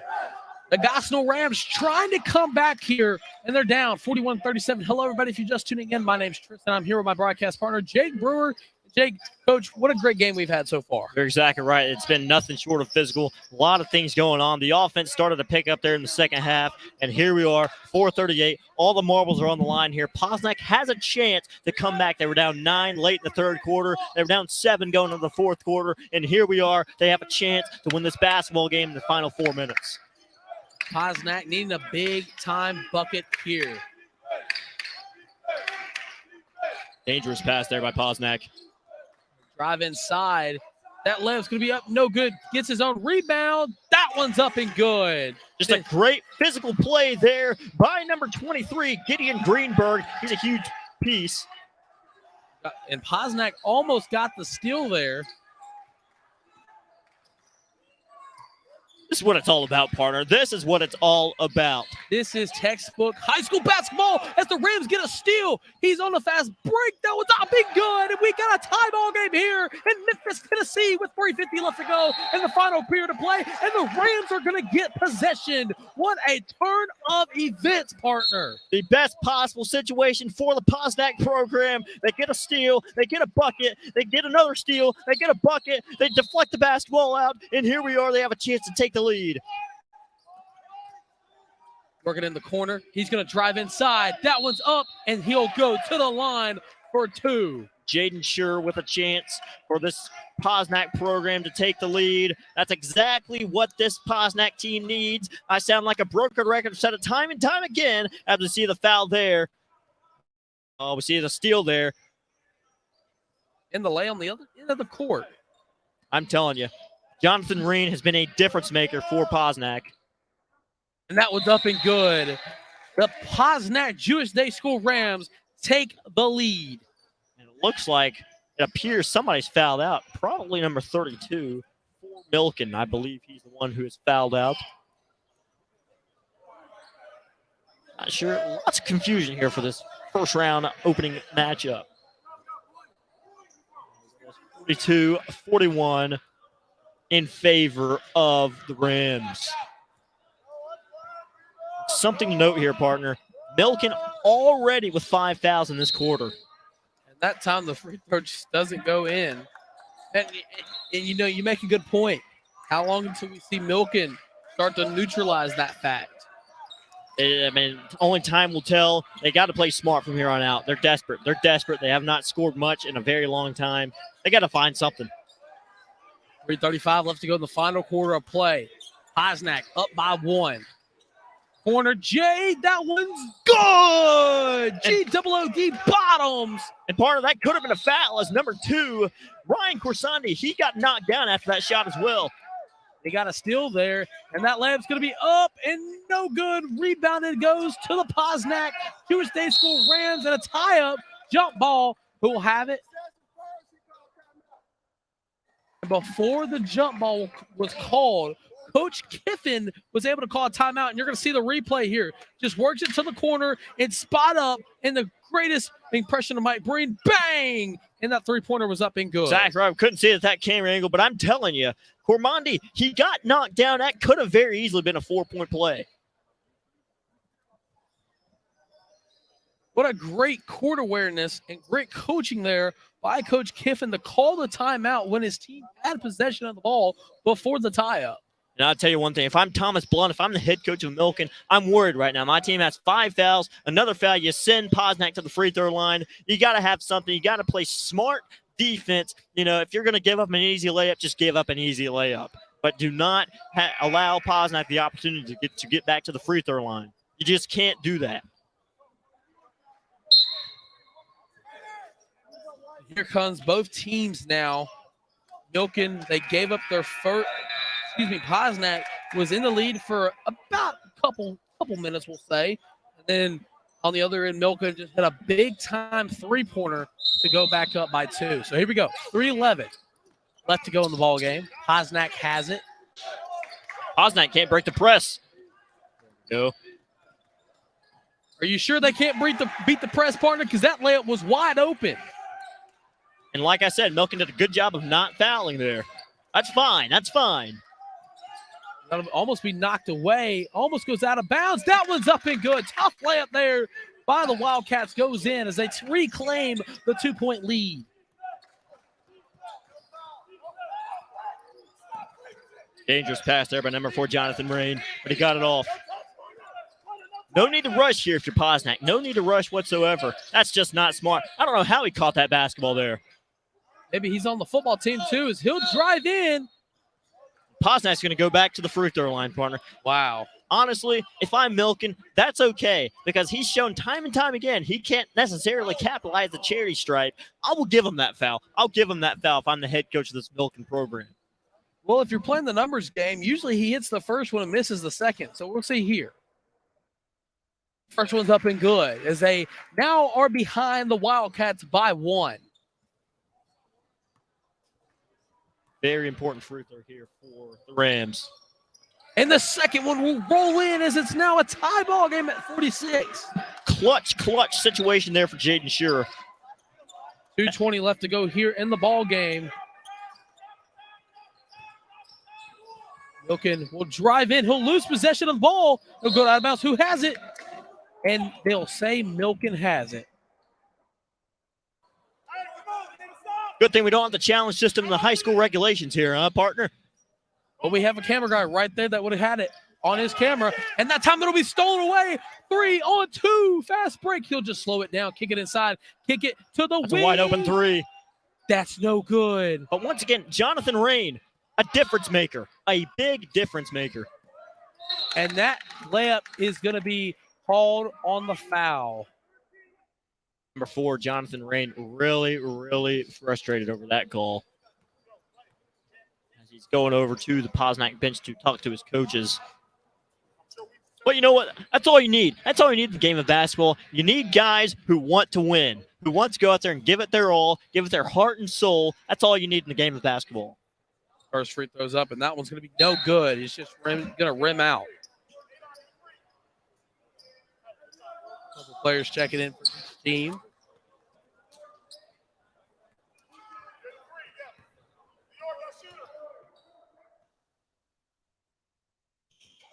That one's up, no good. Rebounded by the Rams.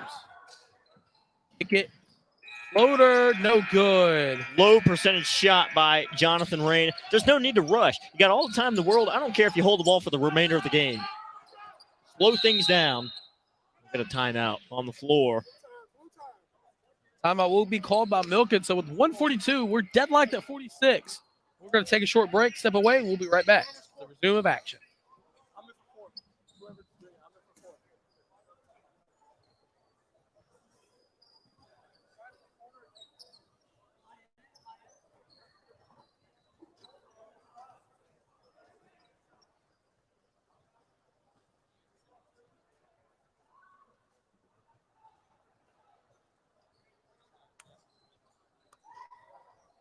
You guys got the toughest job in the gym. Did you know that? You got the hardest job in the gym. Did you know that? Because if you never start that clock, you never end. So they're gonna scream their child results.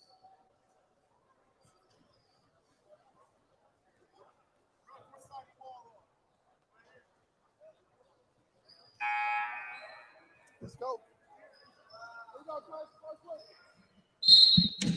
And welcome back to Milken versus Posnack here in beautiful Memphis, Tennessee, as we're deadlocked at 46. And Coach Brewer, what a game we've had so far.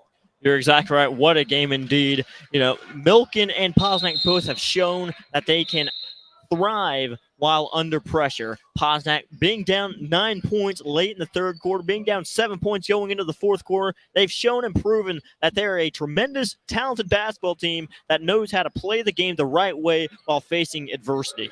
Well, and not to talk about the comeback that Posnack's had. I mean, they've really came back from a huge deficit early on in the second half. Exactly right. So 1:42 left to go. Milken with the ball. They're going to inbound it here. If they wanted to, they could just hold it for a final shot. You could. You can have long possessions at this stage of the game. I think that's what they're going to try to do here. try to play keep away and hold it for the last shot. If they have something good, they'll take it. Almost stolen. It's going to have a wide open lane to the basket. That's just as ugly as it gets right there. You cannot have a shot like that. That does not get any worse than that.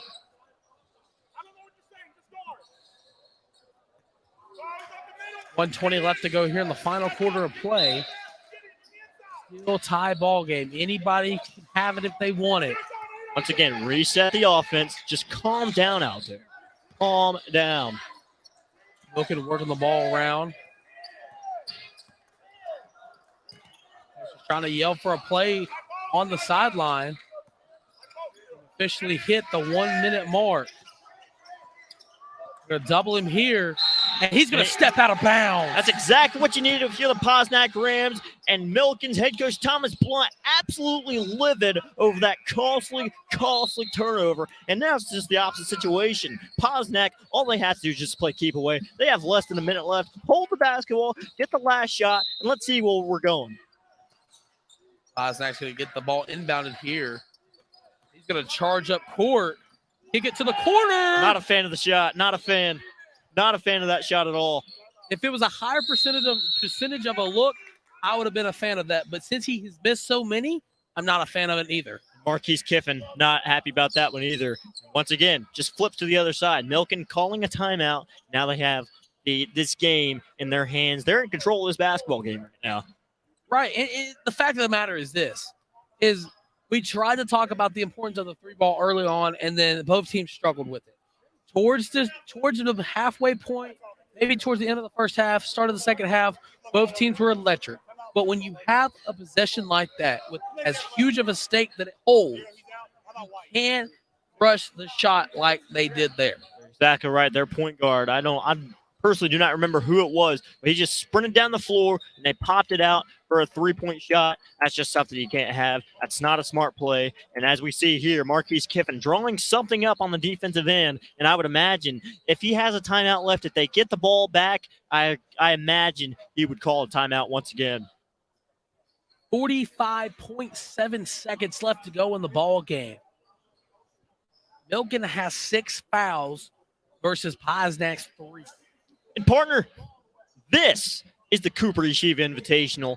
This is what we live for, moments like these. This is where our young men, young student athletes thrive. It separates the boys from men, and it will show who the best athletes are here in this basketball game. Well, I mean, and think of the bragging rights you could have. Go down, hit a big shot, hit a buzzer beater.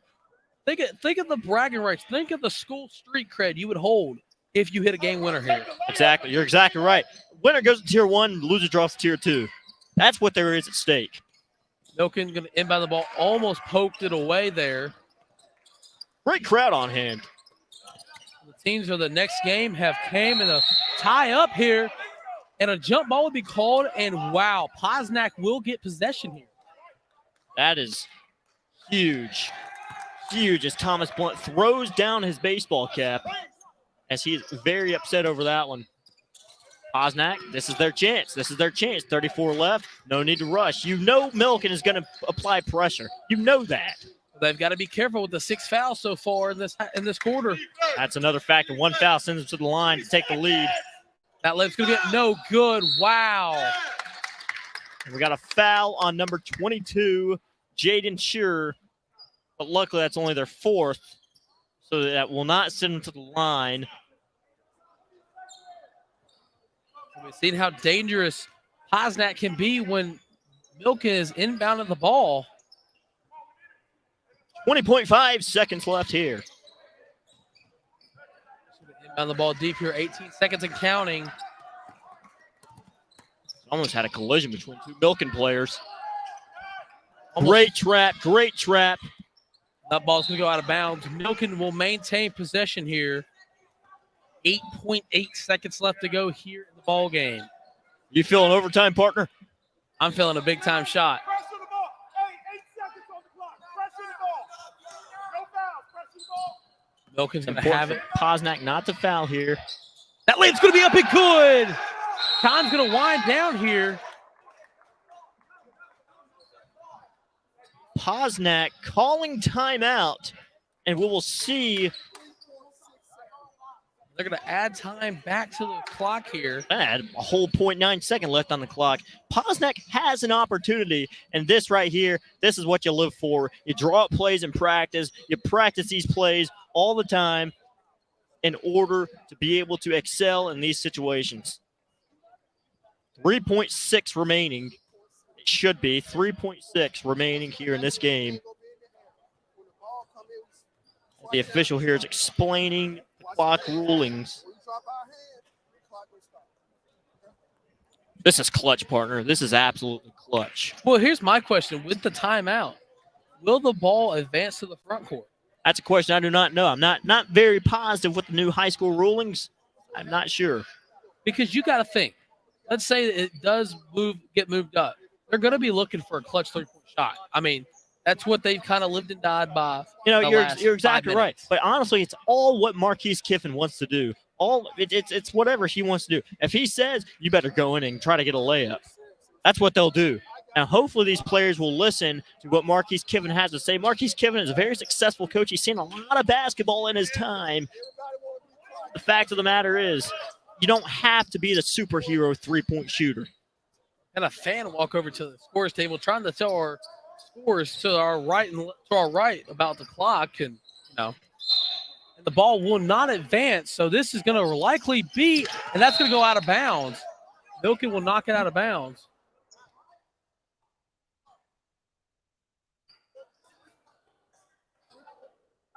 As we're having some clock issues here. They're going to double team here.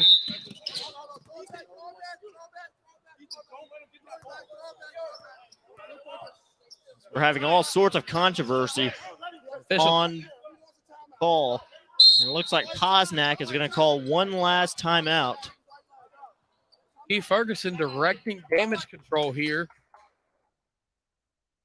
There's all sorts of issues. The problem is, once there was contact on that last play, the clock never started and the clock never resumed. That's what Keith Ferguson is over here talking to the clock operator about. You've got to start the clock once there's immediate contact. Well, the fact of the matter is this, is how fast as it went. You don't, people make mistakes when it comes to clock. Lord knows I've been there. Lord knows I've made that. But the fact of the matter is this. If Posnack can get it into a shooter with this much little time left, they're going to pull it. I mean, they have to. Right. I couldn't agree more. But whoever essentially grabs this first basketball, whoever gets that first inbound pass, they have to understand how much time is left on the clock. They don't have to immediately take a shot. They have time for a few dribbles. There's 3.3. That's more than enough time to go in, get a shot off. But the fact of the matter is they have to go 3/4 of the floor into that basket on the other end.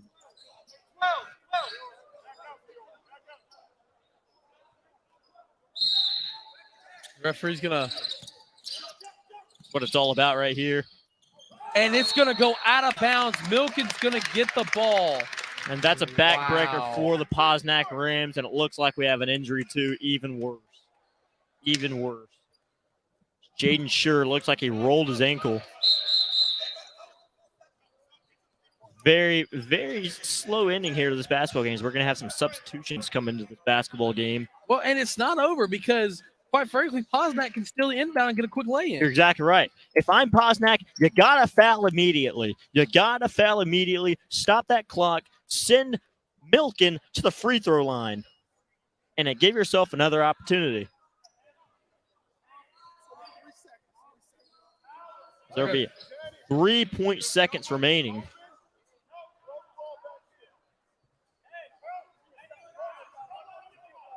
Big-time players make big-time plays. We're going to see what the Rams or Wildcats can do here. Posnack going to try to first steal the ball. Now you got to foul. You got to foul, and that's exactly what they do. We're going to have 1.5 remaining. They're going to be going to the free throw line. And honestly, I have no idea how many timeouts Posnack has left. But if they don't have any timeouts, if you're Milken, make the first free throw and miss the second one on purpose. Oh, yeah. I mean, that's what you got to do. Now, fouls or timeouts remaining have a lot to do with that aspect. And Posnack has a timeout left. They're obviously going to use it in this scenario. They've got no timeouts. They have no timeouts. The first one's no good. So do you miss the second one on purpose? You missed the second one on purpose. If I'm coaching this Posnack team, or this Milken team, I should say, I'm missing this one on purpose. Because there's no possible way Posnack can grab the rebound, throw it up the floor in 1.5 seconds. Just no possible way there, partner. We're going to wait the second free throw here. The best scenario is this guy airballs the free throw. They don't, and that'll just about do it, partner. And that'll do it here as the Milken Wildcats will defeat the Posnack Jewish Day School Rams by a score of 48-46. For my broadcast partner, Jake Brewer, I'm Tristan Harlan saying goodbye and be prepared for the next game in this invitational tournament here at the Memphis Sports and Event Center.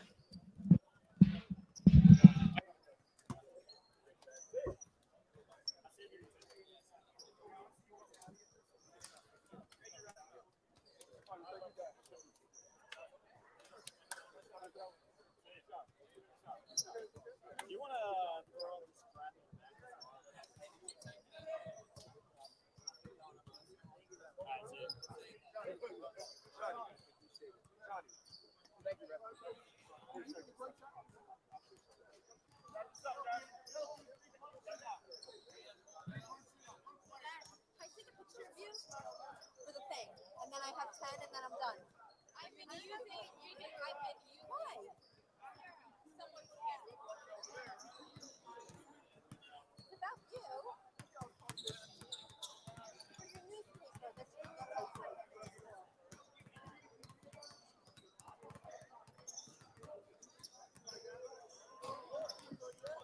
all of the only relevant pictures. I thought it had to do with whoever's in the industry.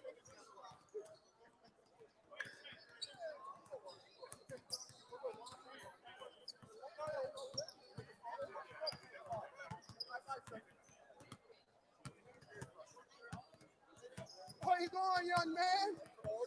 How you been, man?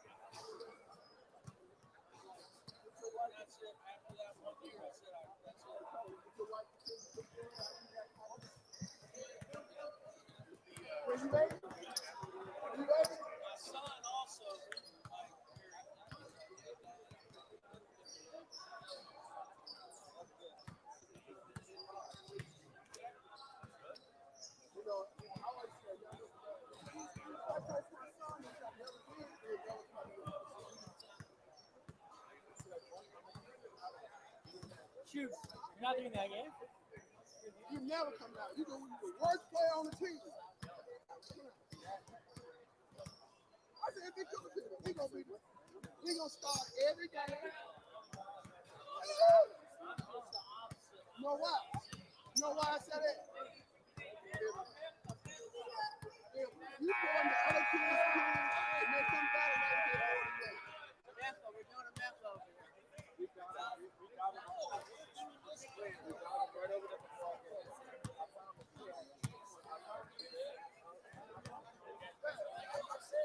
can teach everybody else. More than that,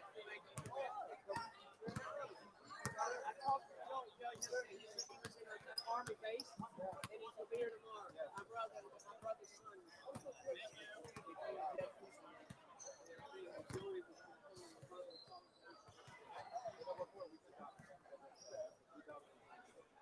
son, I know, because my son was 4-time All-Star for our region. I know he played at Shaw University.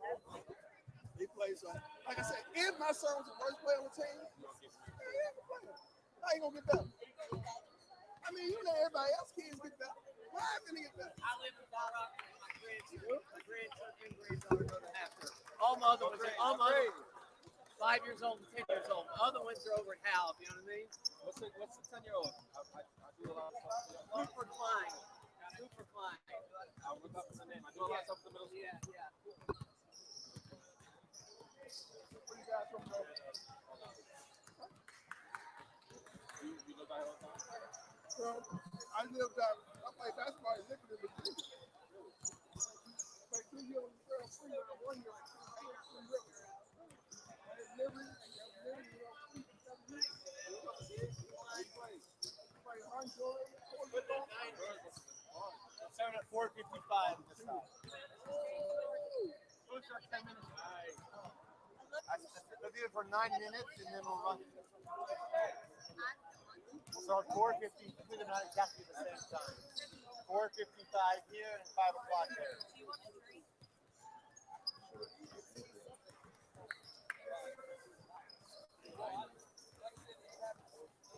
Supposed to be getting water now. There's no more water.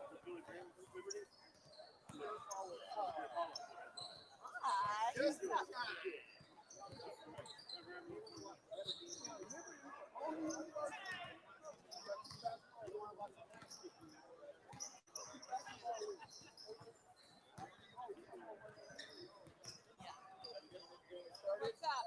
Where are the pencils? Hey, Lee.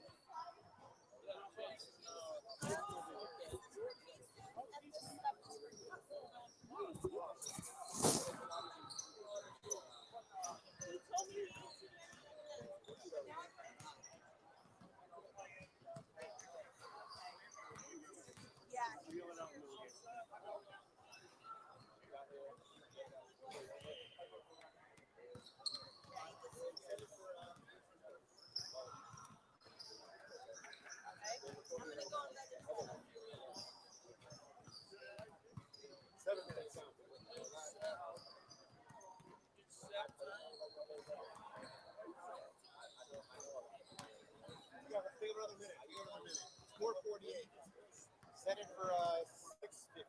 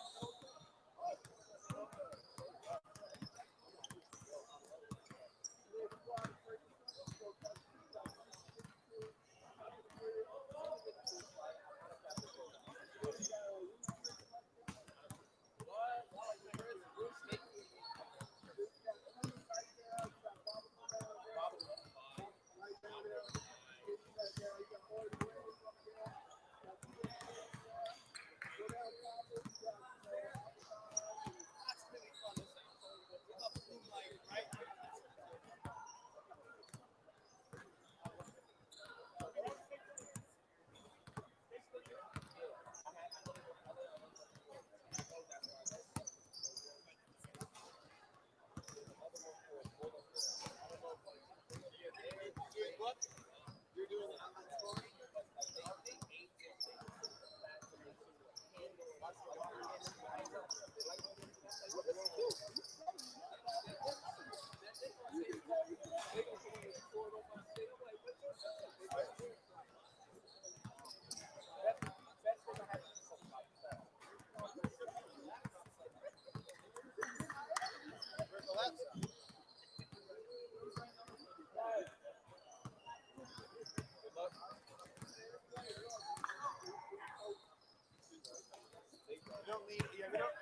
don't need like a ton of work.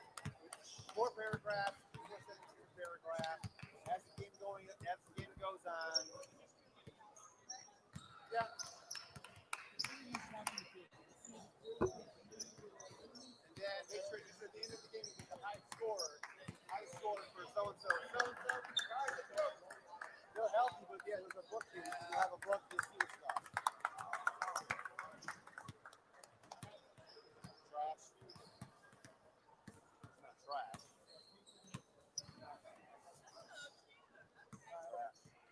Trash. Yeah, that was over.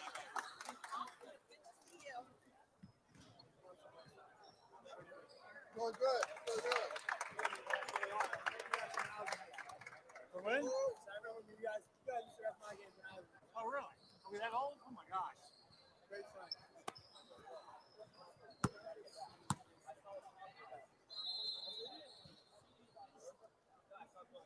Solo.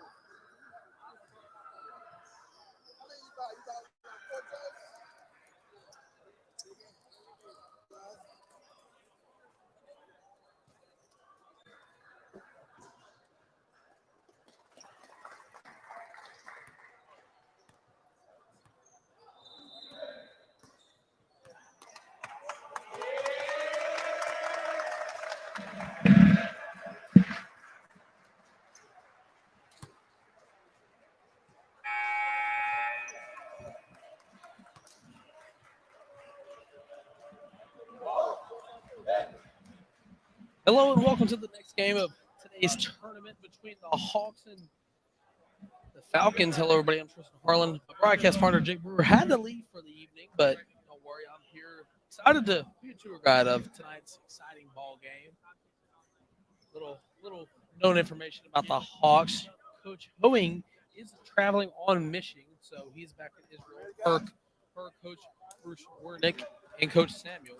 So hopefully everything's going well over there. And a little note about the Hawks, last time they were here in Memphis, they're ready to make a statement. Succeed, they won a national championship here. And excited for this ball game. It's 10 feet away, and that layup's going to be up and good as the Hawks draw first blood as they go up 2-0. Falcons now moving the ball around. That layup's going to be up, and that layup's going to be good. So back-to-back buckets that time. Ronnie Chaya was the player that got the layup. But Goldschmidt's layup's going to be no good. He'll go to the line for 2.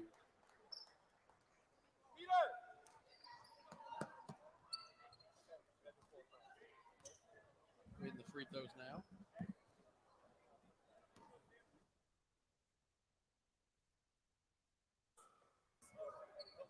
First one's up, and that's going to be no good on the left side of the rim.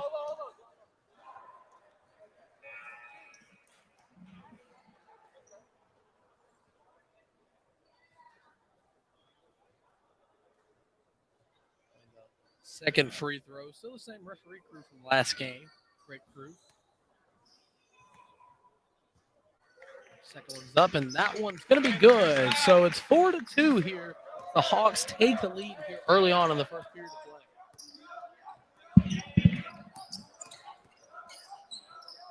play. That 3 points up. That's going to be no good. Rebound goes to the Hawks.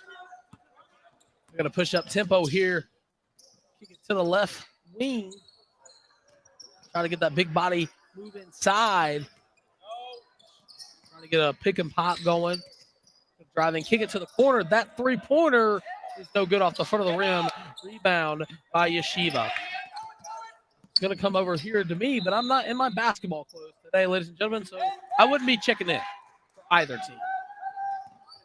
It's going to be great pass there as Go up with the layup. That's going to be too strong. No good. He's going to get his own rebound here. And just stop, pop, take the three-pointer, and that's going to be an air ball. No good. Yeshiva, another rebound here. They're going to work the ball around. Drive it inside. Going to kick it to the corner. Trying to get something going here. Wide open. Man, that's going to be blocked. Block number 32, Peter Drunker. Almost lost the ball there. Goldsmith. Drunker's going to take the midi. That's up. No good. Rebound goes to the Hawks. That layup's no good. Coach is yelling at their teams to get back here. Lost control. The ball kicks it to the corner. Drive baseline. Go up with it. That's going to be no good. Way too weak there. Pushing up the ball now is Levy. Levy's going to try to drive, but he'll lose control of the ball out of bounds as Yeshiva will get possession.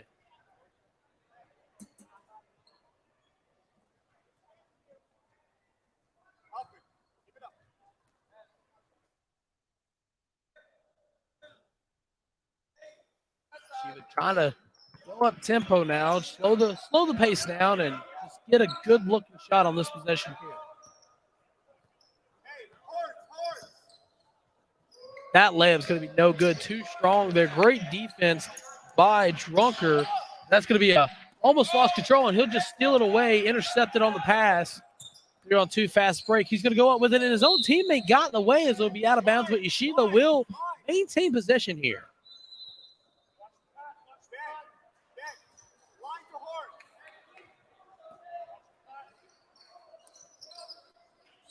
Deep pass to the top here. He's going to drive in. Wide open lane. Just couldn't convert on the layup. He'll steal the ball away once again. Goes up against the big man, and that ball almost went out of bounds, but he'll keep possession here.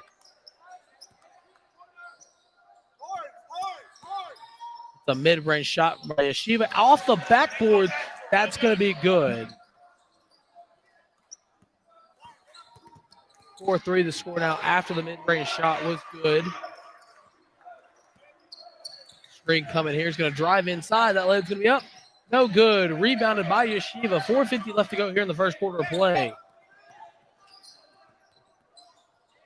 Puts it out. Kaysen has it. No good on the three-point shot. Rebounded there by Ronnie. Working the ball around Yeshiva. That three-pointer is way off the mark. No good. Yeshiva once again on the glass, getting the rebounds, and that ball is just going to go out of bounds, and the Hawks will get possession here.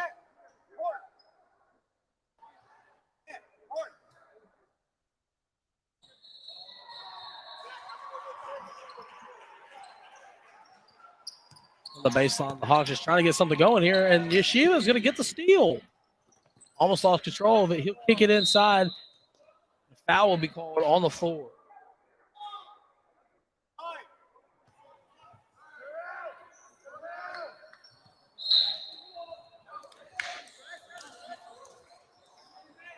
Ball will be out of bounds. The Hawks will get possession here. Goldsmith has it. They kick it up court. That big body layup, that's up and good by Peter Drunker, the senior center, who's 6'5", coming in this game at 225. Won't want to face him down low, and a foul's going to be called.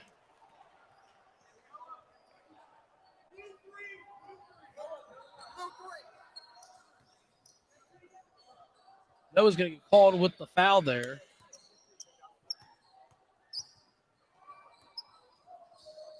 First free throws up, and that one's going to be no good.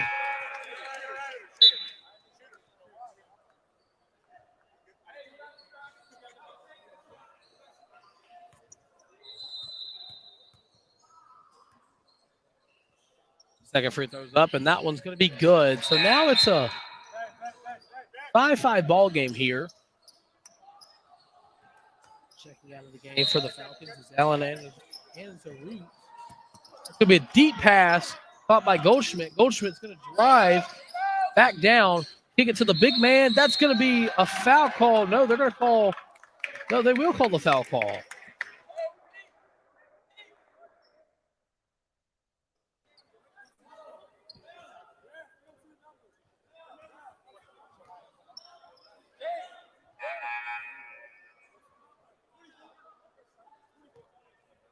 little confusion here at the scores table. Comes the first free throw for Drucker here. And he's 1 of 1.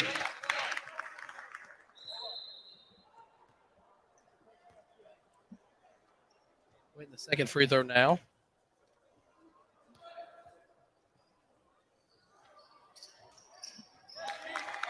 It'll be good. So he's 2 for 2 so far in this game. A little known fact about the Falcons, they're out of Brooklyn, New York. And, you know, Coach Mauk, this is his first year at the helm. He has 28 years of coaching experience. He's been at some of the top programs in the country. That shot's up and good. Tie ball game here at 7. Falcons, the Hawks, they're going to work the ball around. And they're going to call a jump ball here. Back to some facts about the Falcons real quick at the break of the action. And, you know, they're certainly a team you want to watch in the Tier 1 bracket. If they can get into the open floor and play their style, you know, Flatbush is going to be a nightmare for opposing teams. And, you know, so far that's true here.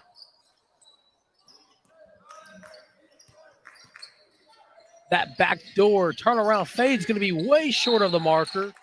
Another foul is going to be called.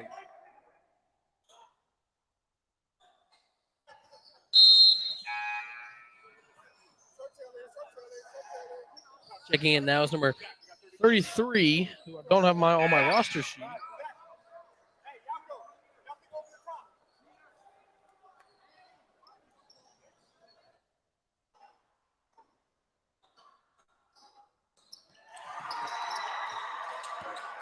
This is number 34, Samson. Thought about taking the three-point shot. He will. That one's up and good. G-double-O-D with a three-point shot there from the Hawks.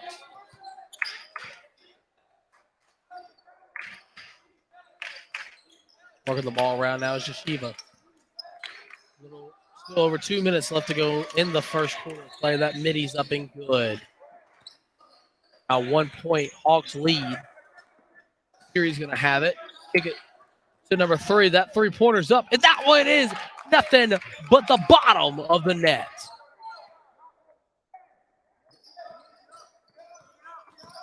She's working the ball around now. Screen coming. He's going to kick it to the wing. Not going to have any open looks. He had a man inside for a split second. Has the open 3 if he wants it. That one is no good. Just couldn't get it at the fall. Another open 3 there. That one's going to fall. 3-point basket from the Falcons. And that ball is just going to go way out of bounds. It'll be a 1 point Falcon lead now.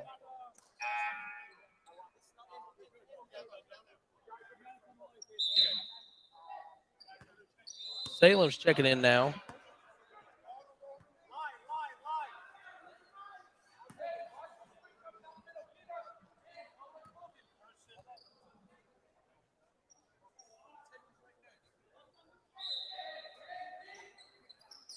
She's going to inbound it from the baseline here. Gonna drive. Going to go up with it. That layup's good. 2 minutes left to go here in the first period of play, and Yeshiva has their first lead of tonight's ball game. Hawks have the ball now, trying to get something going. Levy has it. Gonna drive in, goes up with it. That layup's no good. Rebounded by the big man. The putback's up and good. Back and forth as we go between two birds in the same family, the Falcons and the Hawks. That layup's going to be up and good. And one opportunity upcoming for number 33.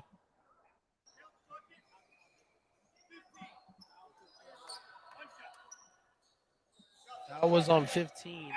Kevin Levy.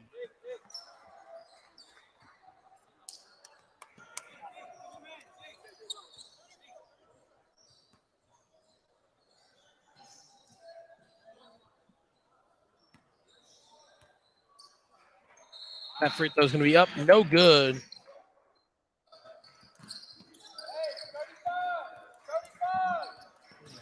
Trying to get something going.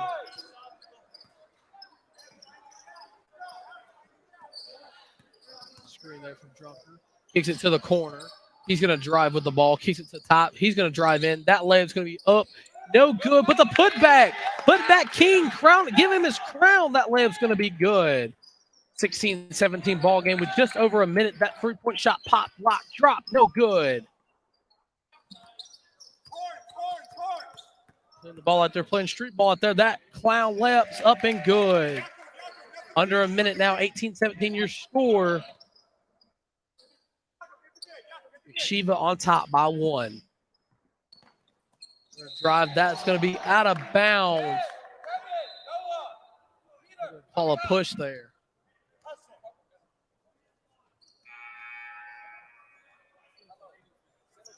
Check in his Nest Salem.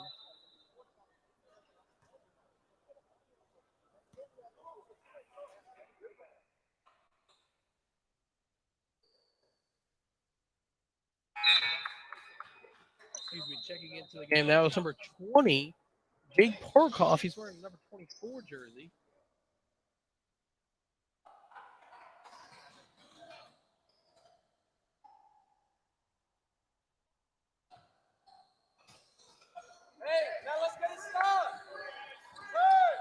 Shibas has the ball now after the made free throw. 36 seconds left. That 3-pointer is going to be up, no good. Rebounded by the Hawks. That 3-pointer going to be up, no good. Rebounded by the Falcons. Back-to-back 3-point shots, no good. Stolen away by the Hawks. Will be called.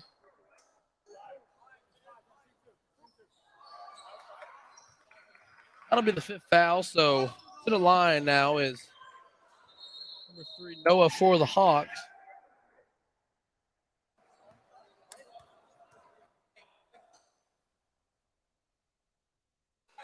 First one's up and good.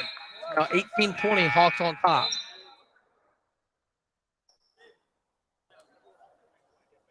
Goldschmidt checks back in now. Second one's up, and that's going to be good. 3-point lead here for the Hawks here with 20 seconds left to go in the first quarter of play. She can hold it for the last shot if they wanted to do so, but that time they won't. They'll get fouled, and heading to the line now is number 24, Ronnie Shaya.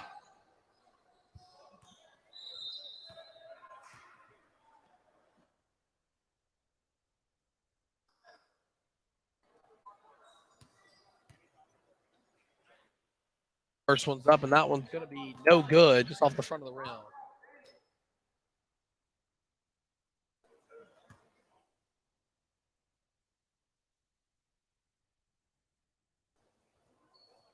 Second one's up, and that one's going to be good. So now it's a 2-point Hawks lead with 11.5 seconds left to go in the first quarter of play.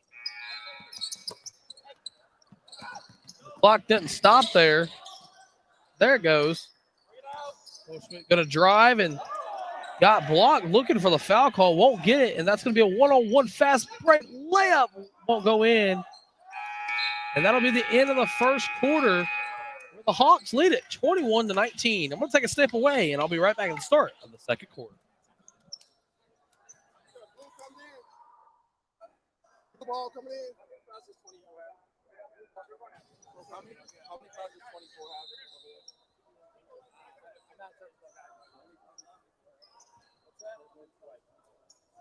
Okay, that's what I was.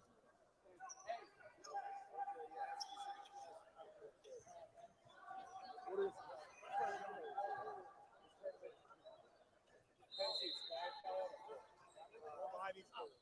I can't come get you a foul. Blue coming in.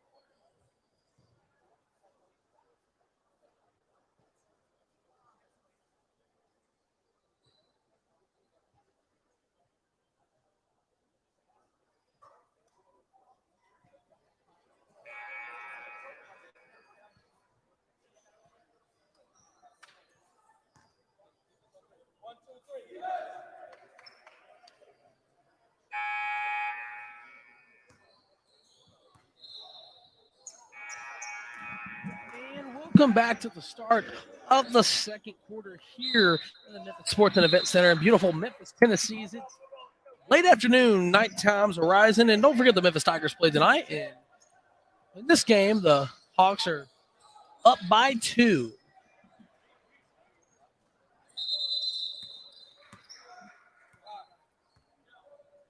Clock never got reset there, so going to stop action or restart.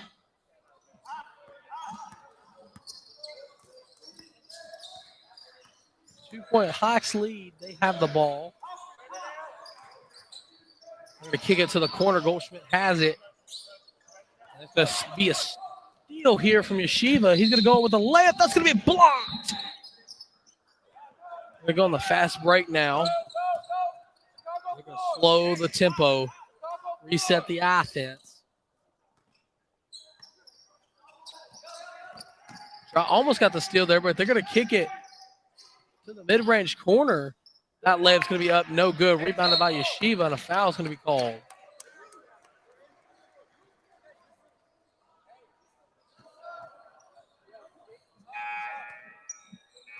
Big body Peter Drunker is going to check into the game now.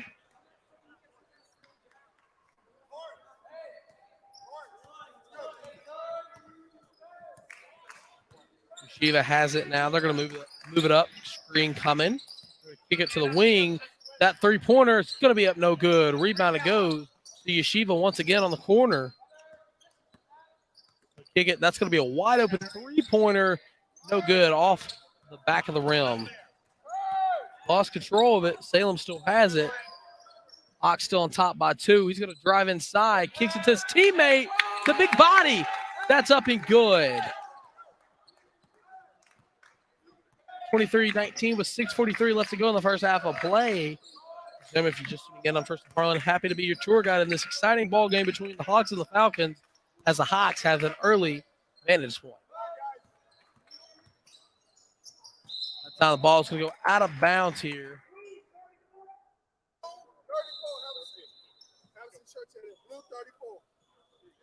Going to be called on blue 34. That's Sam Sim.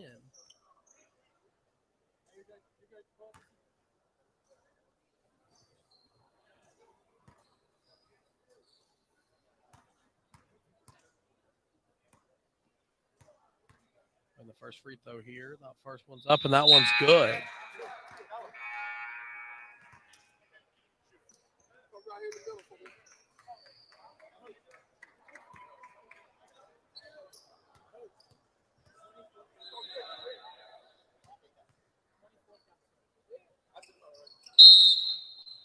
Second free throw's up and good. Substitutions coming in now.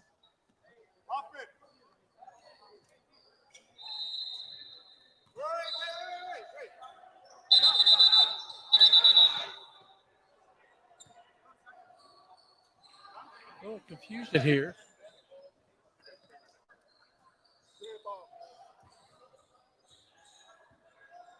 My guess is they had too many men on the court there. Automatic technical free throw. Goldschmidt's just going to get the steal here.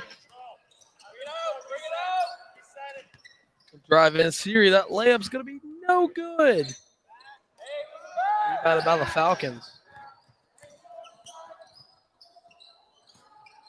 She's going to work the ball around now. Continue to dribble drive. Almost got trapped there, but a little crossover move, and he's just going to float it in smooth like butter. It's now a tie ball game. Goldschmidt going to kick it to his man in the corner. He's the big body inside. That layup's up no good.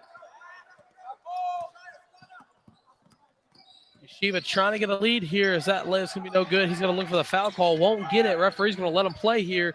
And that ball is just going to get knocked out of bounds. Last touch by Yeshiva.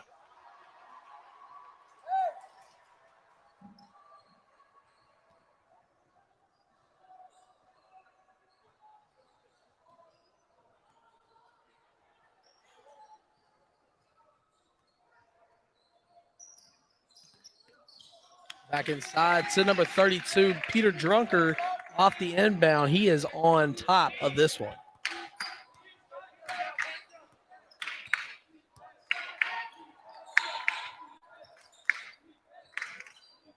wide open three-point ball. That's going to be no good. Shot by number 24, Ronnie Chaya. Thought about taking a three-point shot, but Goldschmidt will just float it up, and that'll go nothing but air. Rebounded by Yeshiva Allen Azura. Shot's going to be up, and that shot's going to be long overdue. And Goldschmidt's just going to force him to the ground, but he's going to throw it out of bounds on the other end of the court. Checking into the game is Albert Gasaikot for number 24, Ronnie Chaya.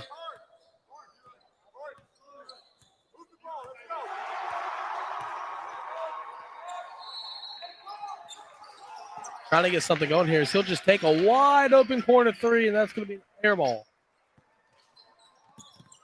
Shiva's able to get the ball back here, and he's going to go for a nasty little Euro, and that's not going to fall. Mid-range after the failed rebound, no good. Still a two-point game here with 4:25 left to go here in the first half of play.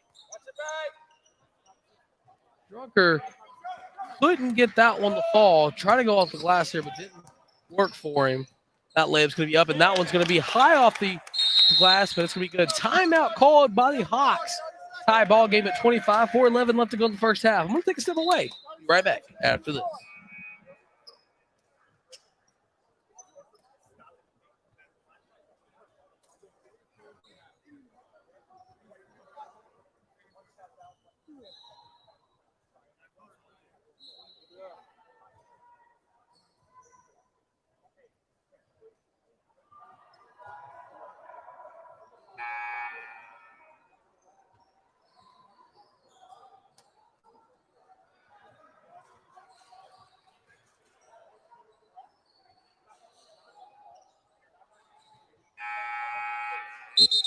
Go white. Go white. First on blue. Let's go blue.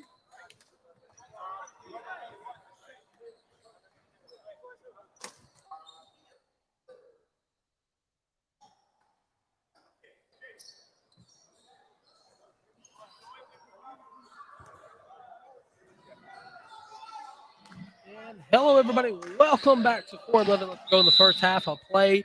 The Falcons and Hawks are deadlocked at 25. Goldschmidt's going to have a wide open lane if he wants it. That lane's going to be no good. Trying to get too fancy, but it didn't work.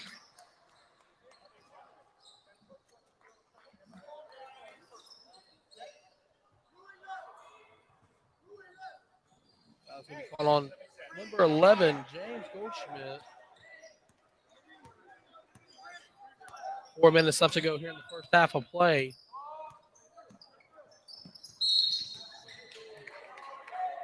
Keith Ferguson is going to call the travel 10 times out of 10, and that time Yeshiva just got caught slipping. Turnover.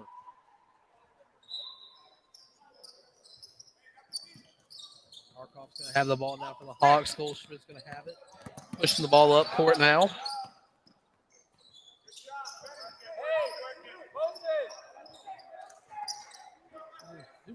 Goldschmidt has those John ones on.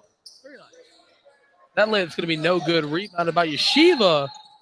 Ooh, that's not a good look there. I believe his nose got caught in the knee brace.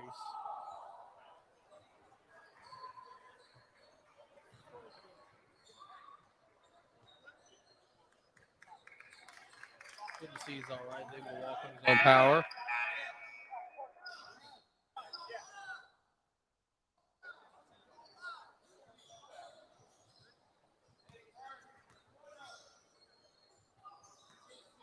That's going to stop it to play. She's going to have the ball now.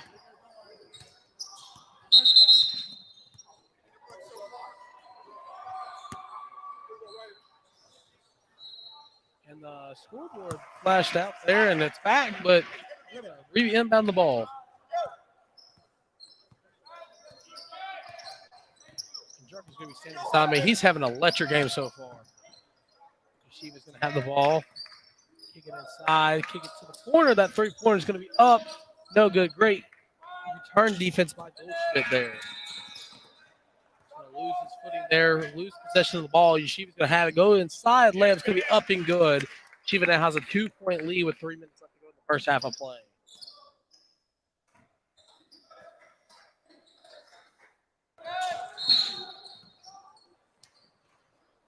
Referee's going to call a foul here.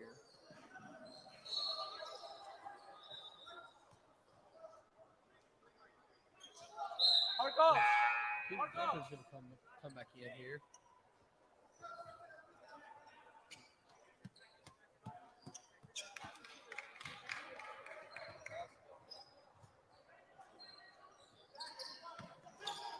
That inbound pass almost got stolen away, but it'll be tipped back out of bounds.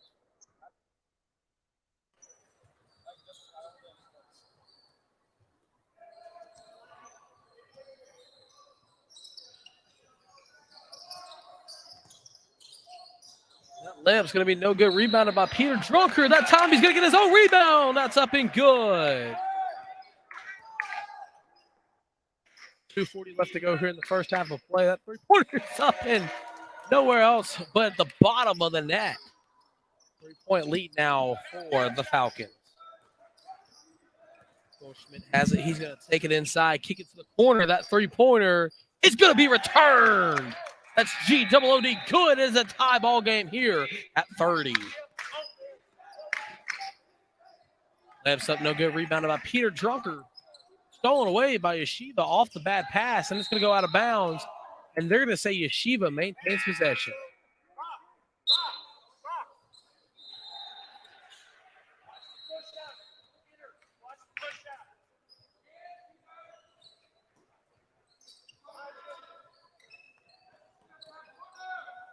Kick it to the corner, wide open three-pointer, left open for good measure. Hawks have it now. Trying to reclaim a lead here. Under 2 minutes left to go in the first half of play.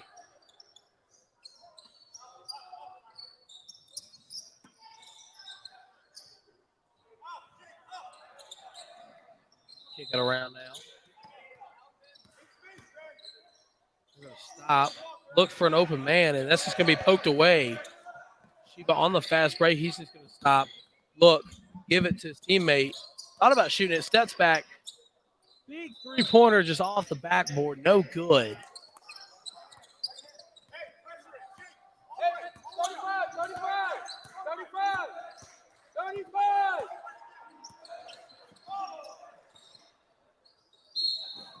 Foul call there.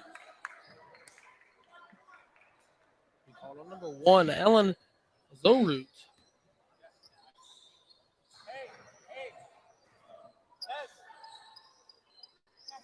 To the line for the Hawks is number 34,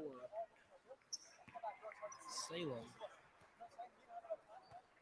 My roster sheet is 24, and that's Salem. First one's up, no good.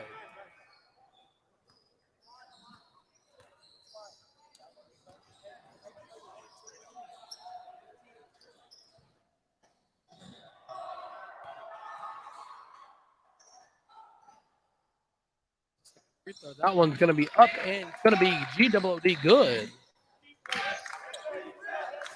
Falcons have the ball now.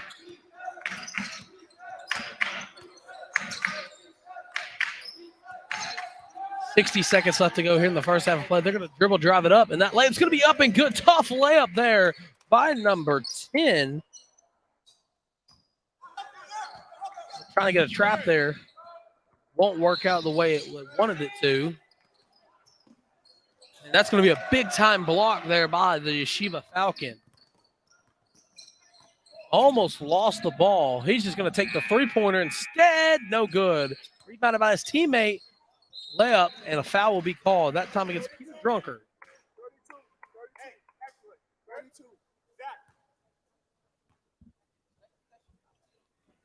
And while the Falcons are at the line, let's talk about some interesting facts. Falcons, they may just be the most interesting team of this year's event, coming off a mediocre 11-7 season. They're completely retooled. New coach, new system, new players, and they can put it all together and maybe make some trophy room back there in Brooklyn.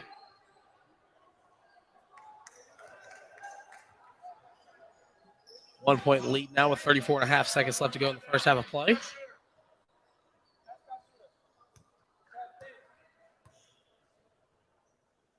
Second free throws up, just rims out. Out of there by the Hawks.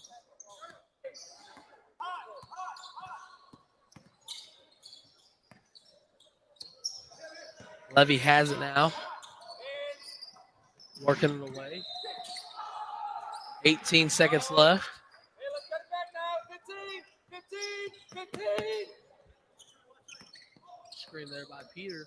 He's going to drive in. That's just going to be blocked. Box three. Box three. 0.8 seconds left to go here in the first half of play. What can this team do here? Peter's going to have it. Going to miss the mid-range shot. 2 seconds left. That layup's going to be up. No. Good. And the putback's going to be up and good, and I do believe it'll count. So at the end of the first half, it's going to be 34-31. The Falcons lead it. We're going to be right back after this. It's halftime here in Memphis, Tennessee.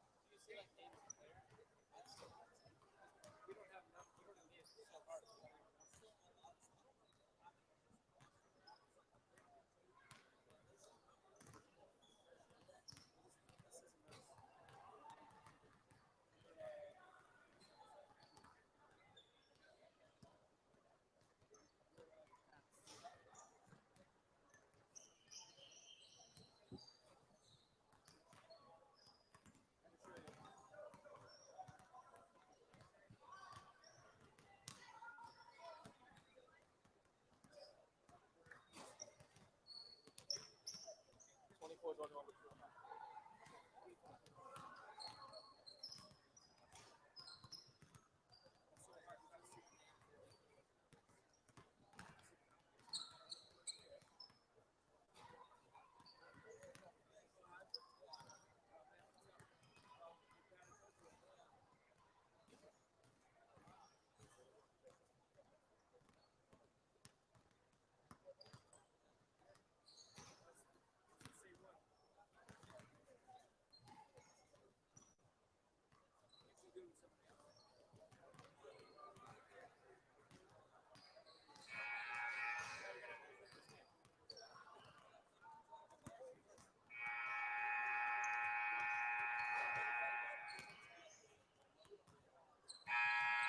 ahead, set the clock. We're ready. Game ball.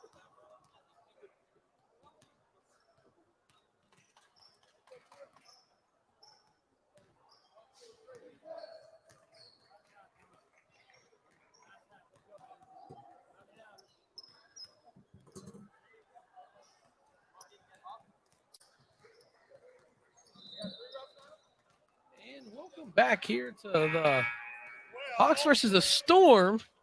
A little bit of correction for myself here. Happens to the best of us, but I was calling the wrong team all night. So shout out to the gentleman that told me that I was doing the wrong team. But nonetheless, we're here.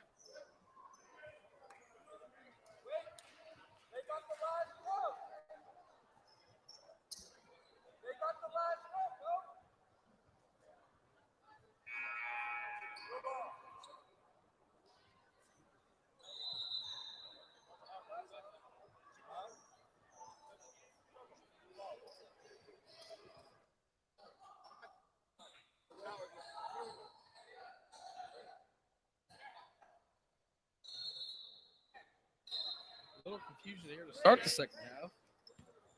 But here we go. The Storm will have the ball now.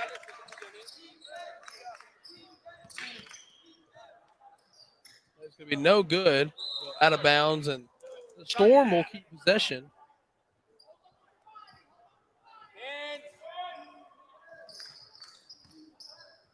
Lab's going to be up and good by number 10, Zach. Levy has the ball now for the Falcons, gives it to Goldschmidt.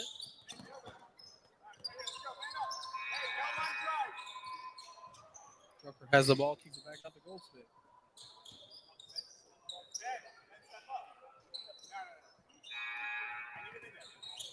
Kick it to his teammate, kicks it to the corner of Goldschmidt. Goldschmidt looks. Cut inside, gives it to the Levy up top. Kicks it into the big man, Peter Drucker. Step up. Stolen away there by the Storm.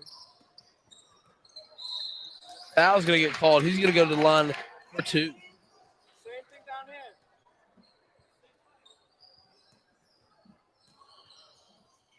here. Ben Eden at the line.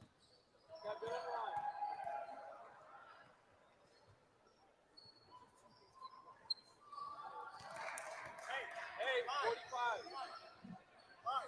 37-31 is the score here. Second free throw's up and good.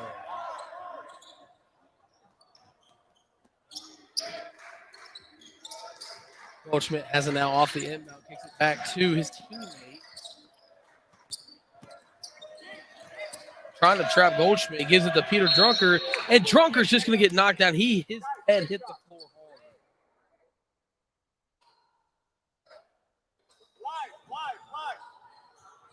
The heart and soul of the offense so far for the Hawks.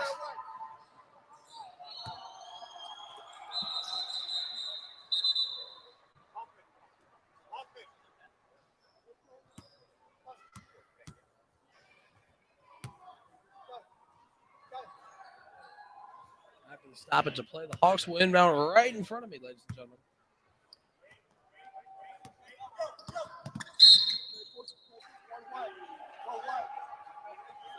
We're going to call Ben Eden for the push.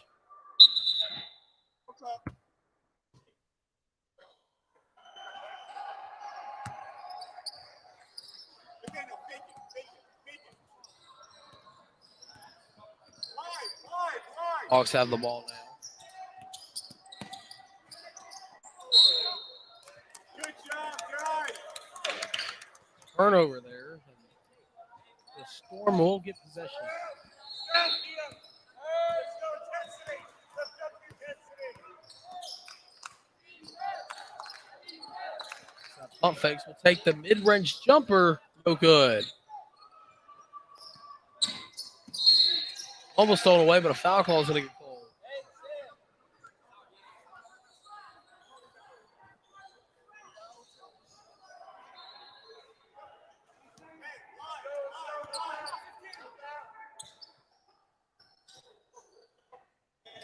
Close ball game here.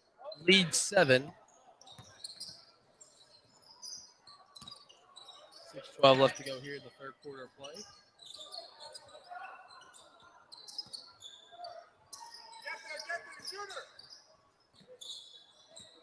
Kicks it inside of Junker. Junker, jump hook. That's going to be up and good.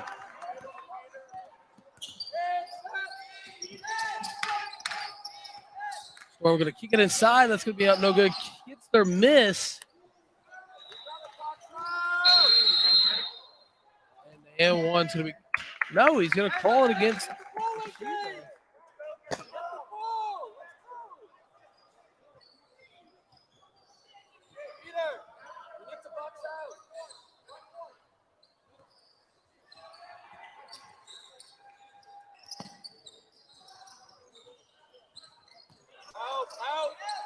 Got trapped there and almost threw it away. Gets to the corner. Goldschmidt pump fakes, drives baseline, kicks it. 3-pointer. Good. G-double-O-D good, and it's now a 2-point Storm lead. They return the favor, but that time the 3-pointer will rim out. Hawks with the ball now, trying to keep the up-tempo going. Kicks it to the side. He'll drive up. Foul will be called.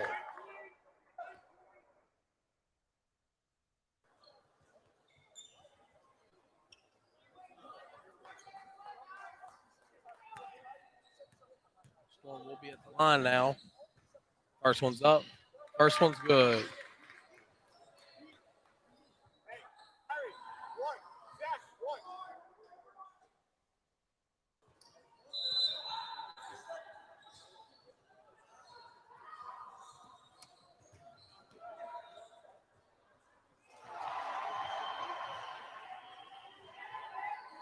Scoreboard's having issues here. Second time it's gone out tonight's game. Second one's up and no good. Rebound by Drucker. Drucker puts it back up, and that's going to be good. Now a 1-point Hawks lead here. 5 minutes left to go here in the third quarter of play. That layup's going to be no good.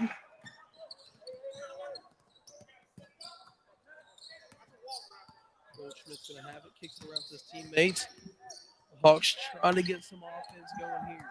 They don't want to give up any momentum to the Storm.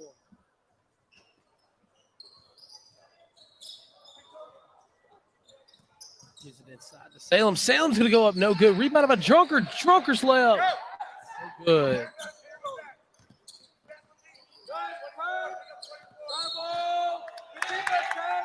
Travel will be called.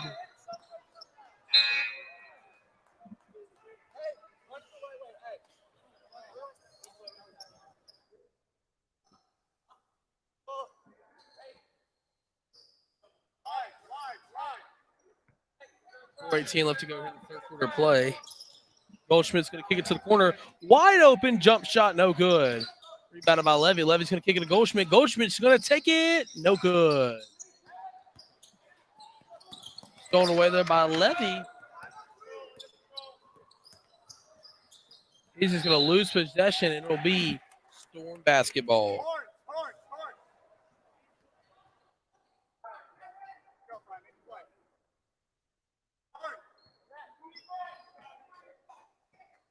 Under 4 minutes left to go here in the third quarter of play. Close-knit ball game.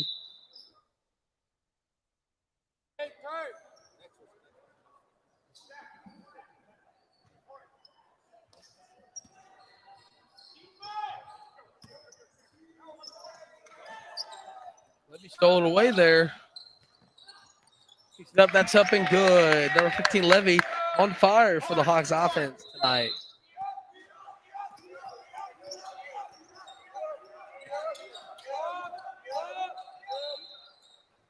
Up, tries to get the friendly roll, won't.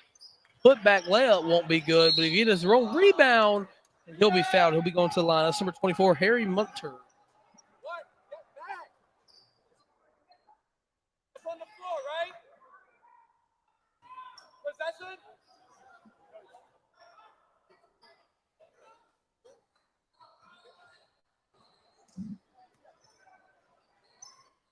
First free throw here. Hunter. Something no good.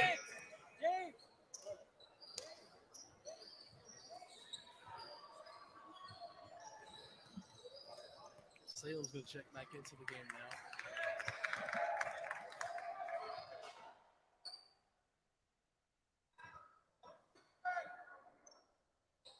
Yep, and good. 39-41 ball game now.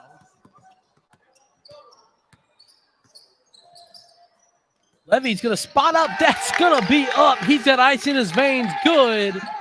It's now a 39-44 ball game.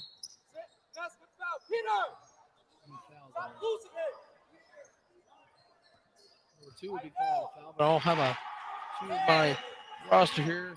Towards the jersey, that's Salem. That's Salem.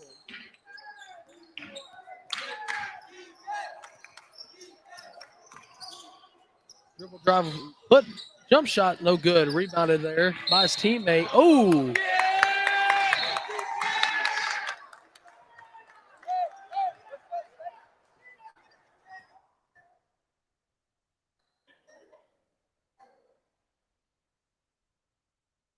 Hawks will have the ball here.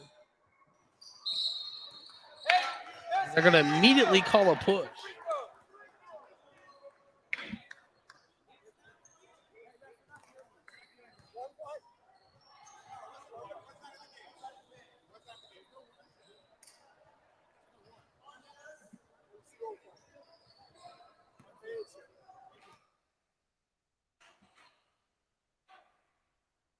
First one's up. That's going to be no good. Salem at the free throw line now.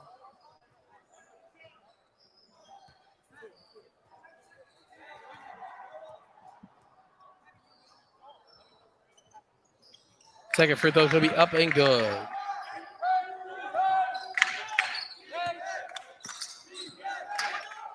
Three-pointer, no good off front of the rim. He's going to get his own rebound. That acrobatic layup is going to be no good.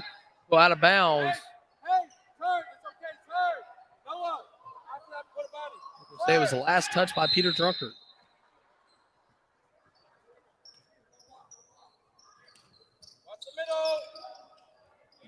Almost stolen away there by Siri.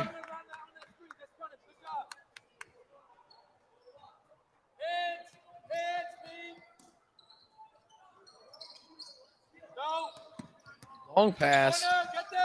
Had a man open. He'll take it himself. Kiss off the glass. That's up and good.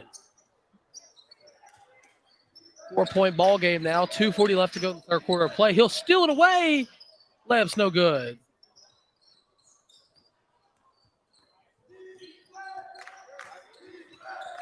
Dribble drive inside.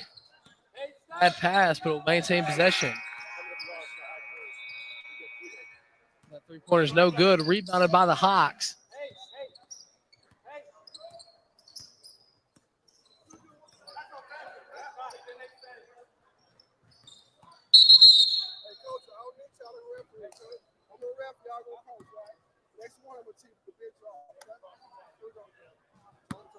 Coach is going to take the referee's going to take a timeout to warn the coaches. Hey, man, I'm the one that gets paid to referee. I know. So next time he said it's going to be 10.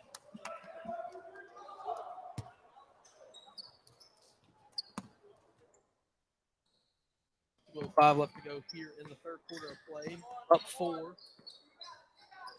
Hawks with the ball. Salem has it. Gonna kick it inside of Drunkard. Drunkard loses it before because he never had his eyes on it.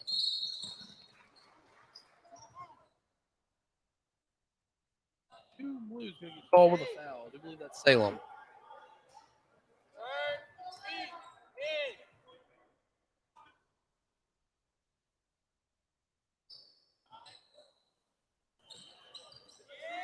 They're still away here. Knocked away. Ooh, Salem drives inside. Layup's going to be no good.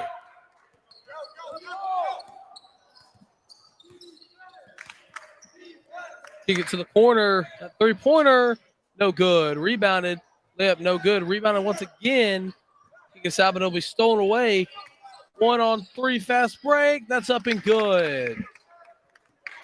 Levy with the lay-in. Less than 90 seconds left to go here in the third quarter of play. 41-47 is your score. Keeps it outside. Wide open man. That one's up and good. That's number 24, Harry Muncher.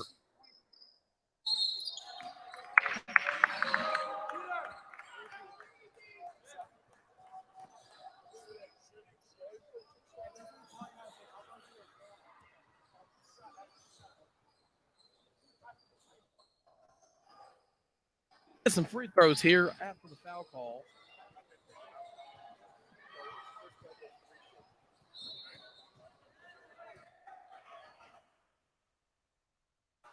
First one's up and good. As the Hawks are in the bonus now.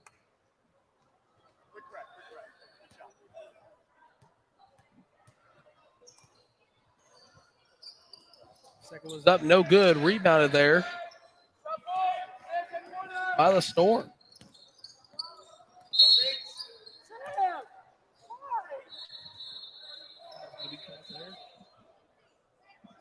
That's his first.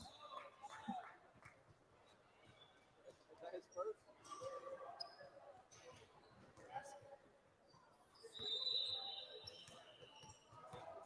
We'll get some free throws now after the foul call. First one's up, and the first one's good.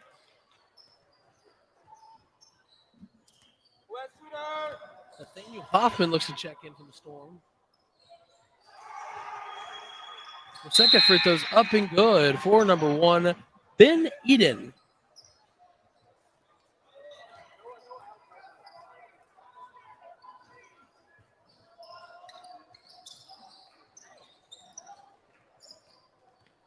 .47 seconds left to go in the third quarter of play. Markov will kick it to his teammate. Working around, Salem has the ball.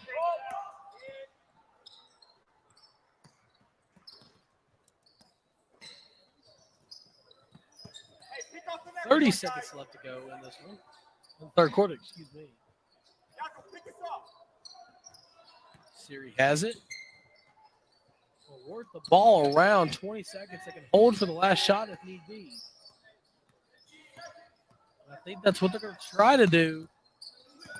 Levy's going to step back. 10 seconds left to go here in the third quarter. Kick it to the corner. That one's up and good. 3 seconds left. And it's going to be poked away. And that's going to be the end of the third quarter. Well, the Hawks lead it 51-46.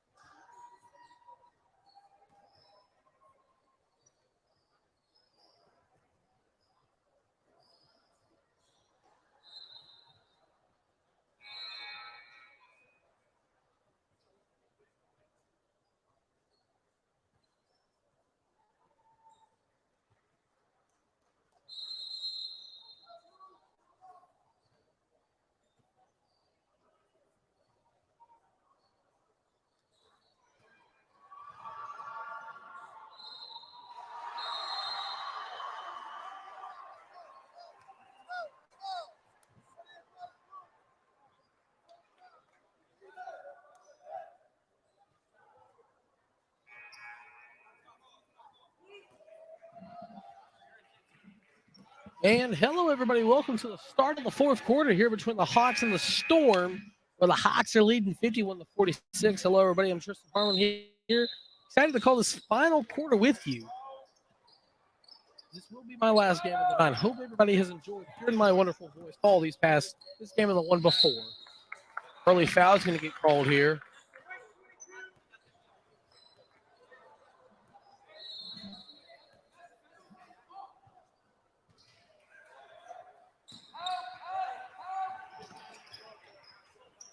Hawks going to have it now. Trying to keep all the momentum on their side.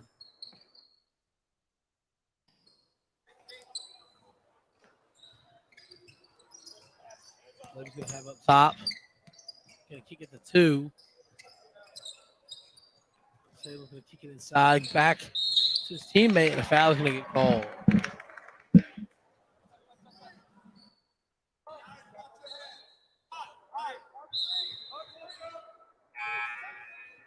Here comes Peter Drunker, who's had a monstrous of a day here so far, and has easily been the life and soul of this Hawks offense, and some on the defense as well.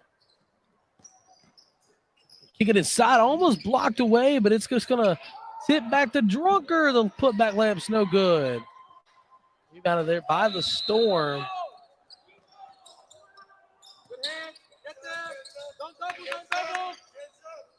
Layup's going to be up no good. And Drunker's just going to hit the floor, and a travel is going to get called. Ref, seriously. Pete, play through it. It's fine.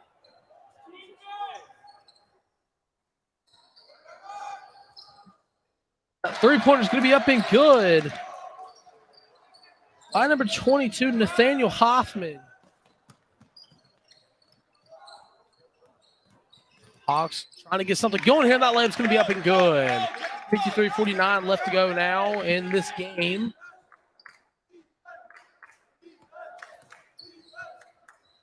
And that returns the favor. Layup's going to be up and good.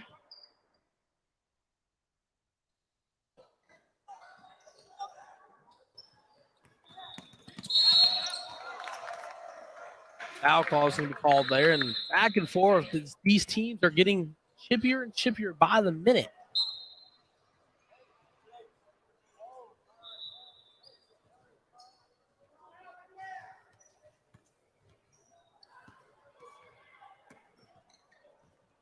$6:25 left to go in the first quarter. Final quarter of tonight's game. That let's be up and good, and one opportunity coming up for the Storm.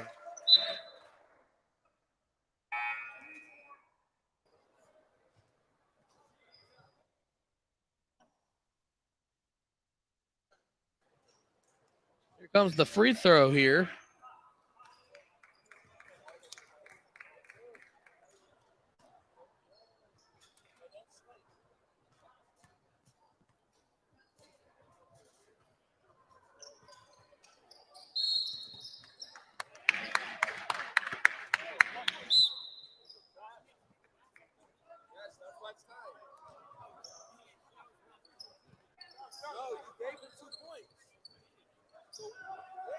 A little confusion here from coaching staff to the scores table.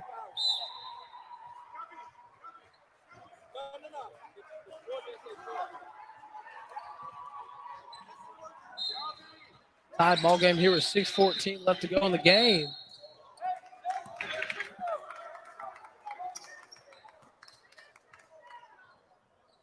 Back and forth, the definition and story of this game. Not one team wanting to give it up to any of the others.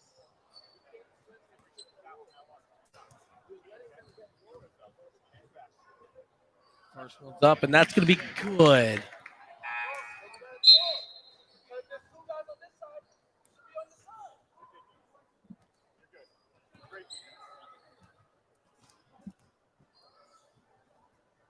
Second free throw is going to be up and good. Now it's a 2-point Hawks lead.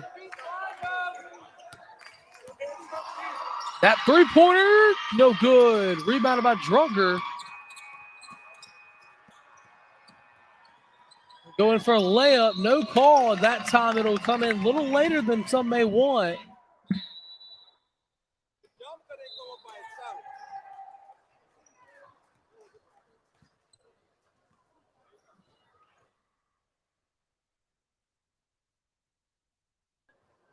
At the line now is 34 for the Hawks. Samson. First one's no good.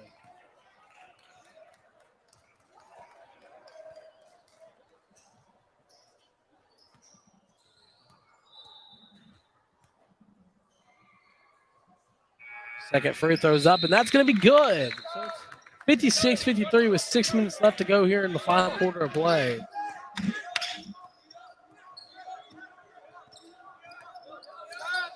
Have a man open in the corner there for a split second. Goldschmidt recovers on defense. Mid-range jumper, no good. Rebounded by Peter Drunkard. 5:35 left to go in the final quarter of play. The Hawks up by 6, looking to go up by more. Trying to make it a 2-possession game with the time they have left.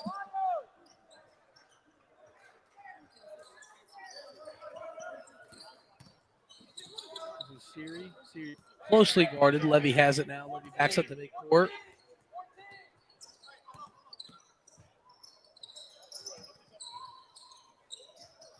Five minutes left to go here in this one.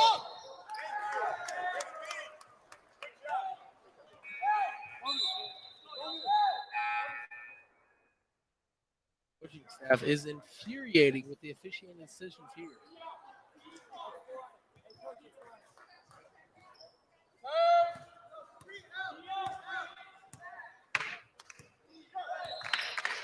Big time possession here for the Storm. Quick three-pointer, no good. Don't like that shot, but they got their own miss.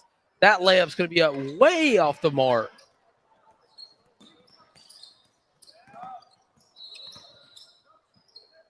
Trying to get something going here. Levy thought about taking the quick shot.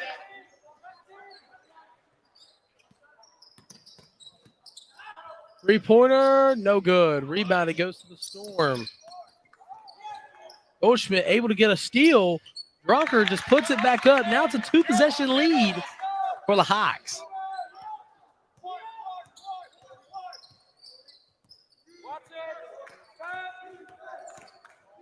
Take it inside. Wide open lane. That's going to go in good. 3-point ball game with just a little over 4 minutes left to go in this one. Dangerous pass there. Had the Storm been paying attention, it's going to go out of bounds.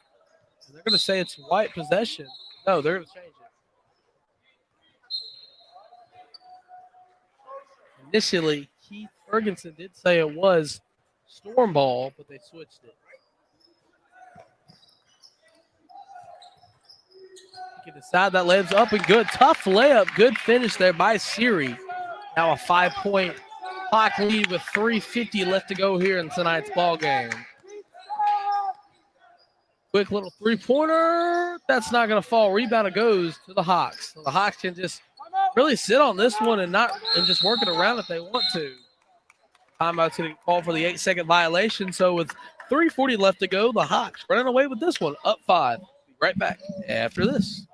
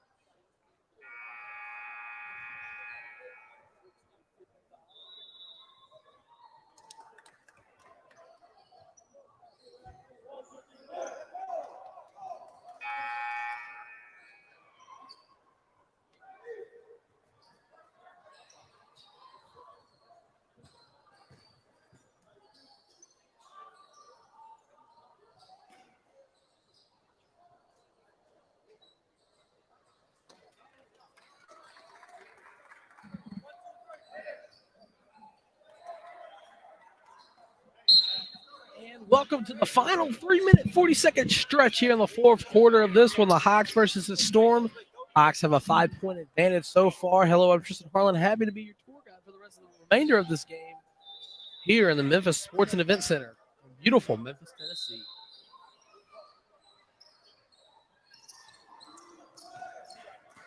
Hawks have the ball now, trying to keep the momentum on their side and not allow the Storm to have any sort of life.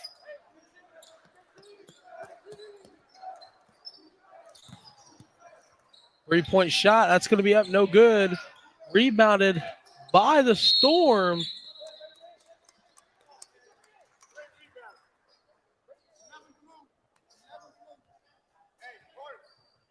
Goldschmidt's going to pick up another foul here.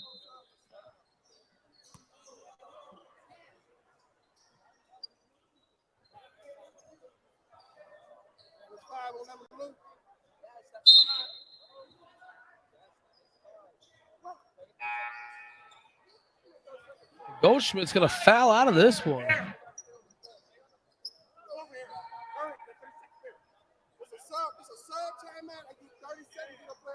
Sub timeout, 30 seconds here. A little confusion here.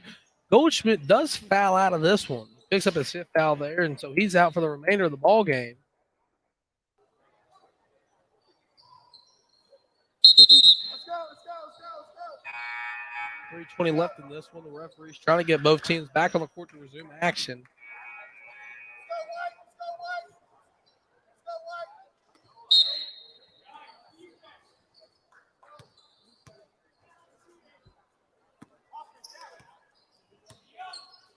So we're going to kick it inside to their big man. Can kick it back out up top. He's going to take a mid-range jumper with a hand in his face. No good. Rebounded there.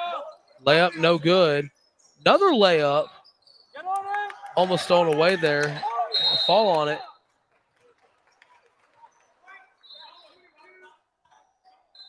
Storm will get called for a foul there. Nathaniel Hoffman, the one charged. The Hawks are in the bonus now, so you could pretty much go ahead and sign this one and deliver it to Santa Claus. This one's over.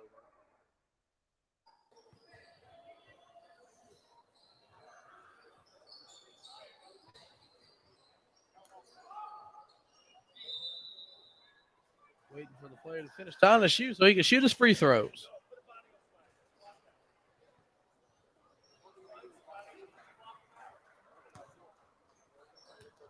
So you're at the line now. First one is up, and that's good.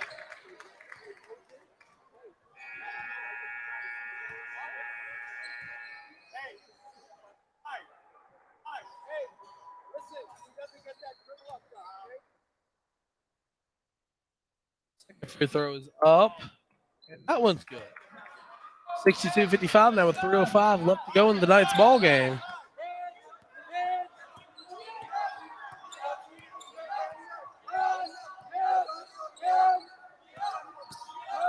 Get something going here in the corner. He's going to drive in. Wide open layup. That's up and good. 5-point ball game here with 2:47 left to go in the ball game. Almost stole it away there. They're trying to trap him so they get that 8-second call. And they will steal it. As a man open in the corner. No good. Overthought that one.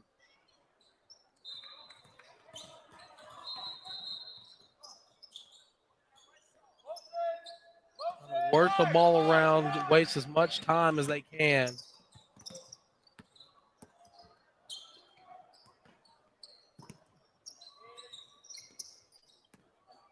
Two minutes left to go in this one.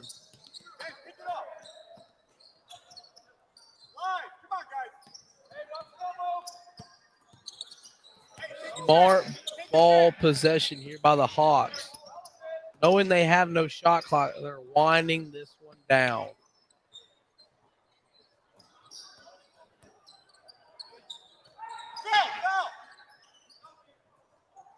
Rucker's going to try to go up with it, but he won't fall.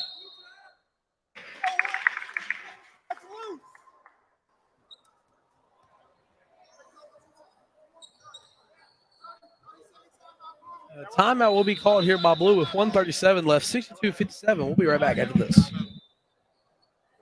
seconds. Okay, we good.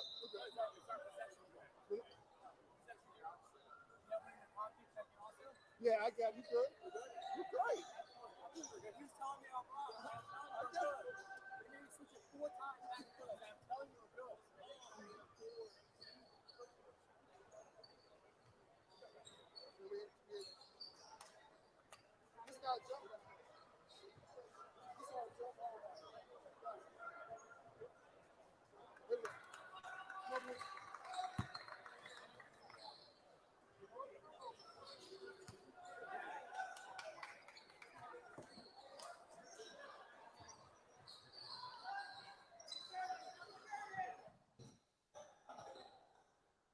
And welcome back after the short break. The Hawks will have the ball here.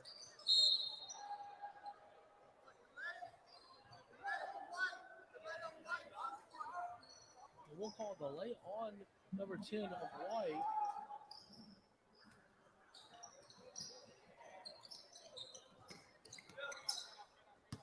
$90 seconds left to go in this one. Hawks are just going to try to keep moving the ball around here.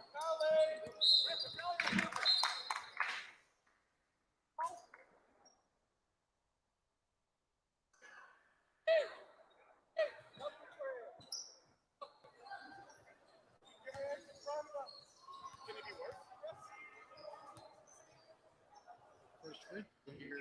We'll be up and good.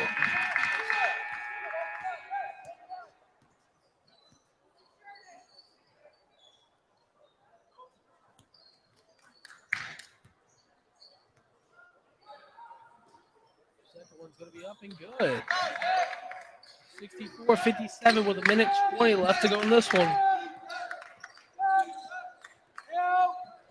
Quick layup. That's going to be good after the friendly bounce and roll off the rim and backboard. 60 seconds left to go in this one. Deep pass. They're just going to foul this one away.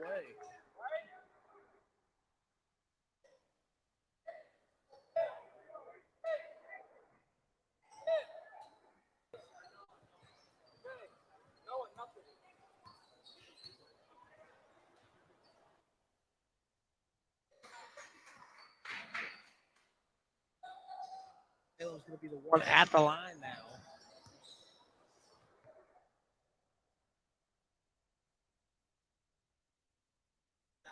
Be up and good.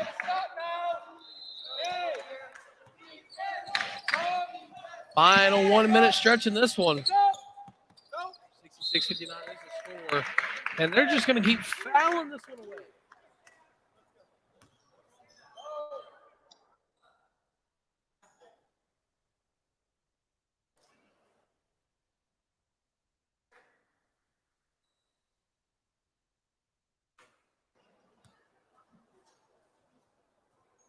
That free throw's going to be up and good.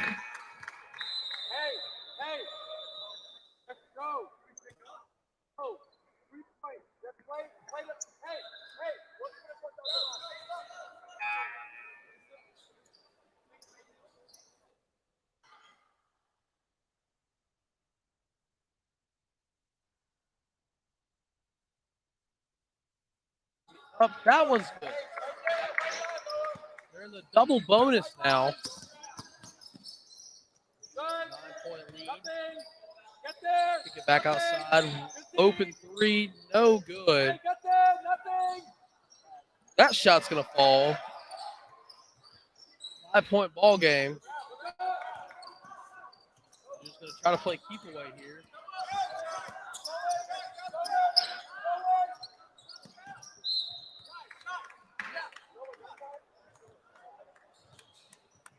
Another foul, so they're going to go back to the line.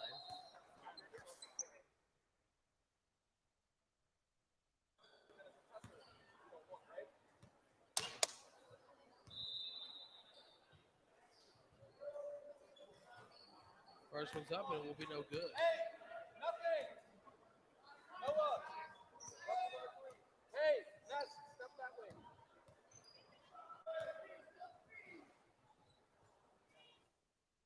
Up, and that's going to be good.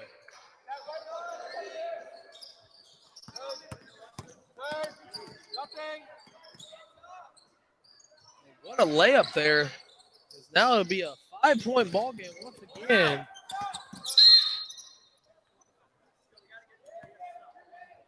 We go back to the line.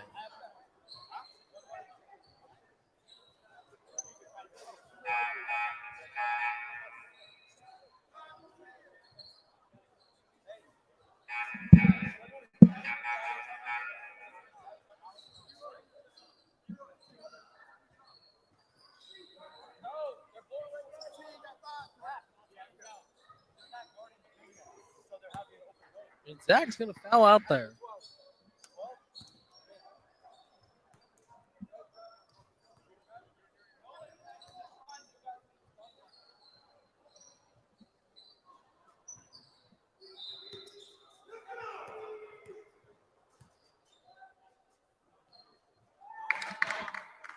Howard's up going to be up and good.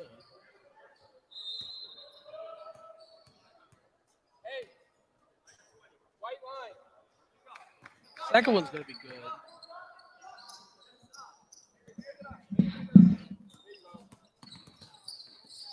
15 seconds left to go in this one. That layup's going to be up and good. Great athleticism. Out's going to be called. So 10.8 seconds left in this one. We'll take a short break. We'll be right back after this.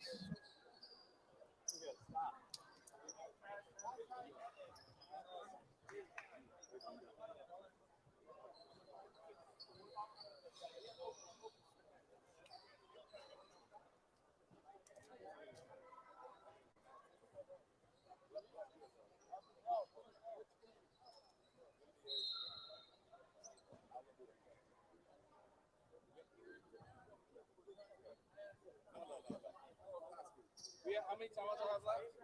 How many times do I have left? How many times do I have left?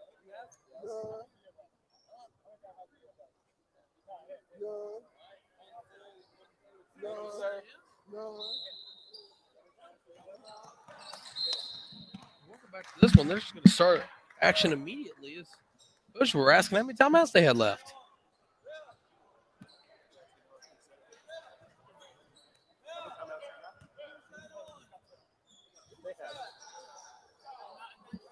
Look over, right?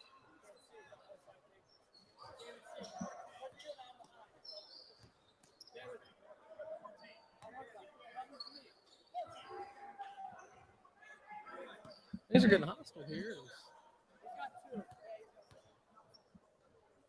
First free throw's going to be up. Pretty good. Lee, this is the most impressive free throw shooting I've seen. Unbelievable, seriously.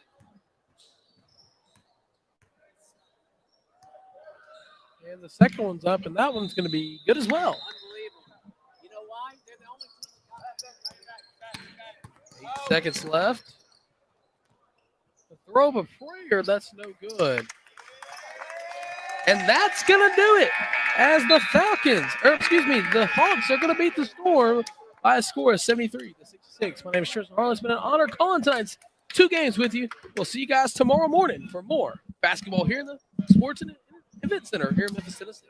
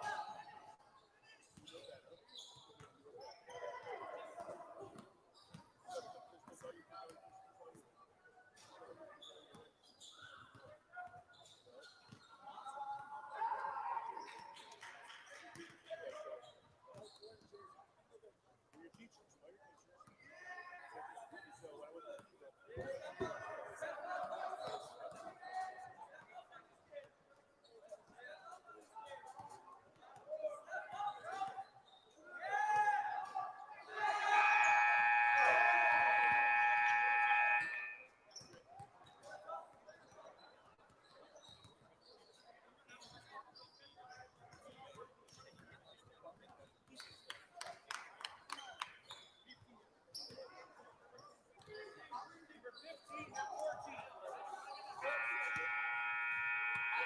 You have 14.